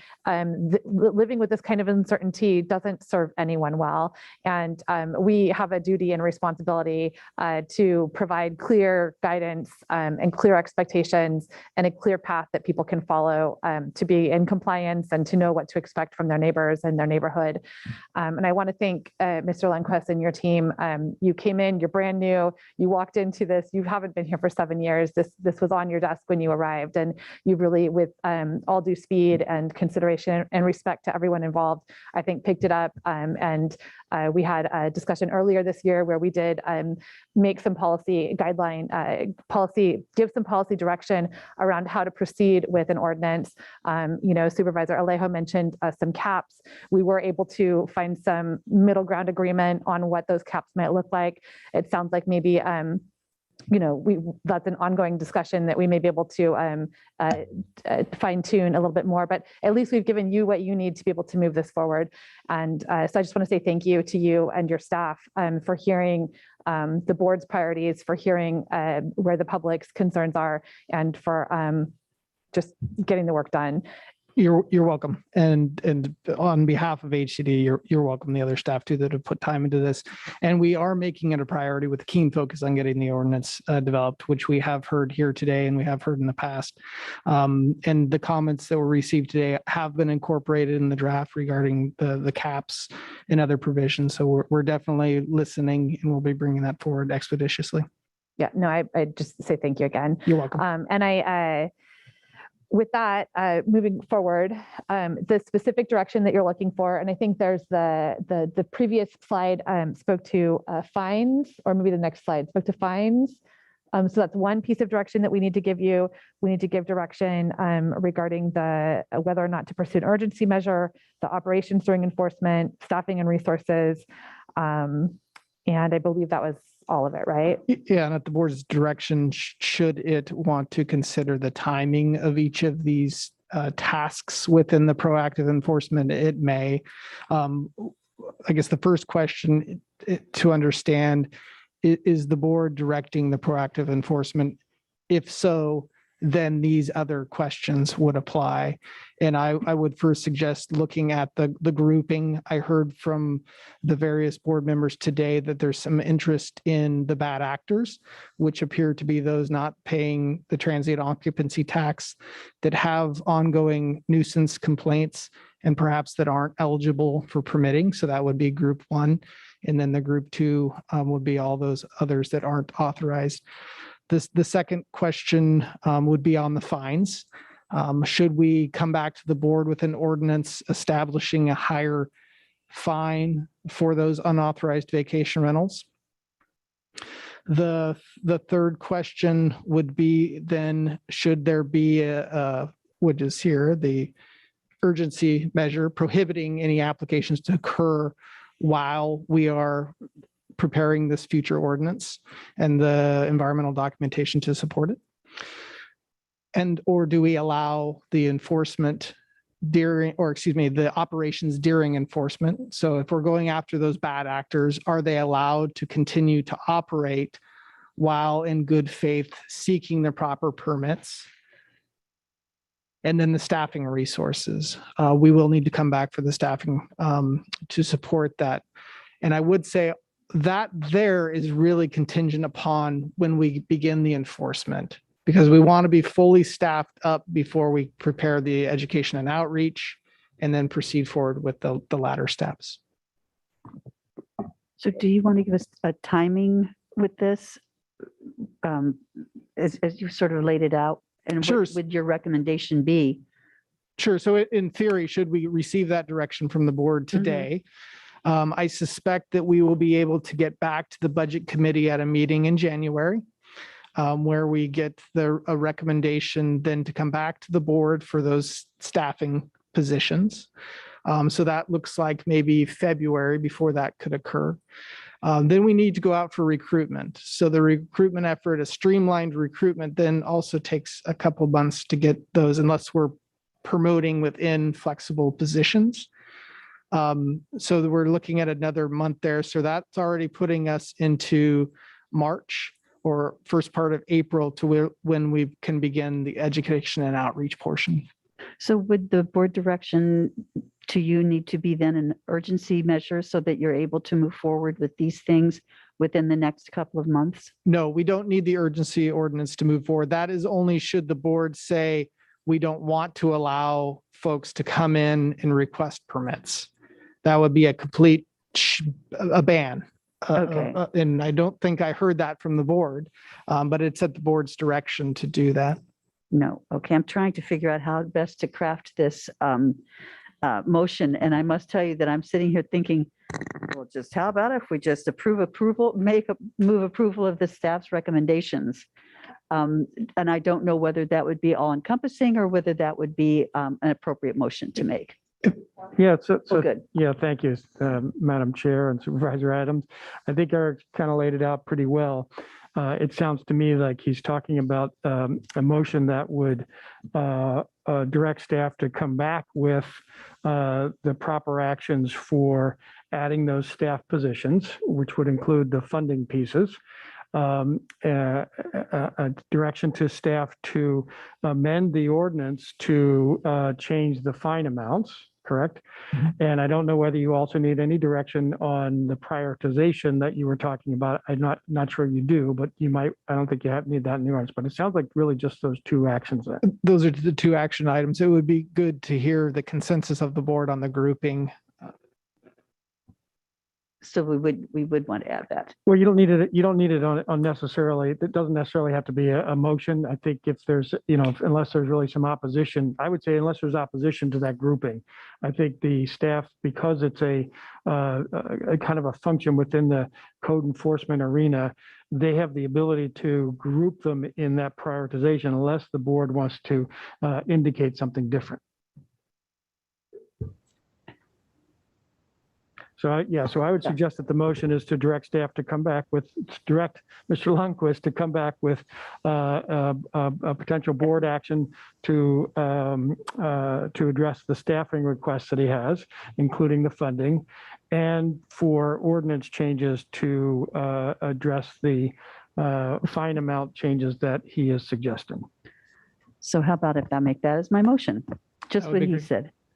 So I'd like to make a motion then to ask Eric to come back in January with the staffing outline and the funding background with that, and an amendment to increase the fines.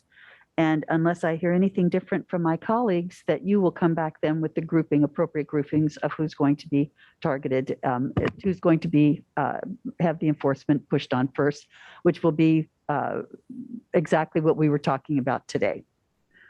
Yeah, I don't think he needs to come back with the groupings. I think that's just something that he has the authority to do, unless there's some, there's some limitations on giving direction on code enforcement. That's something that I think Les might want to chime in on.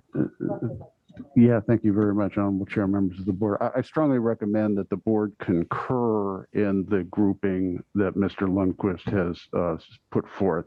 That way, the record is clear that the board is supporting, not directing, but supporting the grouping in terms of priority of the enforcement.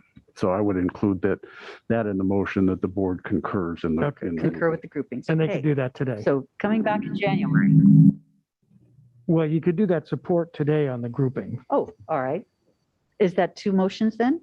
I think you've got it in as a single motion. So this is one of those times where it is hard not to have some visual cues from the rest of the board.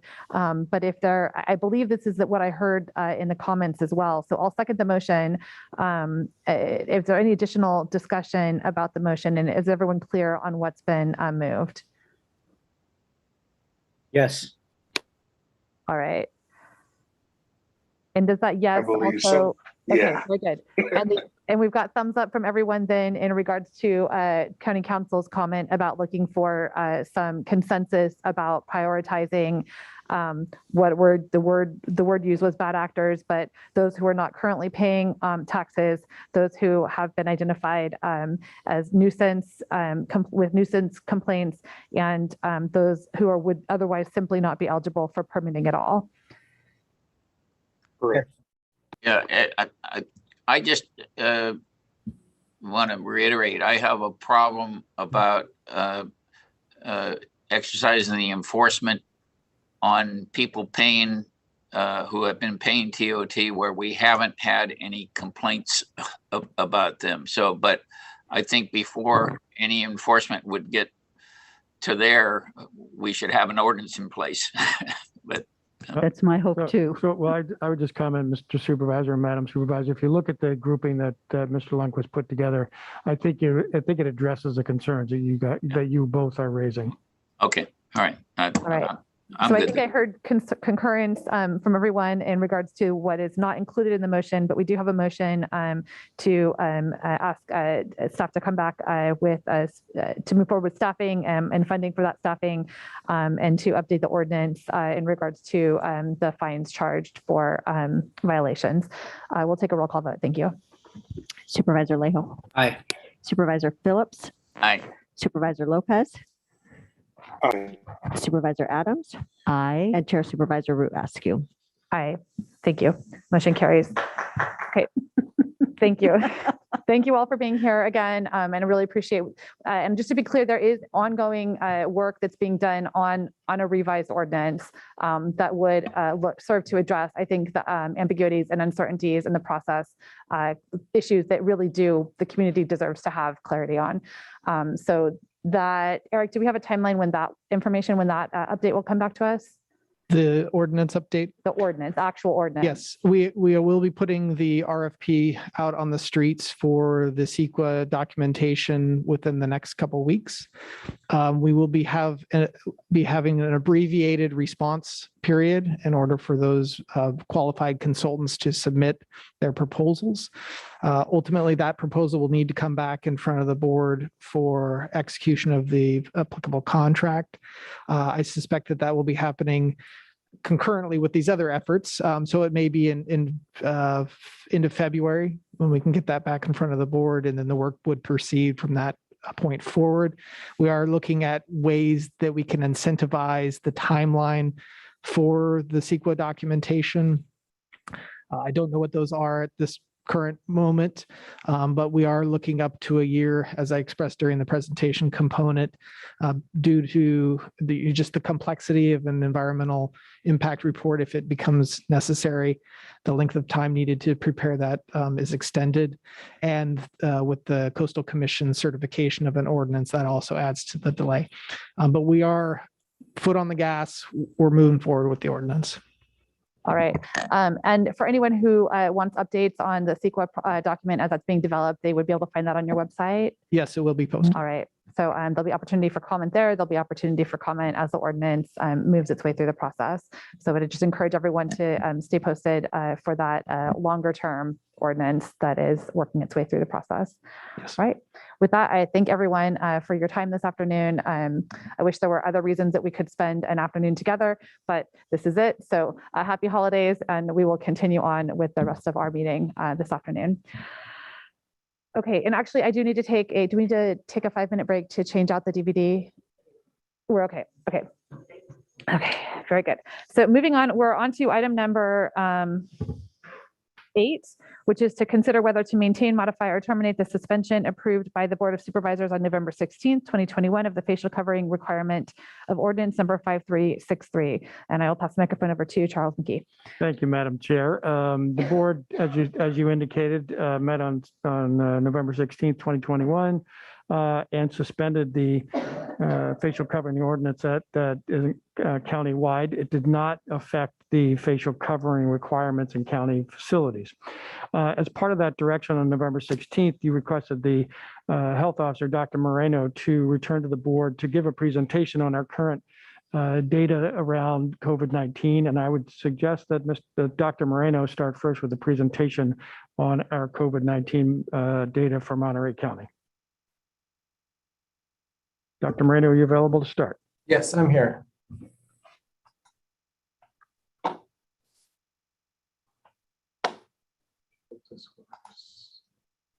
All right, thank you, Charles. Can you see the slide presentation? Yes.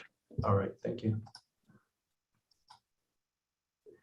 All right, good afternoon, Chair, board members. Ed Moreno, Monterey County Health Officer and Director of Public Health.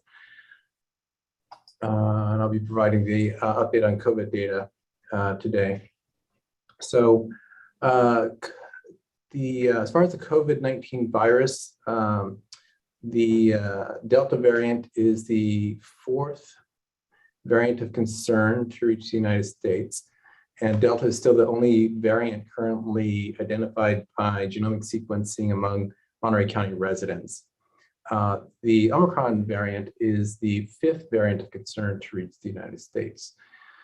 And what we know is what the World Health Organization and the CDC have made public, which is that this variant may increase an individual's risk for reinfection, which means a person who had COVID-19 might be at greater risk of getting COVID-19 again with this particular variant. The variant has been identified in parts of California, so it may already be causing illness among Monterey County residents, but thus far we haven't received any reports of COVID-19 cases caused by this variant in Monterey County. And until we know more about this variant of concern, we should continue to take measures to prevent spread of COVID-19. I'm going to move into talk briefly about transmission of COVID-19. One of the metrics that we follow is test positivity rates, and that rate is an indicator of disease transmission. And the positivity rate in Monterey County peaked again in mid-August of this year. And the positivity rate in Monterey County has since declined since that summer surge and has been relatively stable since about early November. As for COVID-19 disease, that is reflected in part by the case rate, which is also an indicator of transmission. And our case rate in Monterey County did peak in mid-August, and the case rate has since declined and has been generally stable since about mid-October. But there are some, I want to point out, there are some people who are more likely to get COVID-19, and that includes people who are immune compromised, people over the age of 65, and people who are unvaccinated. And this slide that I've includes a snapshot of the California Department of Public Health website, which shows shows not only the most recent surge, which is this surge here. It shows that and the decline, but it also shows the difference. Shows that unvaccinated Californians are 7 times more likely to get COVID-19 than fully vaccinated people. So this is the case rate in red for unvaccinated individuals in California, which is significantly higher than this blue line, which is a case rate among people in California who are vaccinated. Let's see, and this is still looking at case rates. What this shows, what I showed in the previous slide of this segment of time, the most recent surge here with the decline in case rates and the seems to be, at least for now, some stability in the case rate. And I'm just showing it this slide here.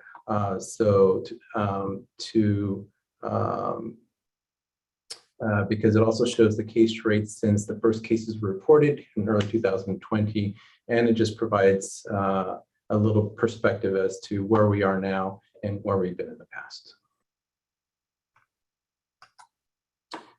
Let's see, moving on to hospitalizations. The hospital census is also an indicator of transmission, and the number of people with COVID-19 in local hospitals again peaked in mid-August, and hospitalizations have since declined, and they've also been more or less stable since about late October. And it has remained stable. And there are, though, again, some people who are more likely to be hospitalized if they get COVID-19 due to serious COVID infection. Again, it's the people who have weakened immune systems, people who are older than the age of 65, and unvaccinated individuals. And this is another snapshot from the California Department of Public Health website, which shows the hospitalization rate for individuals who are in the red line that are unvaccinated compared to the blue line, which shows a much lower hospitalization rate among people who have been vaccinated. Moving on to another indicator, which are fatalities. And we typically refer to this as a lagging indicator, meaning that the previous indicators typically change before we see changes in fatality rates. What we know is that as the other rates increased during the summer surge, local deaths due to COVID-19 also went up in mid-August, and that fatalities have since declined, and have again the fatality rate has also been fairly stable since early October. But again, like the other morbidities associated with COVID, fatalities disproportionately impact certain individuals who get COVID. That includes, again, people who have weakened immune systems, older adults, and people who are unvaccinated.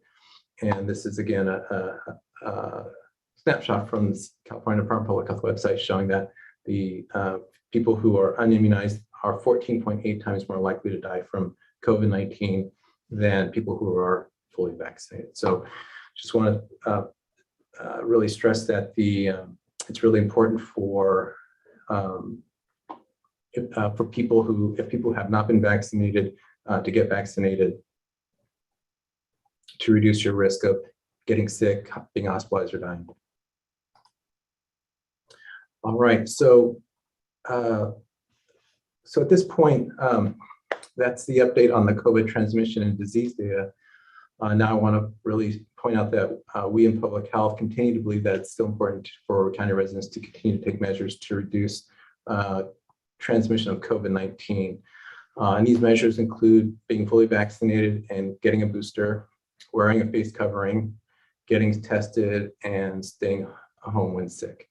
And I'll spend a little time now discussing these strategies. So first, being fully vaccinated and getting a booster is the most important thing we can do to reduce the spread of COVID-19. At this time, individuals that are 5 and older are eligible to be vaccinated, and those that are 18 and older can get a booster.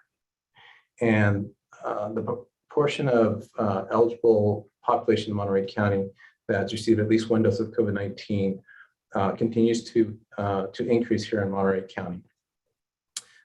As a reminder, the health department website has information on vaccination progress broken down by race, ethnicity, by age, by zip code, and by region. And invite anyone who's interested in looking at those that information to visit our health department website. Individuals who are wishing to get vaccinated or get their children vaccinated have several options available to them. They can call their medical provider to see if they are offering the vaccine, or they can find a vaccination clinic near them by calling 211. They can get online and go to myturn.ca.gov to find a clinic and make an appointment. Or they can visit our health department's website and download a list of about 70 community vaccine locations serving Monterey County. And this slide shows a snapshot of links on our department website to assist people in getting vaccinated.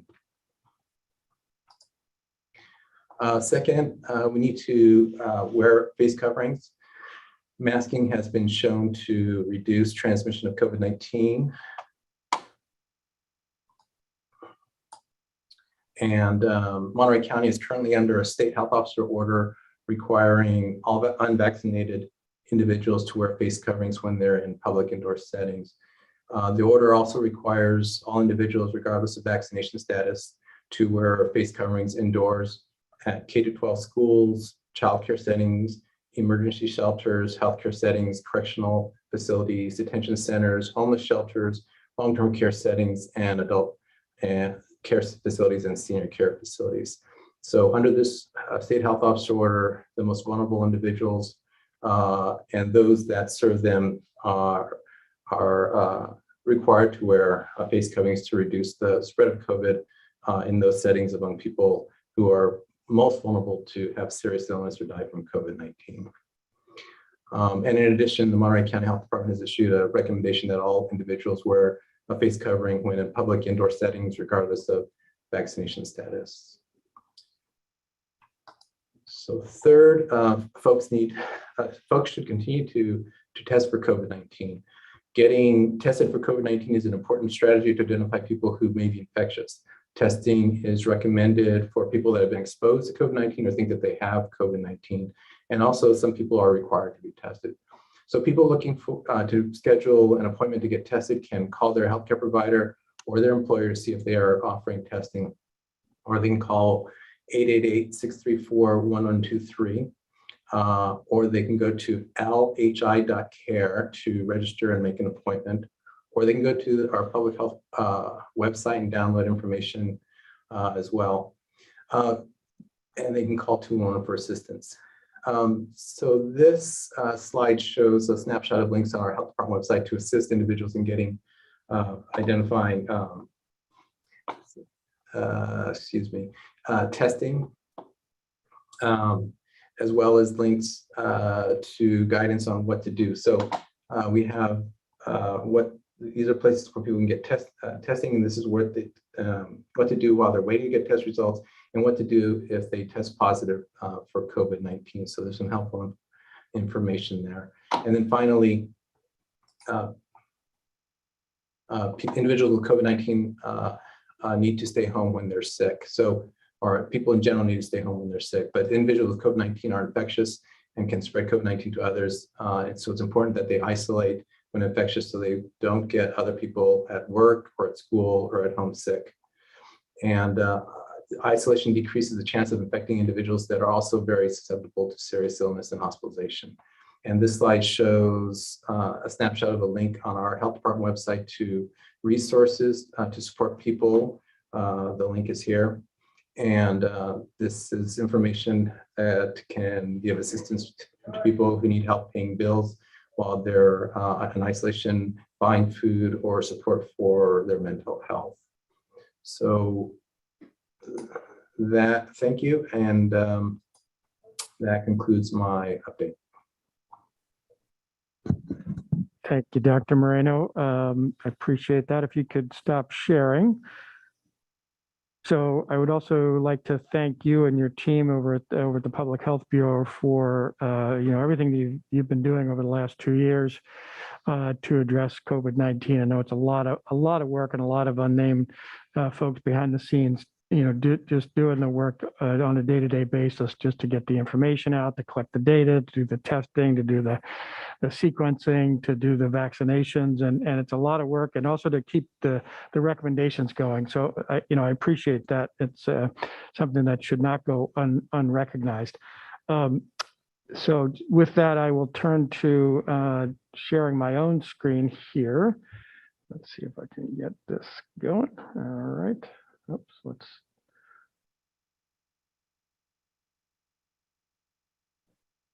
Slideshow, there we go. So as I mentioned earlier, and as Dr. Moreno mentioned, the board has an ordinance in place for mask requirements in Monterey County. And in that ordinance, it talks about how, the effect, that when it would be triggered and when it would be effective. And the trigger, as I think you all know, is that it's triggered by substantial high transmission rates as reported by the CDC. What's nice about the ordinance, and thank County Council for drafting it, is that it also gave the Board of Supervisors some flexibility in how they would adjust the ordinance if needed, which allows you to terminate, suspend, modify, or even reinstate it if you wanted at this time. The CDC data, the rates, the metrics that the CDC has, as you can see here, it talks about the low, moderate, substantial, and high transmission rates, and it has cases per 100,000 as well as positivity rates. And right now, I think as Dr. Moreno was talking about, in Monterey County, with our rates, the way that we're calculating, and I understand there's some differences, and there's some differences in the timing of when data is reported and how it's reported. But the rates right now, as of yesterday, I believe, is that there were 80 new cases, and it was a total of 37 on average a day, which works out to 4.9 per 100,000 in data here locally, the way that we are reporting it. However, that's obviously different than the way the CDC collects it. The CDC currently has us at 111 per 100,000 over a 7-day period, and a 3.14 positivity rate. So there's some significant differences. I also wanted to point out, and I think it's really important, where Dr. Moreno was talking about the vaccinated versus unvaccinated. When you look at our vaccinated versus unvaccinated, our case rate right now that we're reporting is 4.9 per 100,000 at our county health department, and the unvaccinated is 11.4 per 100,000 versus 2.2 per 100,000 for vaccinated individuals, and the same with hospitalizations. It's 0.9 per 100,000 for the unvaccinated and 0.1 for the vaccinated. So it's really important to follow the advice that Dr. Moreno is talking about, which is how important it is to be vaccinated and use all those other, and get the booster and use all those other tools that are in the toolbox to protect yourselves. But going back to the issue of the mask, which Dr. Moreno is still recommending, it's still advised when you're out in public, when you're out in crowd situations. And it's the ordinance that the board had that you suspended on November 16th and directed that we come back and review at this time. In that facial covering ordinance that you had, it required all persons over 2 years of age to wear a face covering when indoors. And there were some exceptions where it wasn't practical. And it did apply in the incorporated cities. And it's still the recommendation to do that. However, you as a board suspended that ordinance on November 16th, and you directed that we return with an update from Dr. Moreno, which you just received, and to consider if there might be different metrics to trigger the ordinance. Or you could consider continuing the suspension. In other words, it wouldn't be in effect. You could reinstate it as it was originally drafted. You could modify it as with different metrics, or you can terminate it overall. The metrics that from the CDC seem to prove to be somewhat challenging in the sense that that we're not fully aware of how they're calculating it, and you don't have the ability to ask any questions on a regular basis of the CDC. So it's very hard to say whether it's something you want to utilize here locally, but it is something that you had in place. It's something that other jurisdictions have used. In addition, some other jurisdictions have used the CDC metrics, but based on local reporting. In other words, they might use those same metrics of low, moderate, substantial, and high, but use the data as reported locally by your health department. There are some jurisdictions that are doing that. So at this point, the options for the board are to maintain the suspension. That's the status quo. You could reinstate the facial covering requirement and just goes back into effect with the CDC data and the CDC metrics. You could modify it with some triggers that are different than what the CDC has or what you had in your ordinance previously. And that's all up to you to decide what you want to do as far as a facial covering ordinance and what metrics you might have, or you might decide that you want to terminate it at this point and not have it reinstated at all with metrics or change metrics or anything along those lines. And I will just point out also that as the health officer, Dr. Moreno has his criteria that he has to look at and data that he has to look at and approach it from the scientific lens that he views the pandemic as your health officer. You as the legislative body may have similar concerns for the health and safety and welfare of your residents and decide it's more appropriate to do one thing or another as far as an ordinance. You also might decide that, what the data is not showing that it's needed at this time. And so you're going to say, direct us to come back at a future date to reconsider it, or leave it up to us to bring it back at some point when we think that there's significant change in the data that we think it's important for the board to have another look at it or reconsider it. You could also ask Dr. Moreno to come back, say in a month or 2 months, whatever it is, just to give a public health update, data update, so you have some understanding of where we are at that time. You can look at the trends and then decide at that point to say, what, we want to say we don't need the ordinance, or say that we want to modify the ordinance and reinstate it, or you want to change the metrics at that point. So the options are, somewhat endless there. I apologize, but they are options for you to consider. It's up to you at this point what you want to do, and I think all the data is available there, and Dr. Moreno is available for questions. I'm available for questions, and County Counsel, who did draft the ordinance, is available here also. So I will turn it back to you, Madam Chair, and to any board members that have any questions or comments at this time. Thank you. And thank you for the level of detail that you provided, Charles. I'll open it up to my colleagues for any questions about what's been presented or comments to begin. We'll take it out to public comment. I guess the question that I have would be, to Dr. Moreno and the recommendation, I think I view our responsibility as a board to go beyond just simply protecting our public health system.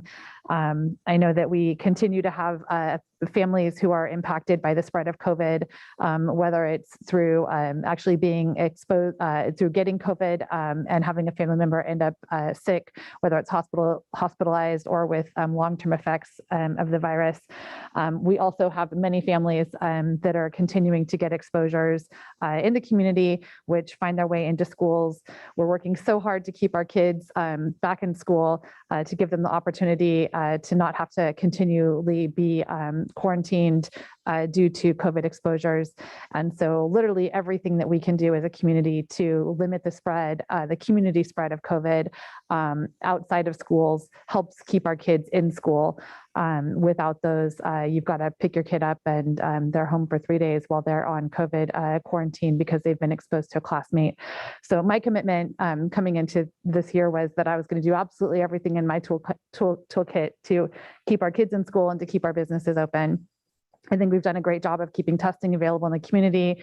We've done a great job of, doing outreach in the community, providing isolation housing, and this final piece of limiting community spread in every way that we can really comes down to community masking when we have higher transmission rates. So I appreciate the previous conversations we've had with this board. I heard my colleagues say loud and clear you wanted data to be a guiding factor in any ordinance that we have. I think we have the opportunity right now to have data guide our ordinance moving forward. We used data that was then questioned. So now we're back to this conversation again about using local data. We now have an opportunity to give direction to provide, ask for local data to be used. So I would, if that's the will of my colleagues, I'm happy to change the ordinance to account for whatever data it is that you would like or feel comfortable using. But I do think that this is important. It's a commitment that we have that goes far beyond the health requirements of our health officer. And yeah, so with that, I'll pass it over to Supervisor Alejo. I agree with you, Madam Chair, and as I think both of us agreed, if it was our choice, we'd have the mask order in place. We're going into the holidays, Christmas Eve, Noche Buena for many of the Latino families on the day before New Year's. We know that this time the families gather, a lot of shopping that gets done, events that take place, and I think that what was most important above anything, it was just expressing and stressing by having an ordinance the way that our county, I would have hoped, would have demonstrated that we are taking it so serious. Since October 29th, we have had 36 more fatalities of Monterey County residents. They every few weeks, they keep coming in. And I know Dr. Moreno has said, oh, these are old numbers coming in from previous months, but that's what was said in July. And here we are, have significant numbers still. And every time I see the numbers pop up, that's the first number I go look at. How many fatalities did we have today? And I know those are our loved ones. Those are our county residents. So I take that with all due seriousness. And if we do modify the ordinance, I hope that it's something that if we don't like the outcome, we blame the data again. I hope we don't do that. If we're gonna have a policy, let's have it. Let's institute it for a reasonable amount of time so that it has its intended effect and not create confusion. But above anything, I do want to commend, as I always do, our residents for protecting themselves, continuing to get vaccination. I got my booster shot last Sunday at Safeway on Constitution. I didn't have no effects at all, except a little, felt like a bruised arm the next day, but that was about it. And I think we're trying to show by example and show the communities that the vaccines are safe. And I know that even with the expanded numbers of eligible persons who couldn't get vaccinated by adding the 5 to 11-year-old children category, I think our county is continues to be in a good place. And that's a testament to our county residents. Salinas is at 88%, Peninsula 81%, North County 78%, and South County at 70% as of today. So I really want to thank our residents for doing that, because that's what's going to save lives. The vaccination, that other piece is masking, of course. And but I do want to stress, as we go on summer break, I hope we don't have any, we don't continue to see these numbers. I think it was all about prevention, about saving lives. And so I know the majority of this board is not going to vote to reenact the mask order this time. All I could do is express and stress, and I hope that our communications team will tailor our messaging of how families could remain protected as much as possible during the holiday celebrations and during the winter as more events come indoors now. With that, thank you very much, Madam Chair.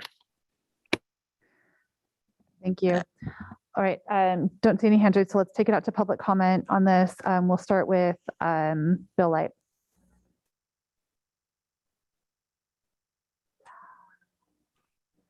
Bill, did we have you? Yep, there we go. She Thank just you. unmuted me. Yeah, thank you, Chair. I did a little bit of market testing on your ordinance back when it was actually in effect.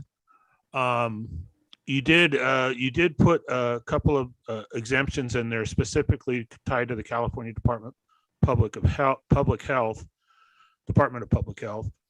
That cited if you had a medical or mental health condition, you were specifically exempt from having to wear the mask.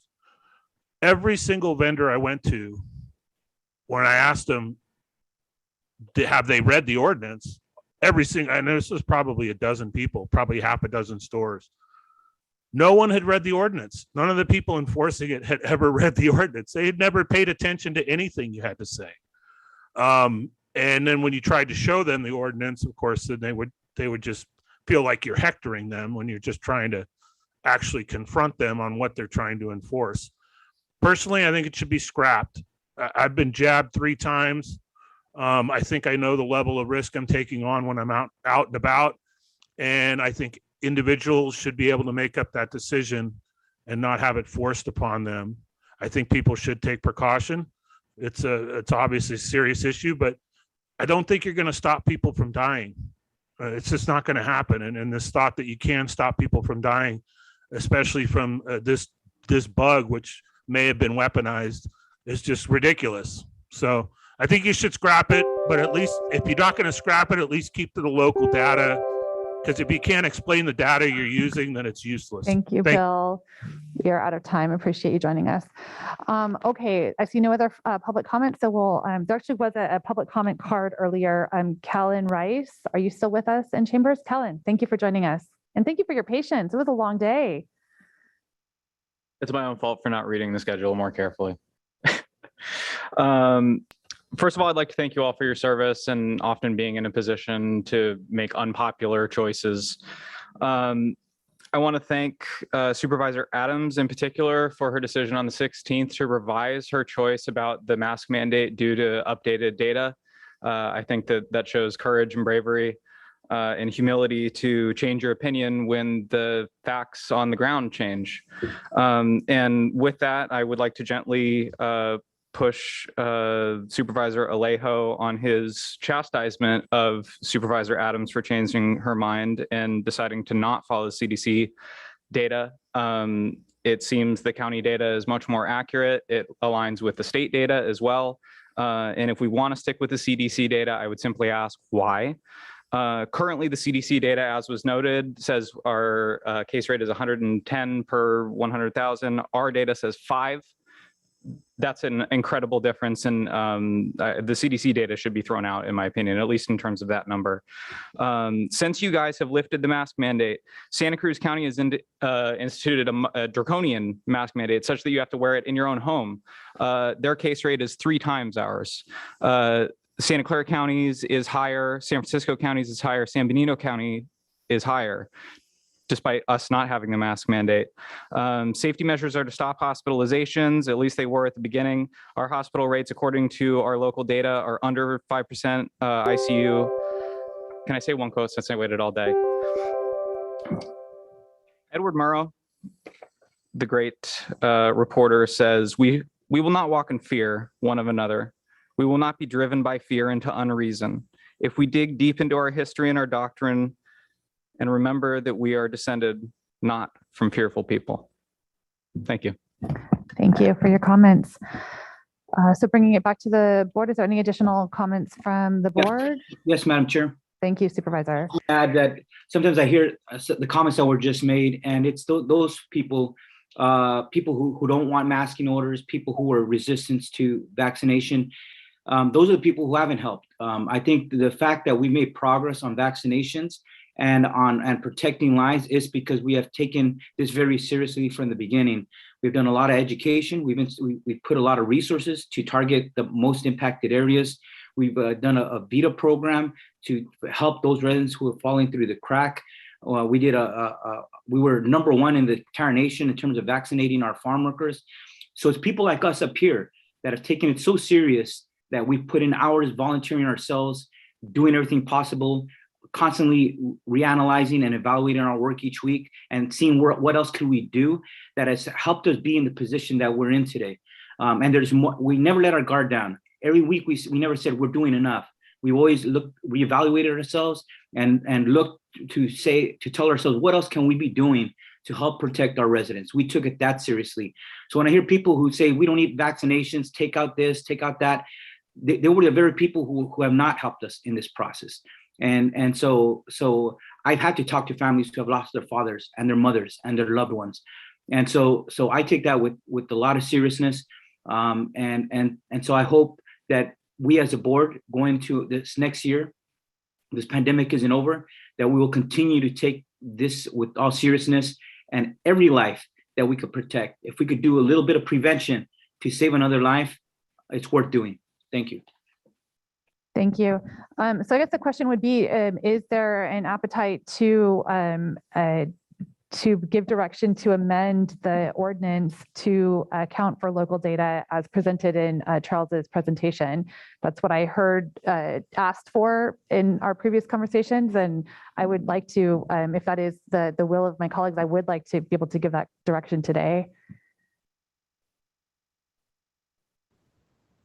Well, in the hopes that there is an appetite, I'm going to move that we give direction to amend the ordinance to follow the CDC metrics based on local health department data about COVID case rates, and hope that we can get to 3 votes on that.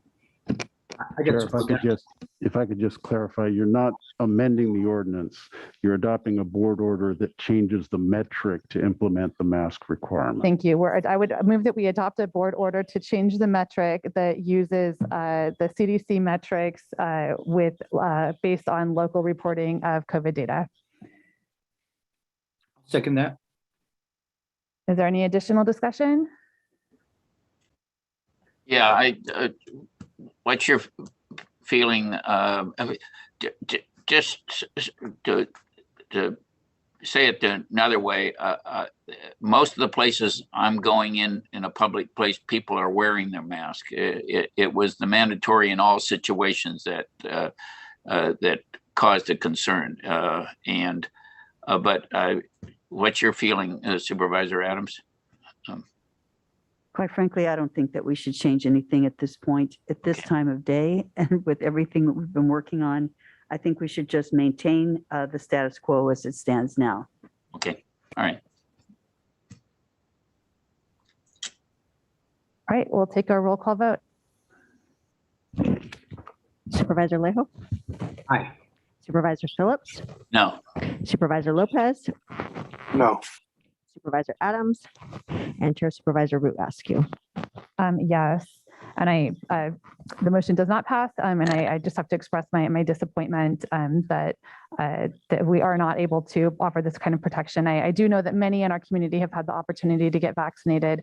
Many in our community have had the opportunity to get their booster shot.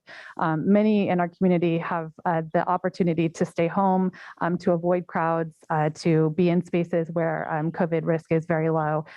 However, many in our community have not had that privilege. And as a parent of a child who's been sent home with 12-hour notice from school because of COVID exposure in the classroom, it is disruptful. It is traumatic again and again and again. And until our children are vaccinated and have that opportunity to get vaccinated, we have a shortage of vaccinators currently. So getting kids vaccinated is an ongoing challenge. And I just have to express my deep disappointment. Supervisor Lejo, and then we'll move on to adjourn. Yeah, Matt, just to close on this, because it's difficult to see what just happened, because last week it was said that, last meeting that we had the last meeting we had on this topic, it was said that we should be looking at local data and following local data rather than the CDC. So here was a motion to do what was said by some of my colleagues, and now even that was voted down. And instead, it's doing nothing. And I think that's completely unacceptable. If our board was once at a point where we were being proactive to protect lives, now we're sitting back and doing nothing and letting things be, even though we were willing to accept what you asked for at the last meeting. Now you're not even willing to do that. That's unfortunate. All right. I appreciate the lecture from my fellow supervisors, but that's why a lot of us thought we ought to leave it to the health department to make those decisions. But thank you. I got to go to my AMBAG meeting. Thank you. I've got to go too. All right. Well, we have a very important adjournment today, and I would hope that we could keep our colleagues with us for 5 more moments. Is there any readout from closed session today? There is none, Chair. All right. We are adjourning today in memory of Latu Mole, who was a county employee, longtime county employee, who lost his life tragically in a vehicle accident. The community has come together to grieve. The comments from community members and family members and church colleagues are just heartbreaking. I know that Mr. Mole leaves behind family, and our hearts are broken to experience this loss. I would like to invite Randy, Ishia, and some of the members of our county public works team to join us in adjourning in memory today. Thank you very much, Chair and members of the board, for this consideration.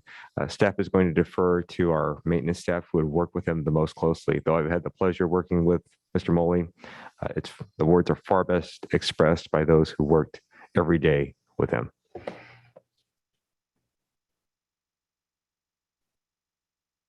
Thank you, Chair and Board. My name's Sean Atkins. I'm the maintenance manager. I hired Latu Mole over a decade ago. HR analyst Margarita Arista convinced me that I needed to hire Latu. She said there was something special about him. What was special about Latu was his attitude, and I'll always remember him asking me if I need a hug. He surprised me most recently when he applied for a supervisor position and I interviewed him. I was really amazed by his interview skills, and that when I questioned him about his supervisorial experience, he explained to me that supervising was easy. It was all about interpersonal relationships and building those relationships and getting to know people. Latu will be sorely missed, and as a maintenance manager, it's difficult when we all don't come home. So thank you for your time and your consideration.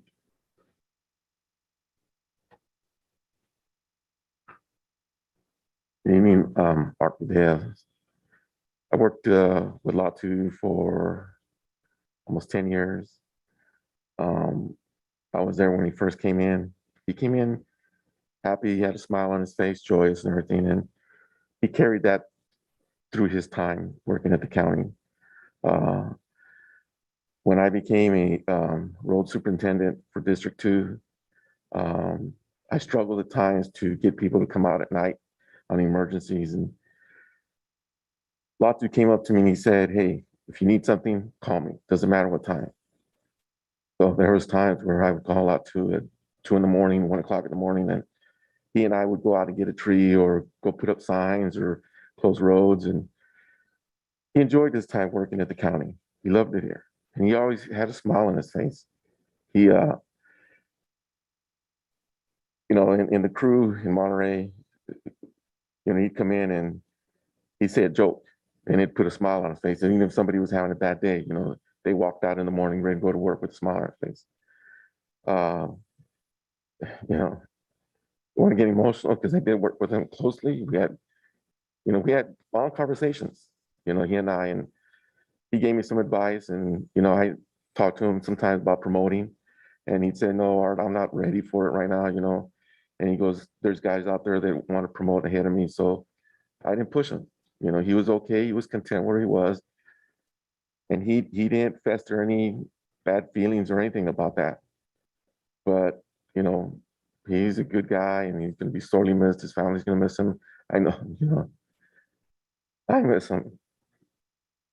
Thank you.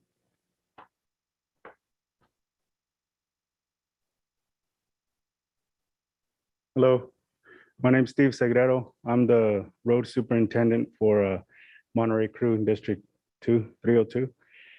And when I came in and got hired here, started my career, Latu came in with me too. I had known Latu since I was 19, about to turn 20, working in another job. So when I saw him walk in, we both glanced and, wow, like, that you? It's been, you know, a while. I'm here also on behalf of the crew, wanting to just thank everybody, all the county family, for the support that we've been given as a crew, and also to the family of Latu. Starting this GoFundMe page it's brought a lot of joy, and his wife and family and daughters have been in awe about how much help and support, and talking to them, they were just like, you know, that's for Latu. And just wanted to let you know, as Sean and Art had said too, that, you know, Latu had a big heart, working with him, and from helper to a worker to up the steps, always on call outs. He would always be there. There'd be at times where he knew his job. He was well knowledged on it, skilled. He knew when to step up beyond without being asked. He would do it. He knew during winters, through eco recess and emergencies, you didn't have to ask him. He would get up and tell you, call me. Don't ever go alone.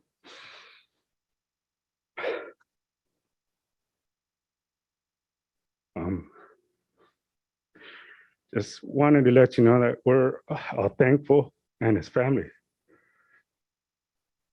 very appreciative with the county family support, and he's missed and will be missed, but not forgotten. He's always going to be part of the crew and the Monterey crew. Thank you. Madam Chair, could we all just stand for a short period and think of him in our hearts?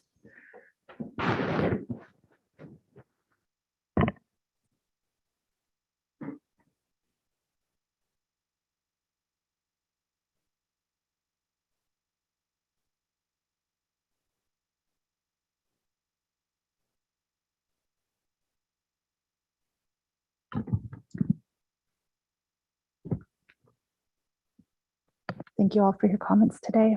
We are adjourned.